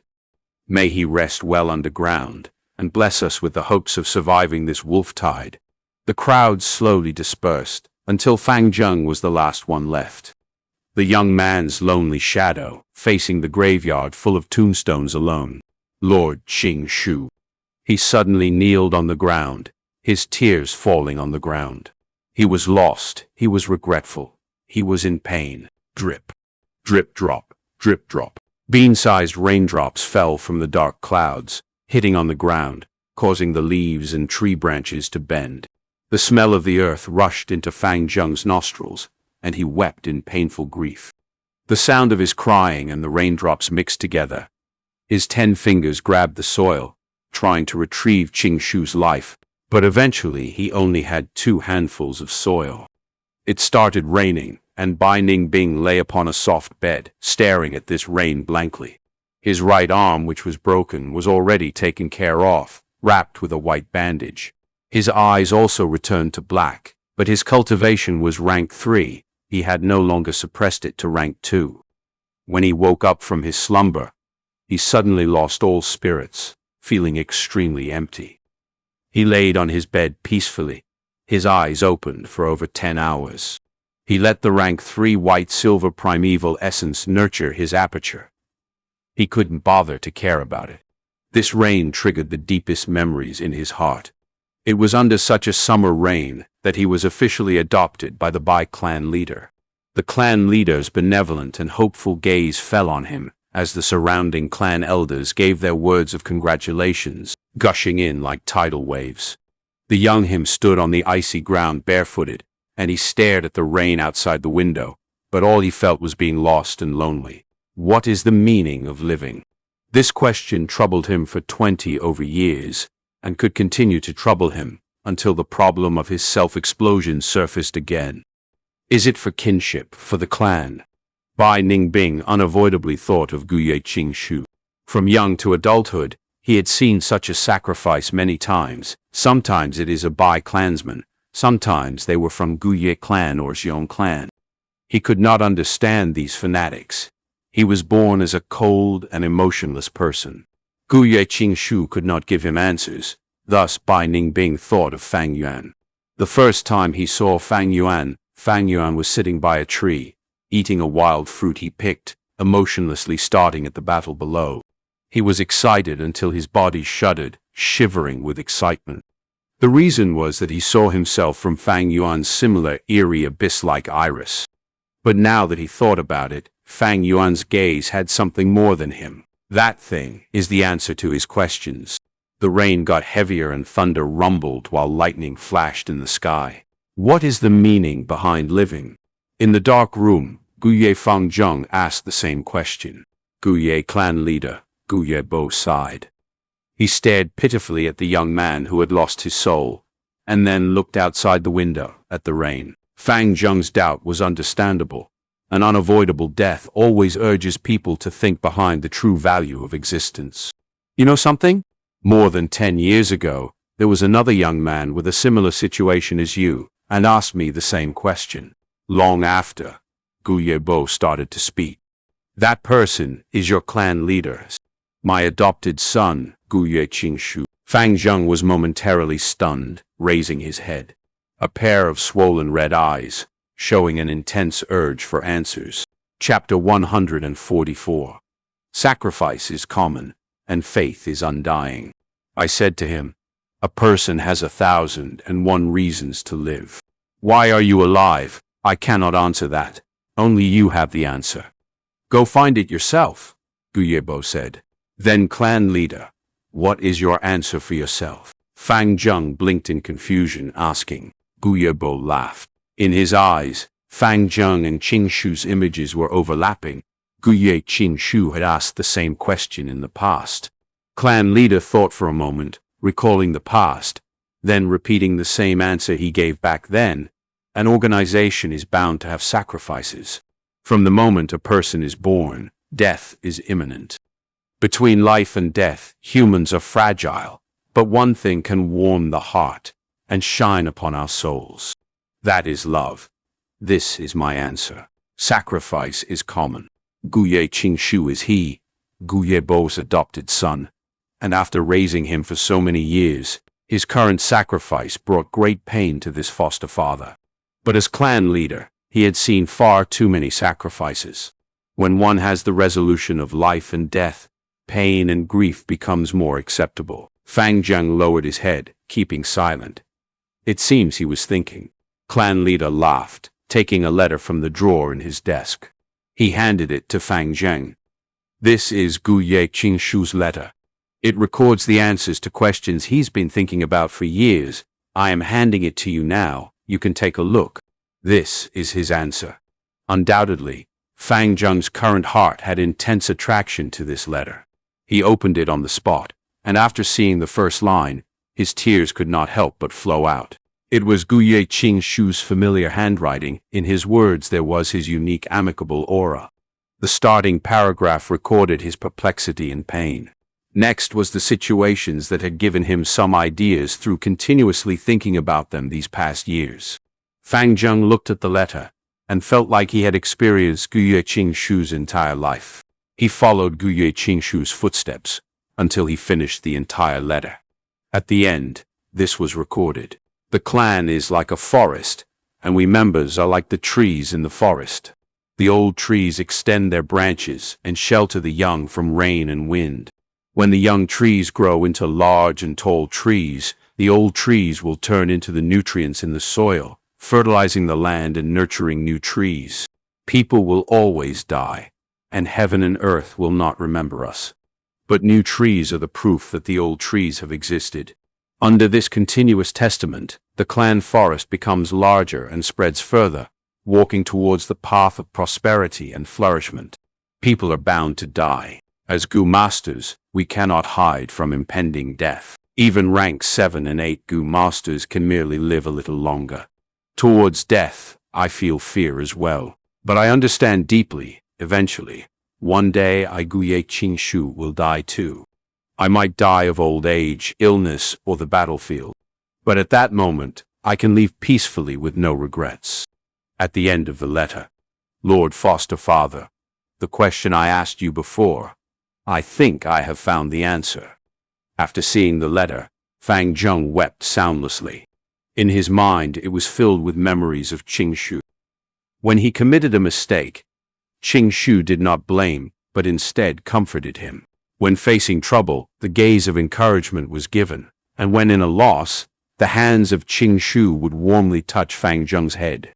Gu Yebo kept the letter and said, "In future, when you think of the answer, you can also write a letter and tell me. Go, return, and have a rest. The danger of the wolf tide is not over. We need you to contribute your strength as well." No. Fang Zheng slowly raised his head, clenching his fists. What? Gu Yebo asked. I found my answer. Fang Zheng's tone was filled with indescribable determination as he continued, I want strength. To protect my family and protect them from any harm. I want to protect the clan and strengthen the clan. I want the wolf tide to no longer be able to torture us. I want to see the happiness of joy of my companions. This pain, I do not want it to repeat. I want to use my pair of hands, my body, my soul, to protect those around me. Gu Yebo showed an expression of surprise, and at this moment he felt that he saw Guye Qingshu. Qingshu, you did not die in vain. Seeing Fang Zheng's shining eyes, clan leader sighed emotionally in his heart. An old tree has fallen, and just as it gradually decays away in the soil, a new sprout is already starting to grow rapidly. Ren Zhu was unable to endure the heart of loneliness. Thus he dug out both eyes, turning them into a son and daughter. This alleviated his sense of loneliness. But good things do not last, for his children started to crave the scenery of the outside world, forgetting all about their father Ren Zhu and always going out to play until they forgot the time, and even forgot to take care of Ren. Ren Zhu could not see anything. It was total darkness. But at times he could see a little bit of light. To this, he felt perturbed, and asked the Attitude Gu. Attitude Gu told this to him. Oh, this is the eternal light given out by the Faith Gu. Faith? Bai Ningbing, seeing this, laughed and threw the book that recorded the ancient legends out. The door was opened at this moment, and the person entering was almost hit in the face by the book. Ningbing, what are you doing? The one entering was the Bai clan leader. He frowned, consoling. I know your mood is bad, but losing your right arm is nothing. In this world, there are many goo worms that can heal such an injury. In the past, I got the clan elders to stay by your side and protect you, but you always rejected it, and even attacked the clan elders. You finally suffered a loss this time, huh? But this is a good thing. Since young you've had too smooth of a path, but as long as it is not death, such a loss is no big deal. Your injuries are already healed, but the wolf tide is getting more ferocious. The clan needs your strength. A bunch of wolf cubs. What can they amount to? Bai Ningbing shut his eyes, lying on the bed, and answering nonchalantly. Clan leader's face showed a serious expression. The situation is not looking good, or rather, it is pessimistic.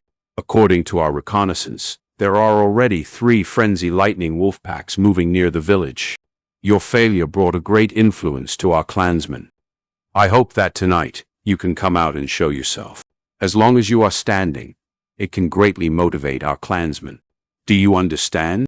I get it. I get it. It's a small matter. Bai Ningbing responded, showing impatience.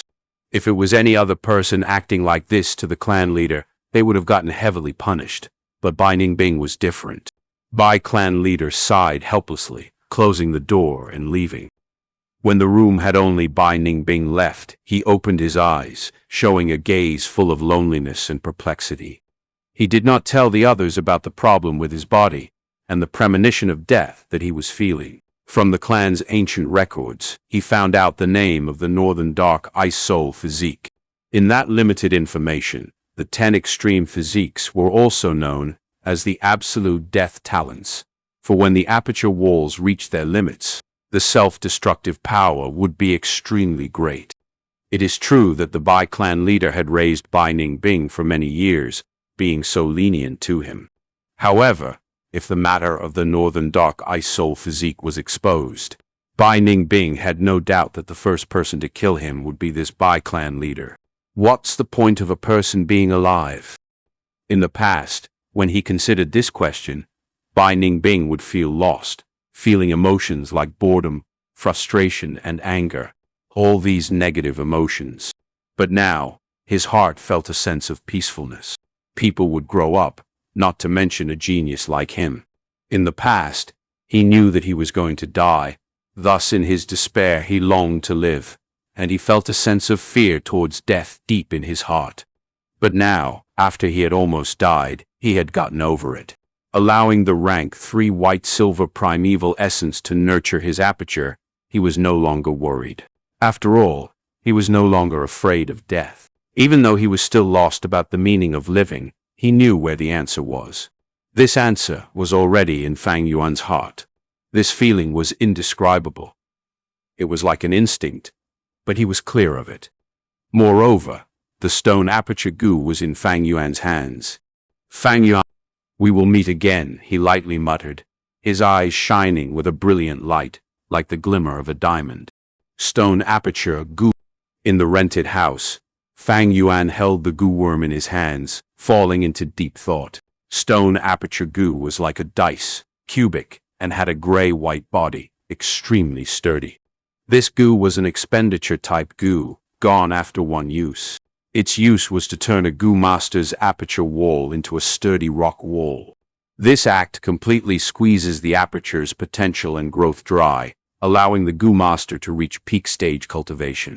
For example, Fang Yuan was now a rank 2 middle stage, so after using the gu, he can instantly become rank 2 peak stage. But the price is, Fang Yuan would no longer have the possibility to advance to rank 3.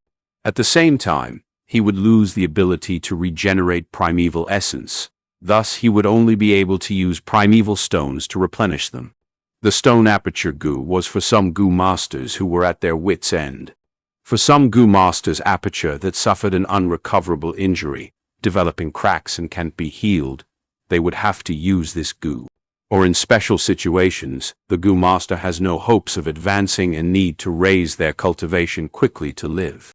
Thus, they will use this gu. The cost of refining this stone aperture gu is very high. Seeing that Bai Ningbing refined this gu worm, he probably wants to convert his aperture into a stone aperture to prevent the imminent death. Unfortunately, this method can only delay his death, but cannot stop his destruction. If the Northern Dark Ice Soul physique is so easily broken, how can it be called a 10 extreme physique? This stone aperture gu was useless to Fang Yuan, but the red steel relic gu he got from Bai Ningbing's body, as well as the water shield gu, were very useful. As for the gu worms Fang Yuan extracted from Gu Yamanshi and the others' bodies, they were not outstanding, and once he returned to the clan he had them exchanged for large amounts of merit points. Because of the wolf tide, the issue of Qing Shu and Bai Ningbing's battle was suppressed by all three clans, controlling their urges. The three clans needed each other's power to survive this ordeal first.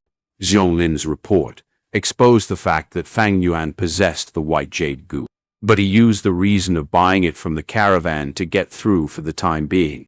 Chapter 145. Sacrifices are encouraged. As a person involved, Fang Yuan had to go through the clan's investigation.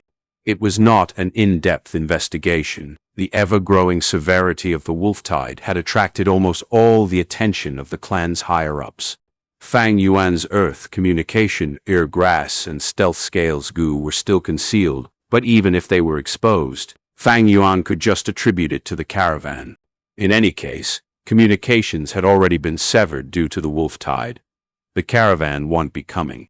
Under such circumstances, the clan could obtain the confirmation from the caravan and could only delay the investigation. When the results of any investigation truly came out, Fang Yuan would have already become a rank 3 and left Qingmao Mountain. Of course, if the 4 flavors liquor worm and Spring Autumn Cicada were exposed, it would be a completely different matter. Either of them could cause a huge commotion in the village if exposed.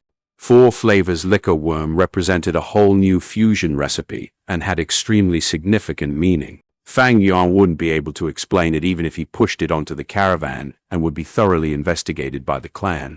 And Spring Autumn Cicada? If it was discovered, the wolf tide would be greatly sidelined. This is a rank 6 gu after all. Even the clan head Gu Yebo would immediately dispense with the civilities.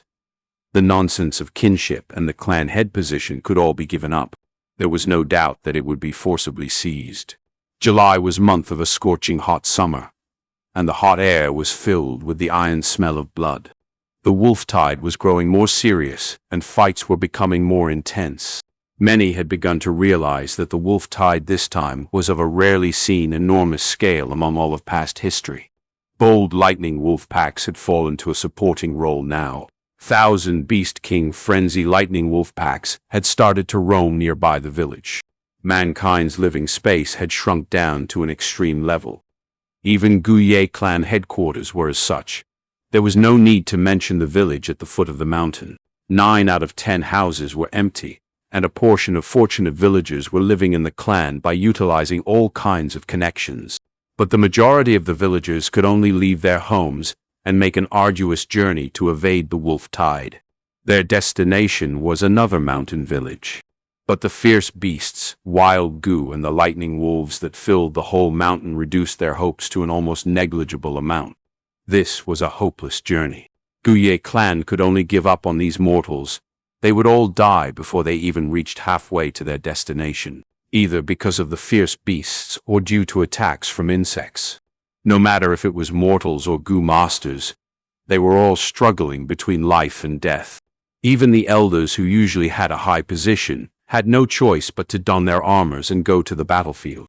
The goo masters that had retired were enlisted again.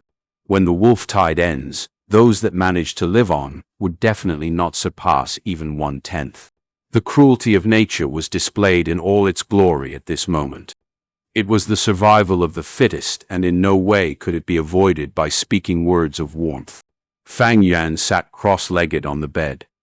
His eyes were closed as he looked at his aperture.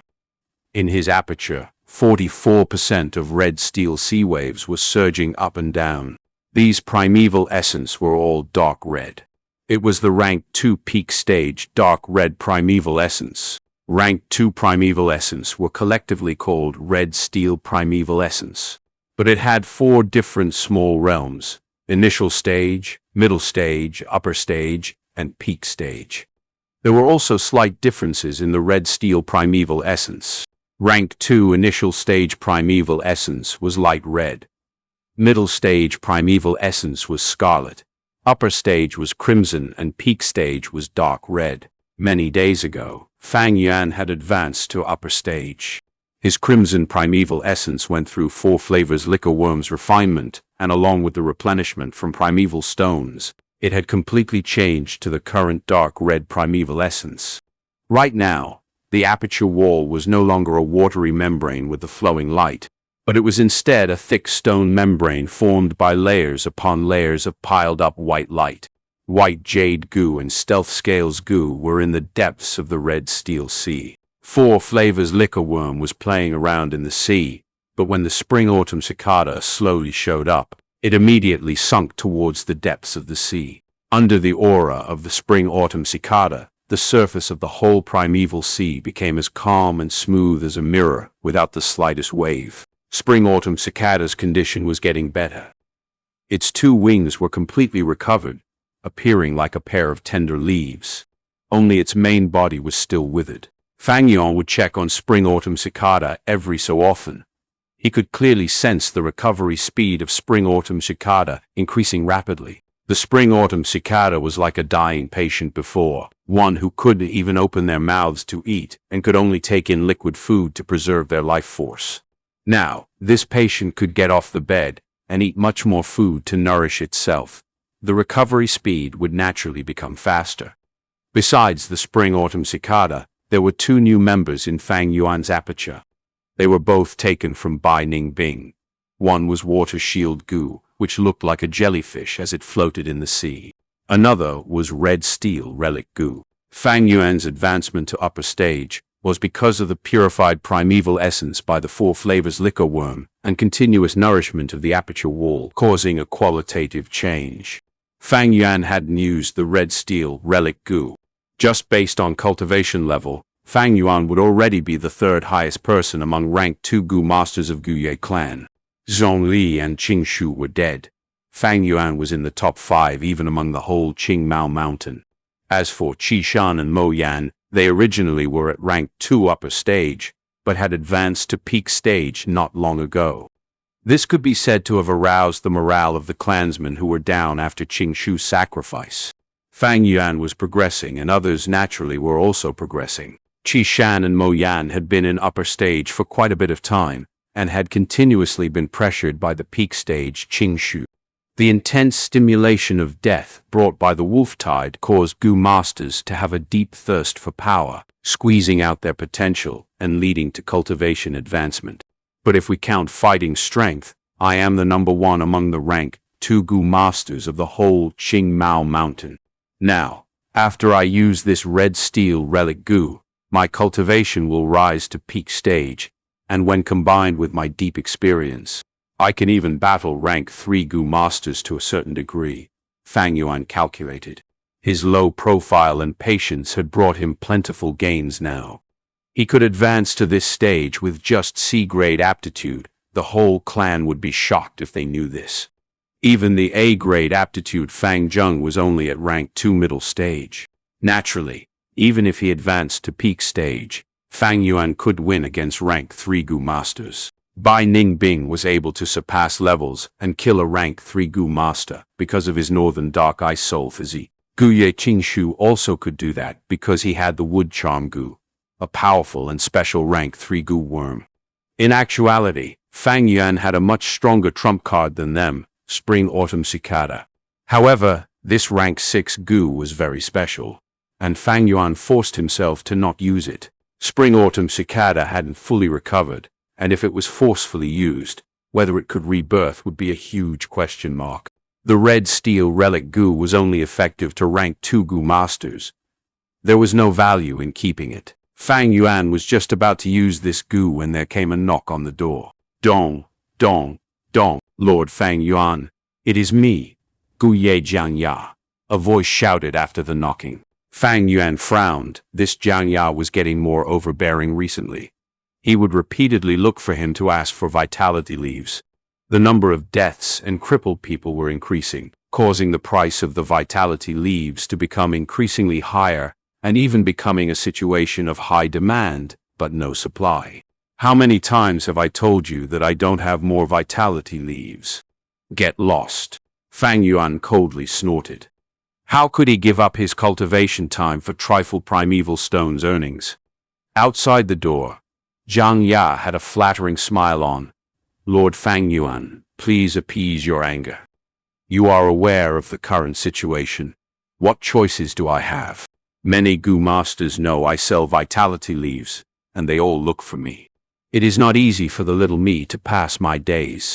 How about this? I will pay 10% more. Lord Fang Yuan, please be kind and give me a dozen vitality leaves. After speaking, he started begging, and his sound carried some sobbing. Fang Yuan was indifferent. That is your affair. What does it have to do with me? Your guts are getting bigger these days. You forgot the agreement between us and actually brought someone else. Zhang Ya gave a bitter smile outside the door. He looked at the old Gu master beside him. He had no other way. This Gu master was very powerful and had stubbornly followed him here. Little friend Fang Yuan. This old Gu master spoke. I am Gu Ye. I believe you have heard of me. I came to purchase some vitality leaves and hope you, little friend, can show me some respect and give a little time to produce some. Give you respect? Heh, what reputation do you have? Fang Yuan sneered. This Gu Ye was somewhat famous. He was a retired Gu master but had been brought back by the clan due to the wolf tide. At his peak period, he had reached rank 3. However, because of injuries, his cultivation dropped down to rank 2 peak stage, and now due to his old age, his cultivation had further dropped down to rank 2 upper stage. Although his cultivation was the same as Fang Yuan, his fighting strength could not be compared to the latter. Gu Ye's expression was ashen. He had long heard of this eccentric loner, Fang Yuan, a lad with a vicious and stubborn temper, arrogant and rude, considering everyone beneath him. He had prepared his heart before he came here.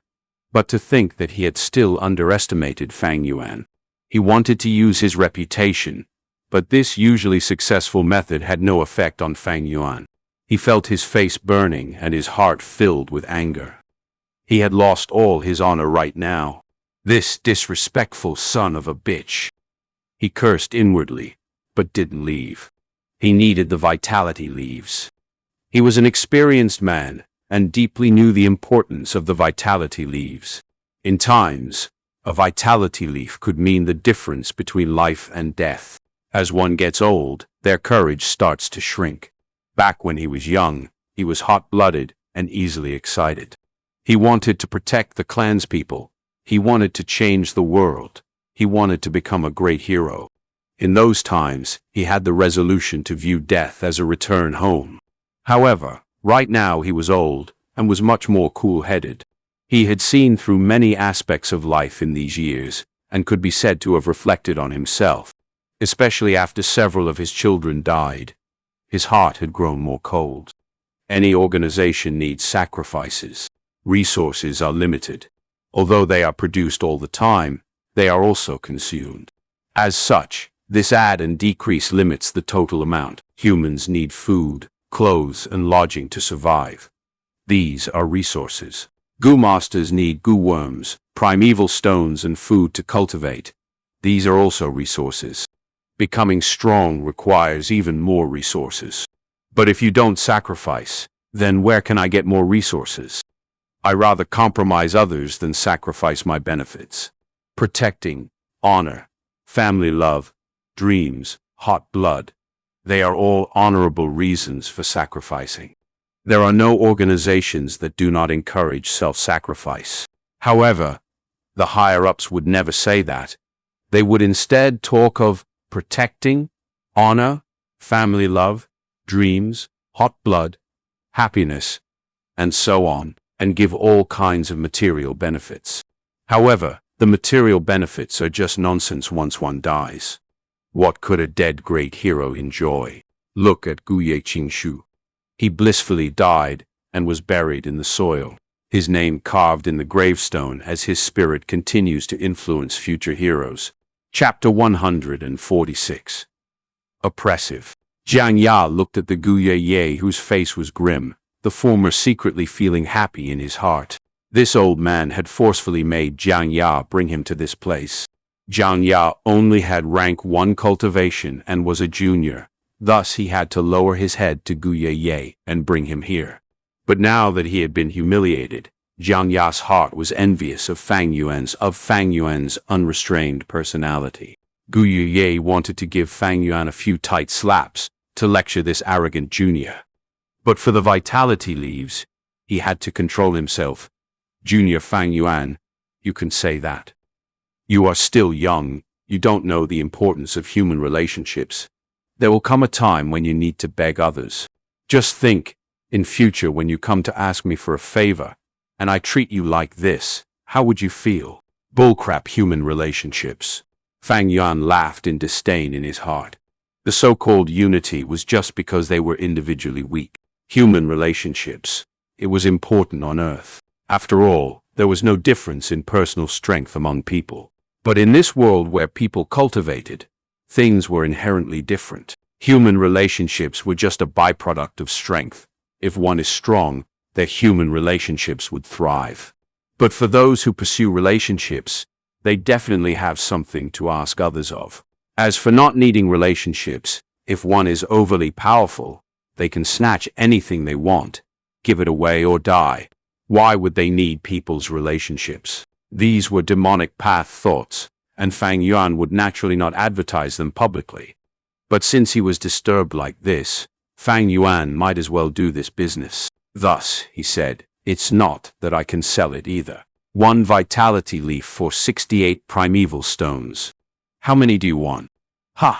Gu Ye outside the door was shocked by this price, quickly saying, Junior Fang Yuan, this price is too expensive. Fang Yuan snorted. Then don't buy it. Among the resources provided by the clan, there are also vitality leaves. You can exchange it with merit points. Gu Ye laughed bitterly. How would I not know that?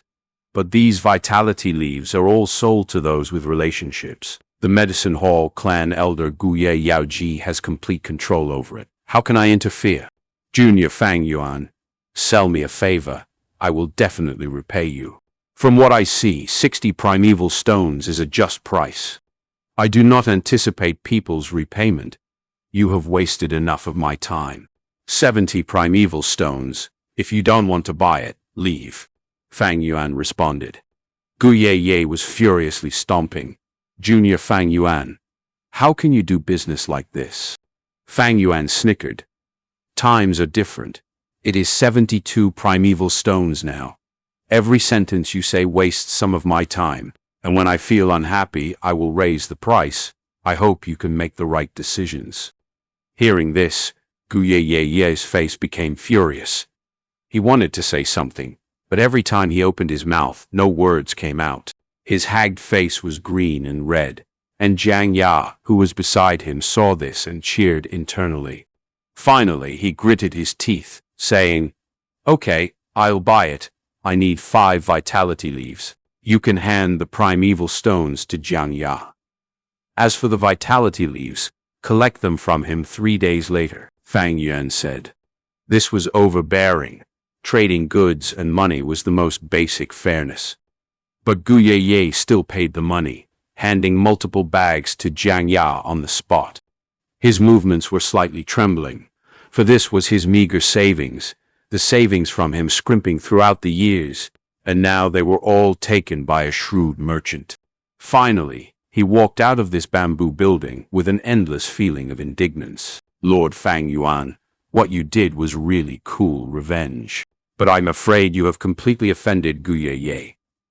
This old man, when he was young, he always took revenge on people. He would not let go of this easily."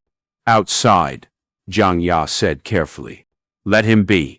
An old man relying on his seniority. He is bound to get eliminated by the clan." Fang Yuan opened the door, and xianxia handed him the bags. The clan wants to resist the wolf tide, so that requires large amounts of resources. With less resources, they cannot maintain the large organization structure. Thus, they would need to get rid of members. These old men being alive were wasting precious scarce resources. They were destined to go. The wolf packs eliminated the old and sickly, expelling the crippled wolves. In human society, they would not be so obvious, always masking their evil with a shield of light. Thus they called these old Gu masters to fight. So what if Gu Ye understood the intention? Being in the system, a person in society, they had no choice. The clan uses the reason of protecting their family and clan to call them to fight and sacrifice. How can they refuse? On Earth, there is a sentence: if the emperor wants the subjects to die, they cannot do otherwise. But still countless people fight for the positions of being the emperor's subjects. This was the allure and cruelty of the system. Every round of the wolf tide in the past, those old Gu masters who come out to fight, how many can survive? Let's not say 5 vitality leaves. Even if we give this Gu Ye 50 pieces, he might not make it out alive. Fang Yuan stood at the door, laughing coldly. When xianxia heard this tone, his heart was freezing. He could feel an aura from Fang Yuan, full of coldness and frost, like the northern winds blowing until he cannot raise his head. Fang Yuan looked at xianxia, his eyes dark and black, continuing, "From now on, other than the arranged timings, you cannot look for me. If you break my rules, be prepared to face the consequences. Letting you sell the vitality leaves for me is on account of your brother. But respect is given by others and thrown away by own self. Think over your own actions." xianxia heard Fang Yuan's lecture, not daring to speak. Thinking of Gu Ye's sad state, sweat poured from his forehead. "Also, from now on, raise the price of the vitality leaves to 70 primeval stones," Fang Yuan said again. 70. xianxia was shocked as he gulped, his eyes shining, as if he can see an endless supply of primeval stones. But he was also rather afraid, asking meekly, "Lord Fang Yuan, raising prices like this, will it cause others to think that we are growing a fortune through the misfortune? Would we have the suspicion of taking advantage of the clan's state? If we do this, we might incur public outrage." Public outrage? What can they do? Do what I order. Don't talk crap. If someone finds trouble, tell them the vitality leaves are sold by me. Fang Yuan snorted. Yes, yes, yes. xianxia nodded furiously. Fang Yuan's words were what he wanted to hear. He was going to do this as well. He was just a rank 1 small fry. He cannot offend too many people. Throwing all these problems to Fang Yuan, he had already started doing so. A small fry also has his own survival methods, and towards Xianxia's intention, Fang Yuan was clear at heart. But cultivation difference and era difference results in Fang Yuan living a different lifestyle. After using that red steel relic goo, he would be rank 2 peak stage, near to rank 3. That means he has finally grown past the initial step, and having this strength means his life and future would be different. In the past he needed to lay low, but now he needed to be oppressive. Only when he is oppressive can he obtain the biggest benefit. As for this Xianxia, he still has some value to make use of, even with his petty acts. As long as it does not infringe on Fang Yuan's benefits, he can tolerate it. Even revealing some unimportant trump cards is not a big deal. During peacetime, those higher-ups have nothing to do, thus they might find problems. But now that there is the wolf tide, who has the energy to care about such minute details? After the wolf tide, it is not guaranteed that the Guye village still exists. Half a month later, lightning wolves attack like tidal waves, causing the Gu masters to retreat in a hurry. Zhen, you must hang in there. Guye village is not too far away. Zhong Jiaoman stared at the clansman on the ground, her eyes turning red as she shouted, "Leader Big Sis, I can't take it anymore. I have something in my heart I want to tell you." Zhen was at his dying breath. His injuries were severe, and his face was full of death. "Okay, speak," Zhong Jiaoman sobbed.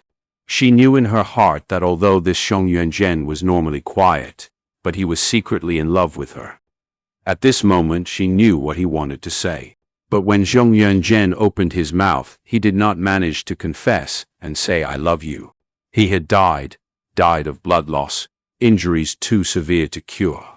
His body was full of injuries, all from the bites of the lightning wolves. The most fatal blow was at his chest, from his right shoulder all the way to his belly button. This was caused by a bold lightning wolf. "Big Sis, the situation is bad." Another bold lightning wolf group came. The Recon Gu master shouted, his voice filled with panic. Zhong Jiaoman's cries ended, placing Zhen's body down. She was the group leader. Her group members need her.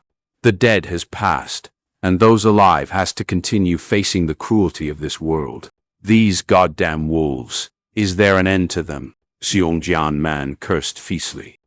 Her body figure was hot, and she had a nice pretty face. So when she said these swear words, there was a unique flavor about her. Hearing her words, the others calmed down internally. As Zhong Jiaoman cursed, she observed. The investigation result made her slightly distressed. She could kill a group of bold lightning wolves, fight her way out of 2 groups, but against 4 bold lightning wolf groups, the wisest decision is to retreat to the valley behind her and use the signal Gu, hoping for reinforcement. "Retreat to the valley," Zhong Jiaoman shouted as she activated both her giant bears to protect them.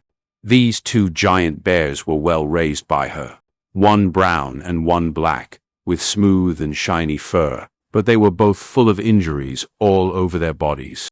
When Zhong Jiaoman and the others successfully retreated to the valley, these 2 bears were left with one. The black one had been engulfed by the lightning wolves pack after killing tens of lightning wolves. Having run out of eat, a goo worm shot out from the bear corpse, returning back to Zhong Jiaoman's hand in an instant. This was the bear enslavement goo. It can be planted into bears to allow the goo master to manipulate giant bears. Of course, it can only be an ordinary bear, for the bear enslavement goo is a rank 2. It cannot enslave a bear king. If it can enslave a bear king, they would be strong. Because a bear king, even if it is the weakest, has at least 100 bear subordinates. If a goo master can enslave a bear king, it means they have a beast group to manipulate as well. Now we wait for reinforcements. Hopefully they can get here soon. Zhong Jiaoman panted as she sighed. They had retreated to the valley. Thus the area they had to defend against greatly decreased, causing the pressure from the wolf packs to also decrease. But it also meant they had no way out, and the blood and continual battle would attract more wolf packs. The crisis was not resolved. At this point, from the cliff above their heads, a voice was heard. Everyone raised their heads to look, and saw that there was a young man. It's him, Gu Ye Fang Yuan. The 7 Zhang clan Gu masters were first invigorated, but then showed a complicated expression. Chapter 147. This Fang Yuan is too arrogant. Ever since Bai Ningbing and Qing Shu's intense battle, Fang Yuan, who had chased after Bai Ningbing the entire way, had become well known, and his popularity rose. These days, Fang Yuan had shown his strong side in the wolf tide, heading alone to hunt lightning wolves and showing shocking results. He was the new generation's rising star.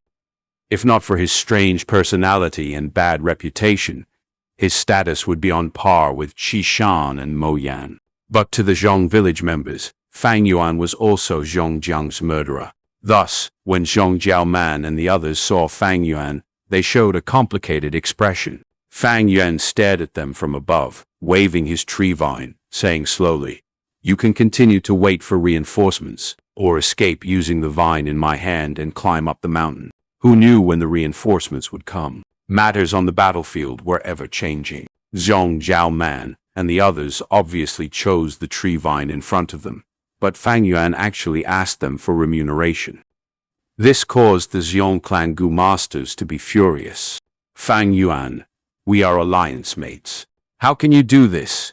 Someone shouted furiously. "Asking for the bear enslavement Gu, how shameless can you be?" Someone sneered. Fang Yuan calmly retorted, "1 bear enslavement Gu and 700 primeval stones. In exchange for all 7 of your lives, this is a cheap price.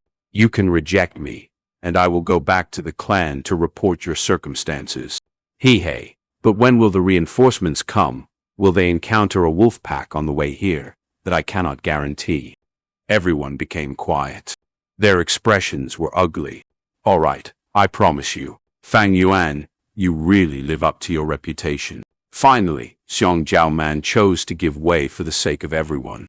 Her words were full of spite towards Fang Yuan. Fang Yuan shrugged nonchalantly. The result was as expected. He threw down the tree vine and laughed coldly in his heart. These 4 bold lightning wolf packs were lured here by him. He wanted to wait for them to die before retrieving their goo worms and get a huge amount of merit points. But their signal goo had attracted the attention of the surrounding groups of goo masters, and they were all rushing over to help. To not waste his effort, Fang Yuan could only act as a reinforcement goo master for once. Zhong Jiaoman and the others used the tree vines and successfully escaped from the wolf pack. Not long after, 3 Gu master groups arrived, and one of them was the Qi Shan group. This caused the 7 Gu masters to become even more upset. Zhong Jiaoman was extremely regretful. Not long ago, she had withdrawn her consciousness from the bear enslavement Gu and cooperated with Fang Yuan in refining the Gu worm. Thus, even if she wanted to go back on her words now, it was impossible. "Fang Yuan, I will remember you." Zhong Jiaoman stared at Fang Yuan fiercely in the eye. "Remember or not, that's your business." Fang Yuan laughed plainly, turning around and leaving. "Miss Zhong, we meet again." At the other end, Qi Shan group arrived, speaking with a courteous tone. Ever since the Bai Ningbing incident, Guye clan lost a Qingshu, and Zhong clan Zhongli died. Thus the 2 clans got closer. Politically, Bai clan became resisted by the other 2 clans together, even though the alliance was still in place. Little sister pays respects to elder brother Qi Shan. Zhong Jiaoman lifted her frowning brows, cupping her fists towards Qi Shan, continuing, "This time, we are asking the Guye clan for some reinforcements. Zhong clan has been surrounded by wolf packs for 6 days and 6 nights. These days, the wolf tide was getting more severe. The lightning wolf packs have already started to surround the villages with the intention of attacking. Zhong clan had the lowest position among the 3 clans, situated at the mountain foot. They would be the first to get attacked by the wolf packs. In fact, this is the 3rd time they had gotten surrounded, and they needed reinforcements. With the coordination of offense from the outside and inside together, they would then be able to scatter and defeat these lightning wolf packs. The matter about reinforcements is not issue. Did we cooperate well the last 2 times? But this matter, I have to report to the clan leader first. Come with me, Qishan said. Zhang Jiaoman and the others followed Qishan group, coming to Guye village. Guye village already had layers of defenses. The outer walls were strongly reinforced with dozens of towers. Below the village walls were trenches dug and filled with sharp bamboo poles. The village walls had been planted with the steel vine goo and poison flower goo. At one glance, the walls were covered in sharp vines, and the beautiful poisonous flowers were all budding, over hundreds or even thousands of them. Entering the main door, one could see that the surrounding buildings, whether it was a residence or tavern, had been all transformed into temporary forts. Zhang Jiaoman and the other 6, after leaving the Zhong clan, their journey was filled with difficulty. Traversing through wolf packs, they all had different injuries. Thus, they were led into a bamboo building to receive treatment. There was over 10 healing Gu masters in the bamboo building, mostly rank 1 Gu masters, but also a few rank 2 Gu masters. But what caused Xiong Jiaoman and the others to be shocked was, the person in charge was not a rank 2 healing Gu master, but a young girl.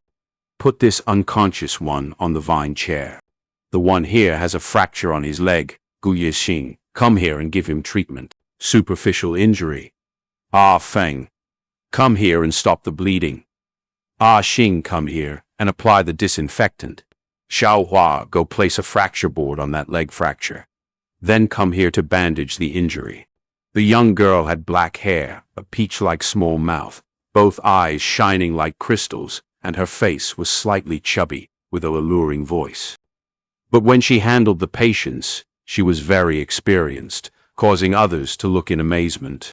Zhang Jiaoman suddenly thought of one person, asking, "This little sister, are you Guye Yaole?" Zhong clan's sister Jiaoman, hello. To think you know of my name. After assigning the Gu masters to their stations, Guye Yaole walked over and introduced herself. Sister Yaole, you are a famous character, inheriting Lord Yao Ji's benevolent heart, and also extremely talented in medical skills, even with your rank 1 cultivation. You are known as the top 10 rising stars in Qingmao Mountain. Even at the Zhong clan, there are numerous people admiring you, sister.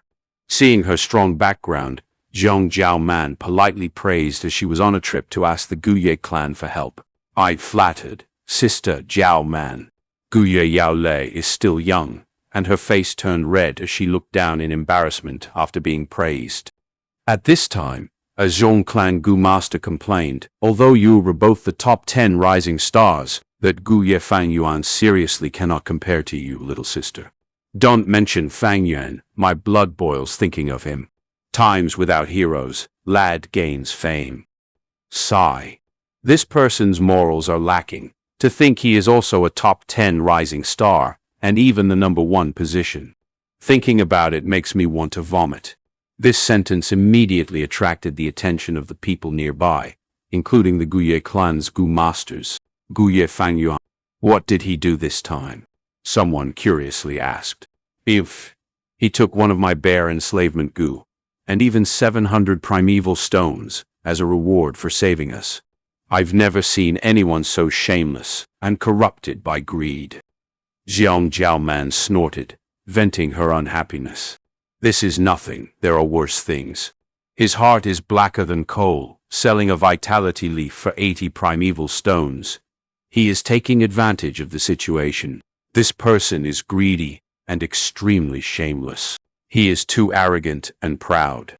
My friend wanted to join his group, however not only was he rejected, but he even got insulted in public. What's his deal? He's merely a C-grade talent. He is a living prodigal son, wasting the inheritance both his parents left him to buy a red steel relic Gu from the caravan. Next he snatched another red steel relic Gu from Bai Ningbing. If I had these 2 Gu worms, I can also have his cultivation. Lord Guye Qingshu is the best after all, humble and kind. Too bad he died early. But his brother Fang Zheng has a sense of justice, helping those in need, and is kind-hearted, also having Lord Qingshu's humble attitude. He is completely the opposite of his brother. Zhang Jiaoman did not expect her ranting to cause so much reaction from the Guye clansmen. She was shocked.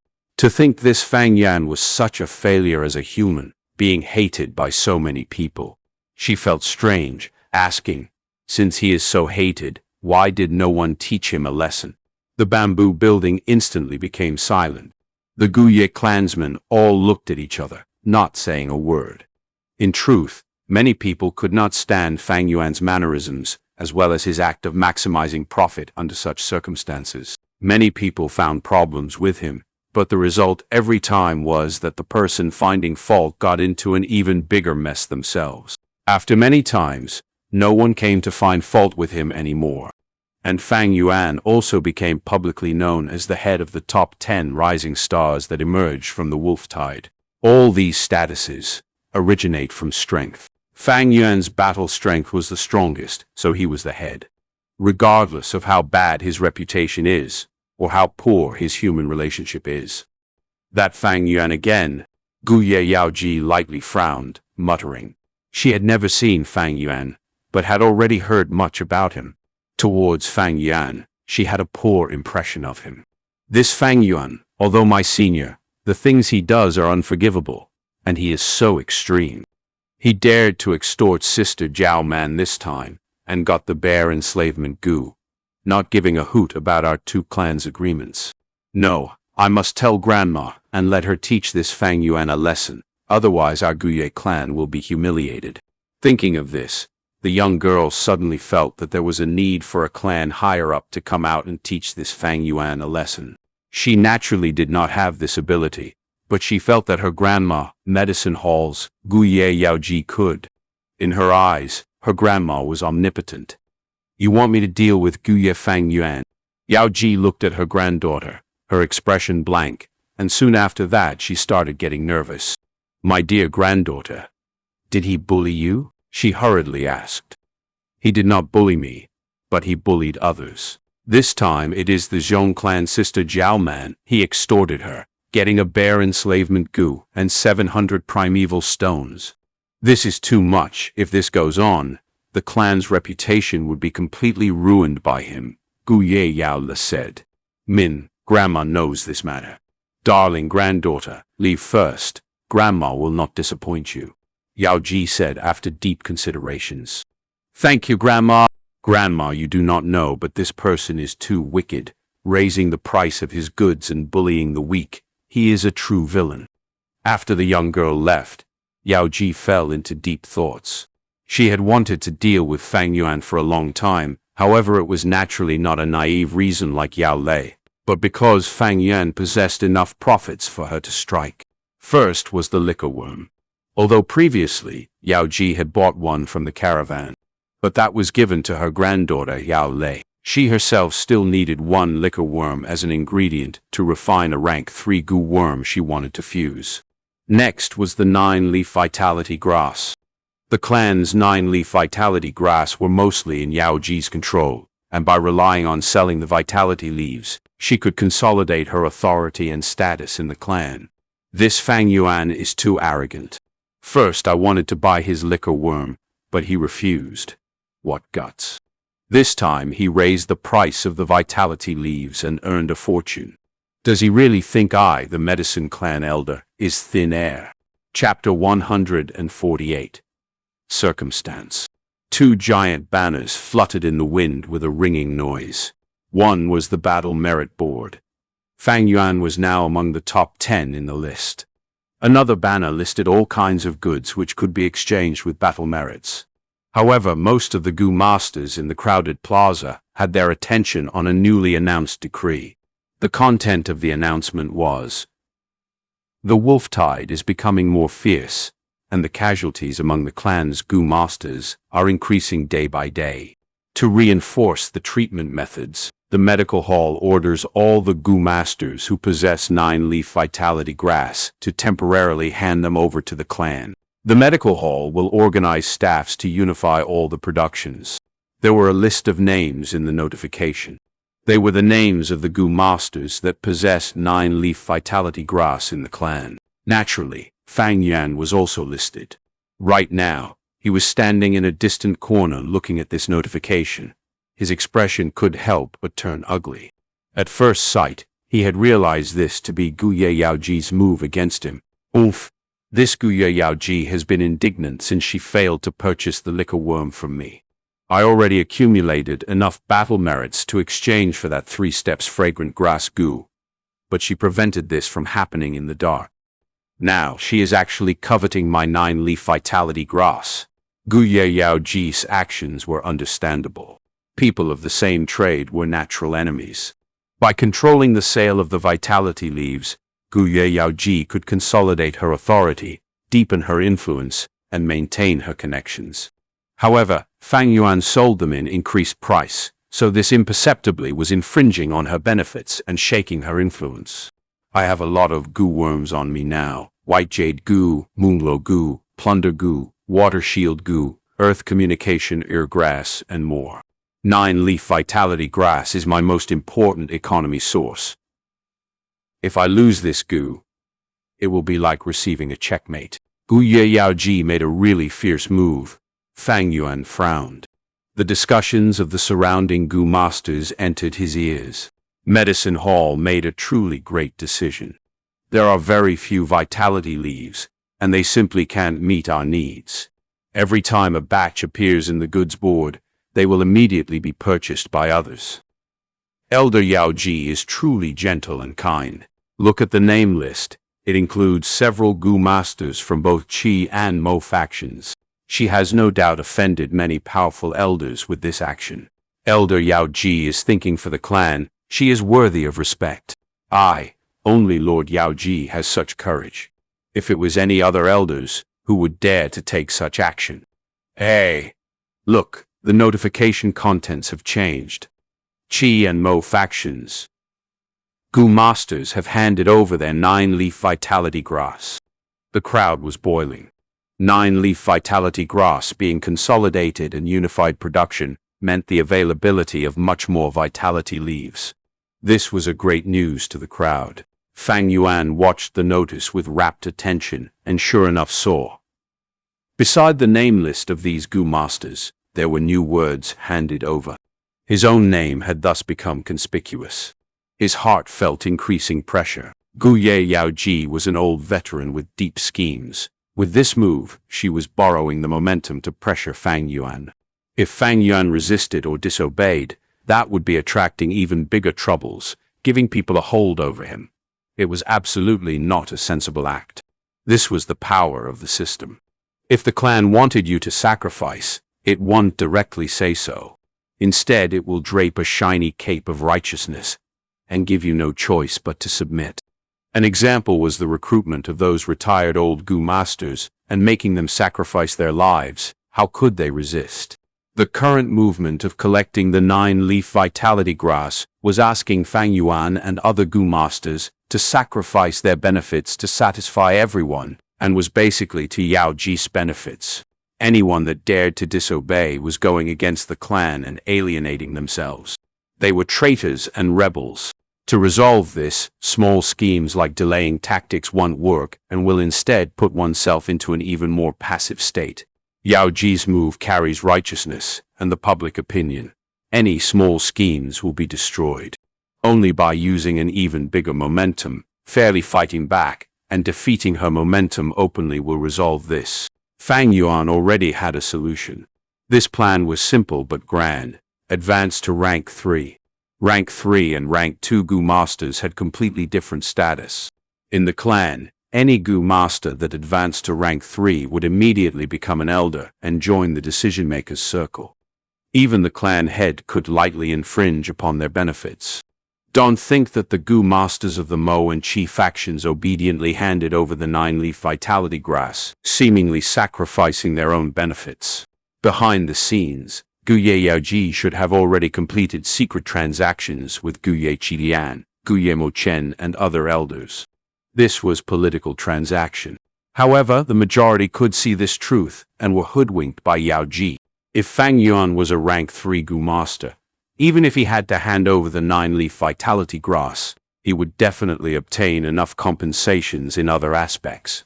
Why was Gu Yaoji so anxious to deal with Fang Yuan? On one hand, it was because of benefits. Fang Yuan's actions infringed on her benefits, and similarly she wanted some goo worms that was on Fang Yuan's body. On the other hand, Fang Yuan was already at rank 2 peak stage. If she didn't make any move now and waited for him to become a rank 3 elder, there would be no more opportunities. Advancing to rank 3 is a must. The clan can sacrifice rank 2 goo masters, but rank 3 goo masters are its pillars, and each loss would incur a huge damage. Moreover, I have accumulated too many troubles. Qing Shu died, but the clan did do a careful investigation. I have the water shield goo, plunder goo, and other goo worms, but the clan has turned a blind eye to it. My cultivation is advancing so fast. The higher-ups clearly know about it, but are enduring it and haven't examined the secrets on me. Fang Yuan was very clear on his current situation. On the surface, he looked to be strong and well off, but he was actually surrounded by danger. The clan didn't move against him because their attention was completely on the wolf tide. If they can resist the wolf tide, the clan would be destroyed. In front of such pressure, Fang Yuan's situation was only a minor detail to them. However, once the wolf tide is gone, the clan's higher-ups would regain their energy. How could they not look for him to settle the account? Before in the academy, the clan elders didn't move against Fang Yuan because he was too weak. He was taking small steps and didn't infringe upon their benefits, thus not attracting their attention. But it was different now. Fang Yuan's cultivation was already at rank 2 peak stage. If he took one step further, he would become an elder. Simply this cultivation had already touched the elders' nerves. His every movement was observed and noted by the elders. Any newly advanced elders could influence the whole political situation of the Guye clan. This resulted in continuous suppression of Fang Yuan. What's more, Fang Yuan had joined the system and entered any factions. Thus these made the suppressions become even more intense. Neutral faction was also a faction. No one could tolerate the current Fang Yuan, someone who was roaming beyond the clan system. If I advance to rank 3, the suppression will definitely be much more lower than now, though they will still be there. Rank 3 is a point of qualitative change, a threshold. Stepping through it will bring one to a whole new world. Similarly, with rank 3 cultivation, I can freely move about. At worst, I will simply leave the clan. Fang Yuan was clear on this. However, advancing to rank 3 was not an easy thing. Especially considering Fang Yuan's C-grade aptitude, it was almost an impossible barrier. In his previous life, he had stalled at rank 2 peak stage for over 100 years. Until afterwards, he paid a painful price to obtain a goo and promoted his aptitude. Only then could he step through this difficulty. In a goo master's cultivation, it was easy to advance through small realms. They only needed enough time and patience. However, every large realm had a barrier, and the higher you go, the harder it is to cross. Especially the difficulty in advancing from rank 5 to rank 6 was beyond imagination, harder than ascending heaven. Fang Yuan already had a lot of difficulties in advancing from rank 1 to rank 2. Now, to advance from rank 2 to rank 3, there was no possibility of success by following the traditional route. Fortunately, in Fang Yuan's 500 years of life experience and vast memories, there were 2 to 3 methods. Saying it nicely, they were alternative paths, but saying it coarsely, they were demonic practices. This option was very suitable for Fang Yuan's current situation. With this option, advancing to rank 3 required 1 to refine a peculiar and bloody goo, man-beast life burial goo. An ancient devil path sect leader had made painstaking efforts and invented this recipe to strengthen his subboard. The man-beast life burial goo was specialized for rank 2 goo masters to break through to rank 3 realm. In his previous life, Fang Yuan explored unknown places and coincidentally found this recipe. It had made a deep impression on him, and he had firmly kept it in mind. The crucial point was that the materials required for the fusion were not rare. If it were normal times, Fang Yuan might need 2-3 years to collect them, given his circumstances. However, the wolf tide gave him a great opportunity. He had already collected sufficient primeval stones and goo worms. The only remaining thing was to wait for an opportune moment. Everyone, quickly look at the notice the medicine hall has just issued. They want to collect 9-leaf vitality grass and unify the production of vitality leaves. This is a great news. In the bamboo building, a group of Gu masters gathered near the notice pasted on the wall. They were all filled with delight when they read it. Ha ha ha. I reckon Fang Yuan is close to tears. Serves him right for selling the vitality leaves at such a high price, exploiting our hard-earned money. I really want to see what expression Fang Yuan has now. It would definitely be very ugly. Many people were taking joy in the other's misfortune. Hey, this really lets us vent our resentment. We really need to thank Miss Yao Le for this. If she did persuade Lord Yao Ji, how could there be such a day? Right, we are really grateful to Miss Yao Le. Miss Yao Le is not only beautiful, she is also kind-hearted, upholding justice and fairness for us. She has the demeanor of Lord Yao Ji. As she heard the continuous praises, Guye Yao Le shyly lowered her head. She felt happy. Little sister Yao Le. Right at this time, Zhang Jiaoman walked in through the door. I came to say my goodbyes. I saw the medicine hall's notice. I am really thankful to you for letting me vent out my indignance. People like Fang Yuan are black sheeps and need to be controlled. Big sister, you are leaving. Guye Yao Le threw a concerned look.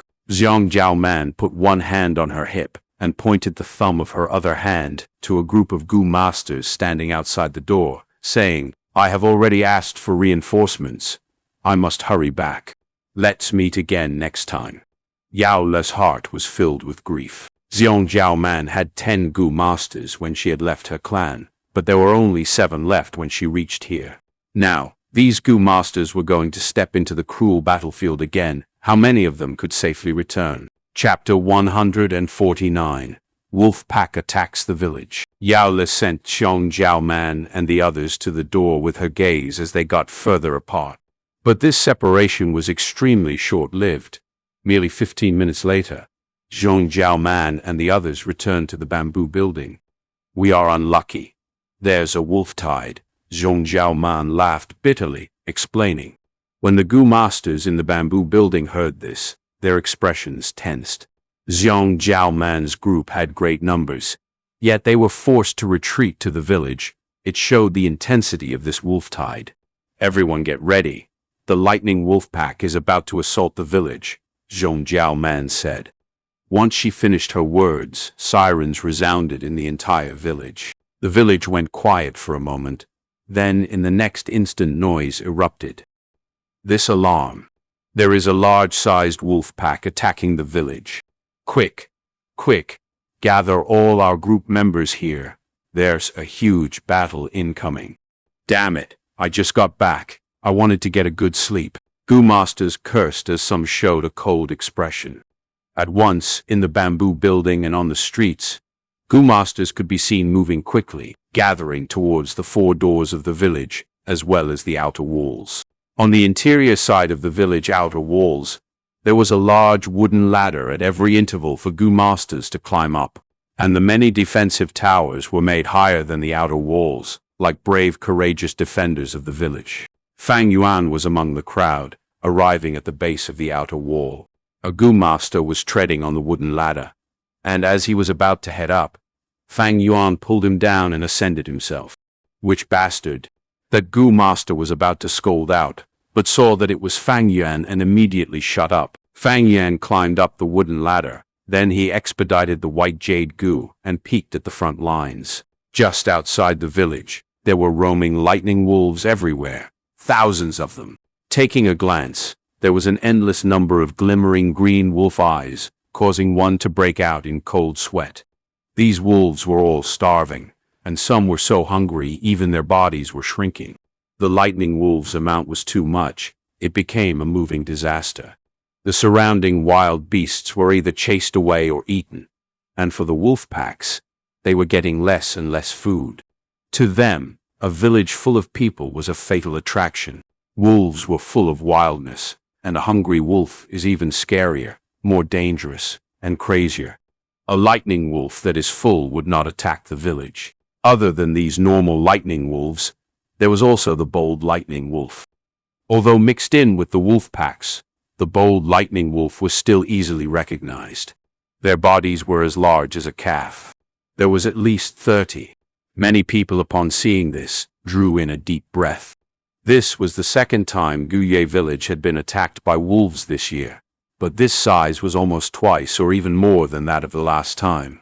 These bold lightning wolves were all at the peak of their health, strong like bulls. Ordinary lightning wolves might not get food, but these 100 beast kings definitely had ample nutrition. Resources were naturally given to the higher-ups first.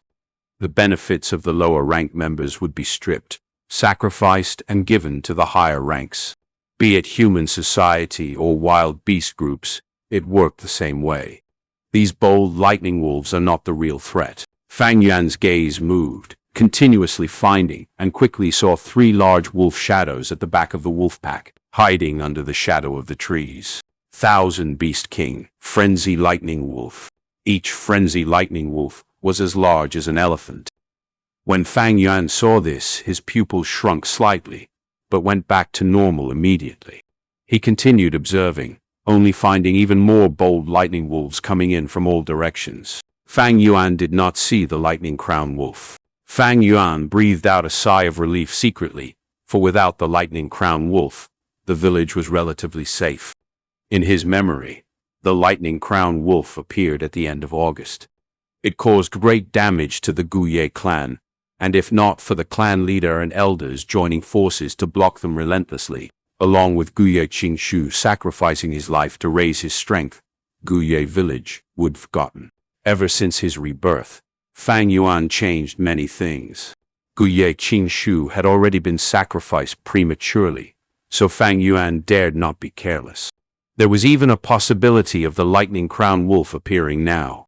Thus, he rushed to the site to observe the scenario. How? 3 frenzy lightning wolves raised their heads as they howled long and loud. In their cries, numerous lightning wolves received their orders and started to attack the village. On the village's end, the Gu masters had already prepared themselves, getting into formation. Rank 1 Gu masters were all at the wall's corners, both hands supporting the cold walls. Rank 2 Gu masters, some climbed the wooden ladders while others gathered at the top of the towers. Right behind them, the temporary forts that were remodeled from buildings were filled with Gu masters. Some were support teams, some were healing Gu masters from the medicine hall, and recon Gu masters were moving between them. Some clan elders were at the back end, some ascended the tower buildings, and others watched at the sidelines, reserving their strength and being a pillar of mental support to the clansmen. They were here. Fang Yuan stood on the wooden ladder, his eyes glimmering. Lightning wolves moved from the entire mountain, forming into a tidal wave, and assaulted the village. Rumble, rumble. They first fell into the pre-dug pitfalls outside the walls, their bodies penetrated by numerous bamboo spears, like dumplings inside a pot. Some died on the spot, while others had some life remaining, crying out pitifully. The wind blew, and the smell of blood entered everyone's noses, while wolf cries entered their ears. The wolf packs attacked in a frenzy. Not only did they not stop, they were in fact stimulated by the blood and attacked even more furiously. Lightning wolves fell into the trap one by one, using their lives to pave the way for the others, stepping on their companions' corpses and crashing up onto the village walls. At once, thudding sounds were heard. A lightning wolf was powerlessly against the wall, but with the endless hordes, the impact caused the outer wall to shake. Rank 1 Gu masters below the outside wall held in their tremendous fear and risked their lives injecting primeval essence into the steel vine goo and poison flower goo. The village walls, numerous thorns stabbed into the lightning wolf's body. The poison flower goo gave these steel vines a poisonous touch as the poison invaded the lightning wolf's body. Lightning wolves scratched and attacked the village walls, opening their mouths and biting. But as their injuries intensified and the poison accumulated, their movements gradually turned sluggish. Pew-pew. Rank 2 Gu masters stepping on the wooden ladders, along with those at the tower buildings, shot out moonblades. The moonblade shot into the wolf packs, and instantly blood splashed everywhere, and wolf limbs went flying. The bold lightning wolves began to enter the battle, immediately bringing injuries and deaths to the Gu masters. Fang Yuan's corner. A thin, long blue lightning current moved about and hit onto the village walls, instantly penetrating and creating a hole. It electrocuted an unfortunate rank 1 Gu master inside as well. That bold lightning wolf that killed a Gu master quickly received heavy attention. Numerous moonblades flew towards it, but it dodged left and right, relying on the surrounding lightning wolves to provide cover, thus suffering only minor injuries. It opened its mouth, and between its sharp teeth, sparks flew, quickly forming an electric current that flew through the air towards Fang Yuan. Water shield Gu. Fang Yuan snorted, and from his nose, 2 lines of light blue water vapor flowed out. The water vapor expanded, forming a water ball shield, protecting him. The lightning current hit the water shield and caused it to shake, almost breaking. Moonglow Gu. Fang Yuan kept the water shield, and from his wrist, 3 moonblades shot out. The moonblade's angle was tricky. The bold lightning wolf dodged the first, but its right front leg was hit by the second, causing its movement to slow down, and the third hit its head, causing a severe injury that crushed its left eye. It cried out in pain, but other Gu masters saw the opportunity and quickly, a flurry of moonblades enveloped it. Pup. This bold lightning wolf was instantly pelted, its body bathed in blood, and injuries were so deep its bones could be seen. Its body shook a little before collapsing completely. The surrounding wolf packs went into a panic, like ripples in a pond. But at this point, there were 3 frenzy lightning wolves behind holding the fort, and the wolf packs only went into chaos for a while before raising their claws and attacking the village walls again. Fang Yuan shot a few more moonblades out before getting down the wooden ladder. With just this, his deep red primeval essence had already gone below half, needing replenishment. Seeing him coming down, a rank 2 Gu master quickly replaced his position and ascended the wooden ladder. Normally, Gu masters that had long-range attacks would ascend the wooden ladder, or gather at the tower building's roof. Their emphasis was on the bold lightning wolf, as its threat was greater than any ordinary lightning wolf. Some bold lightning wolf had a Gu worm that assisted with jumping in their bodies, allowing them to leap into the village. Fang Yuan walked down the ladder and continued towards the back. Surrounding him, there was people walking around, similar to him, those that had expended their primeval essence and were recovering. Another group of Gu masters replaced their positions and entered the battlefield, providing their strength towards defending the clan.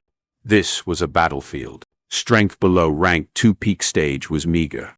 Only rank 3 Gu masters were the important pillars, able to control the situation. Fang Yuan came to a bamboo building. This was a modified building and was heavily reinforced. He squeezed his way in, where many Gu masters were sitting inside, holding primeval stones and recovering their primeval essence. Some healing Gu masters moved among the crowd. Some squatted on the ground. Some bandaged injured Gu masters, and the first aid kits were placed at the side. Fang Yuan found a spot to sit down, and a healing Gu master immediately came over. He shook his head towards her, and she understood, approaching another Gu master instead. Such a rotational strategy, all the way till 10 o'clock at night. Fang Yuan had already entered battle 5 times. But the lightning wolf packs did not seem to reduce. In fact, they could see even more wolf packs, hurriedly arriving upon hearing the frenzy lightning wolf's call. "It seems this wolf tide will sustain through the night," said a clan elder who stared outside the village, his face full of worry. At night, Gu master's vision was poorer, but on the other hand, the lightning wolves had superior vision and were unaffected by the darkness. "This is only the second wolf tide this year, and it is already so intense. The situation is not optimistic." Another clan elder sighed. Gu Yaoji's face was sullen. She was the Medicine Hall clan elder, leading the healing Gu masters. First-hand injury reports would be sent to her. On that thin piece of bamboo paper, it recorded the injuries and deaths of the day. Yaoji held it in her hands, feeling solemn. The death toll was far greater than previous years. But she understood this was not due to the decline of quality of Gu masters, but because the wolf numbers were too great, and too ferocious. 9-leaf vitality grass housed the acquisition. Seeing the blood-red sun setting, Yao Ji sighed, asking faintly. Her subordinate quickly reported 3 people had not given up theirs yet, and Fang Yuan was among them. Yao Ji listened and snorted, then asked, "Where is Yao Lei?" "Miss Yao Lei is near the east door, leading the healing team. I've advised her many times, but she refuses to stay at the back, insisting on going to the front lines to battle." Saying so, he kneeled down in horror. Yao Ji thought for a while before nodding, waving her hand to send off the subordinate.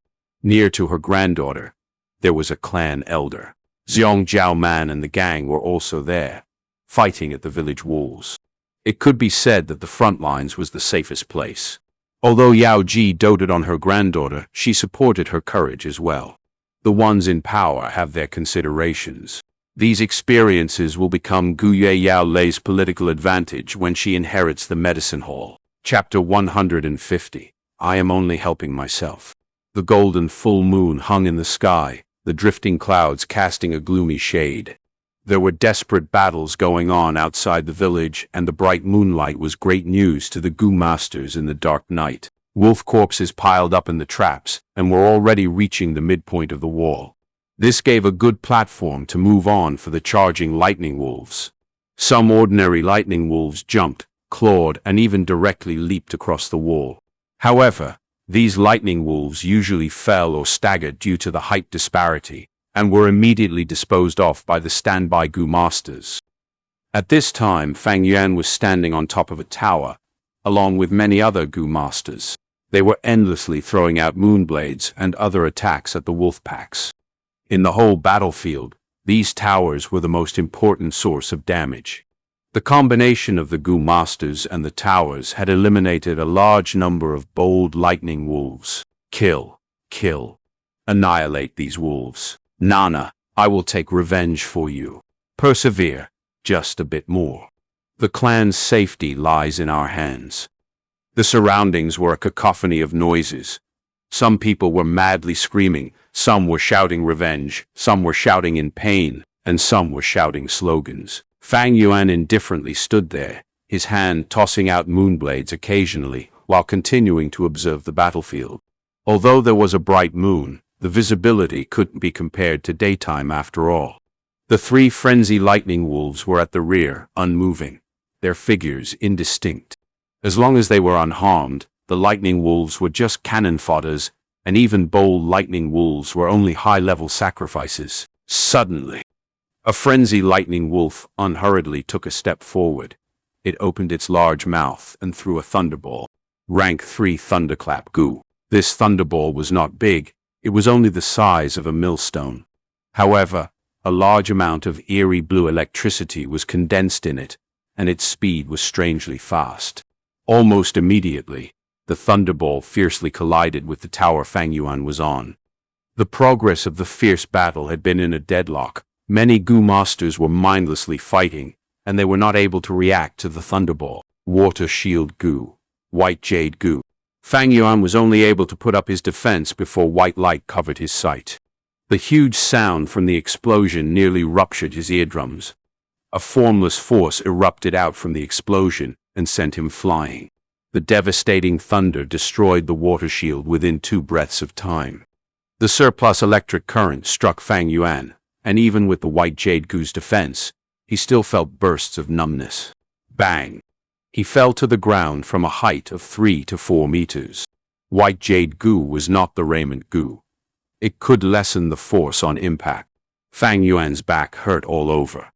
He quickly got up from the ground, his eyes repeatedly blinking as teardrops fell from it. After 3 breaths of time, he slowly recovered his sight. The tower that had been built with thick stones was half destroyed.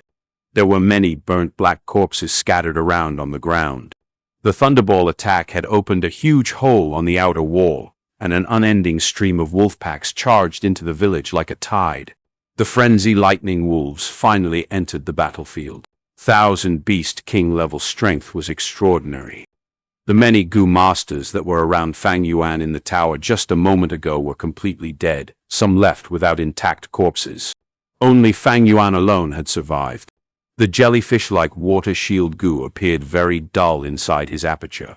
If the water shield was continuously destroyed many times, the water shield goo would also be damaged and could even perish.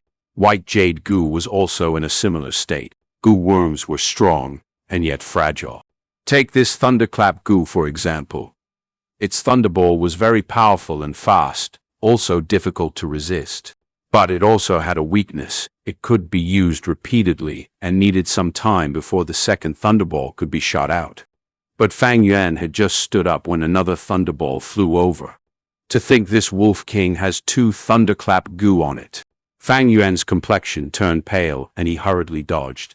He tried not using the water shield goo and only relied on the defense from the white jade goo. Beast, stop your insolence. At this critical timing, a figure appeared in mid-air, golden light bursting out from the figure as he resisted this thunderball. The elders had made their moves. However, one elder was still not enough. Soon, the elder was joined with 2 other elders. A frenzy lightning wolf needed at least 3 groups with great teamwork to join hands, or at least 3 rank 3 goo masters to face it. The frenzy lightning wolf took heavy steps forward, emerging from the indistinguishable wolf packs as the surrounding wolves gave way. It gradually started from a slow run, and then got faster and faster, charging at the village wall with its head lowered. Seeing this scene, all the rank 1 and rank 2 goo masters fled in terror. Only those 3 elders still remained on their spots. Everyone tacitly vacated this part of the battlefield and left it to them. The intense battle between the 3 elders and this frenzy lightning wolf unfolded.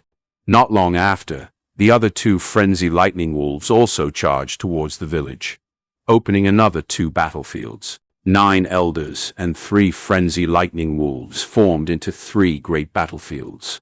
Thunder and lightning burst out everywhere, destroying the bamboo buildings. Most of the goo masters, or the lightning wolves, who were caught in these 3 great battles, didn't have a good end. Lightning wolf packs were still charging towards the village, but Fang Yuan didn't fight anymore and moved to a corner of the battlefield, observing the 3 great battle stages from a distance.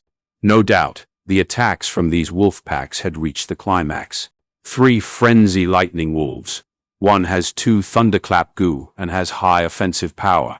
Another has thunder wings goo and can fly for a short moment, giving it very high flexibility in the battle. Another holds the thunder roar goo. Fang Yuan slowly got the details on these 3 frenzy lightning wolves after observing for a moment. 1,000 Beast King usually has 3-4 rank 2 and a rank 3 wild goo worm residing on it. The goo masters could give proper response as long as they were clear on these goo worms. Once the frenzy lightning wolves suffered targeted attacks with their low wisdom, they would change their monotonous attack styles, and the battle outcome was certain. Sure enough, soon the several elders retreated, and other elders replaced them. With the mutual coordination between them and superior tactics, they were soon able to occupy the upper hand. After a short moment of intense battle, they controlled the battle situation. Victory was only a matter of time.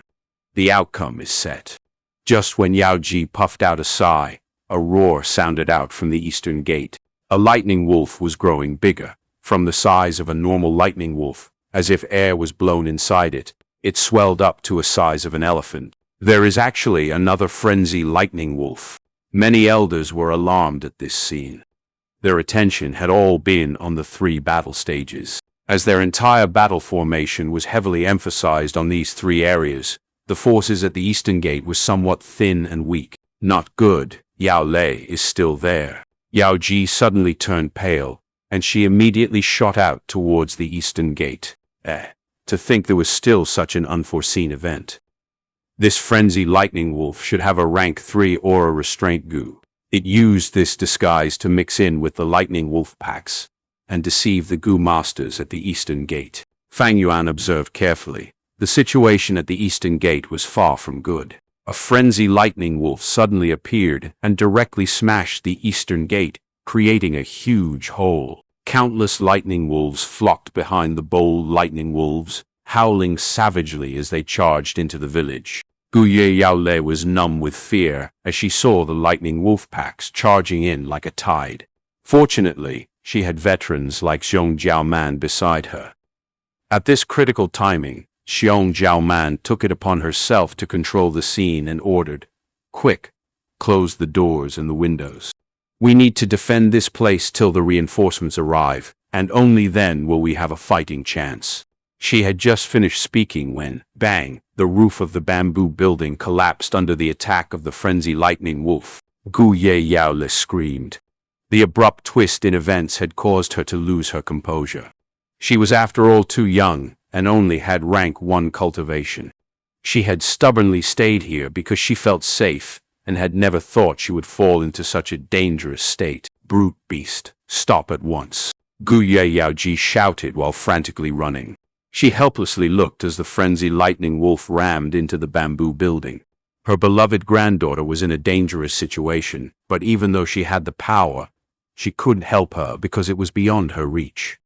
At this dangerous moment, it was again Zhao Man who stepped forward. She willed in her mind, and her remaining brown bear charged towards the frenzied lightning wolf with a roar.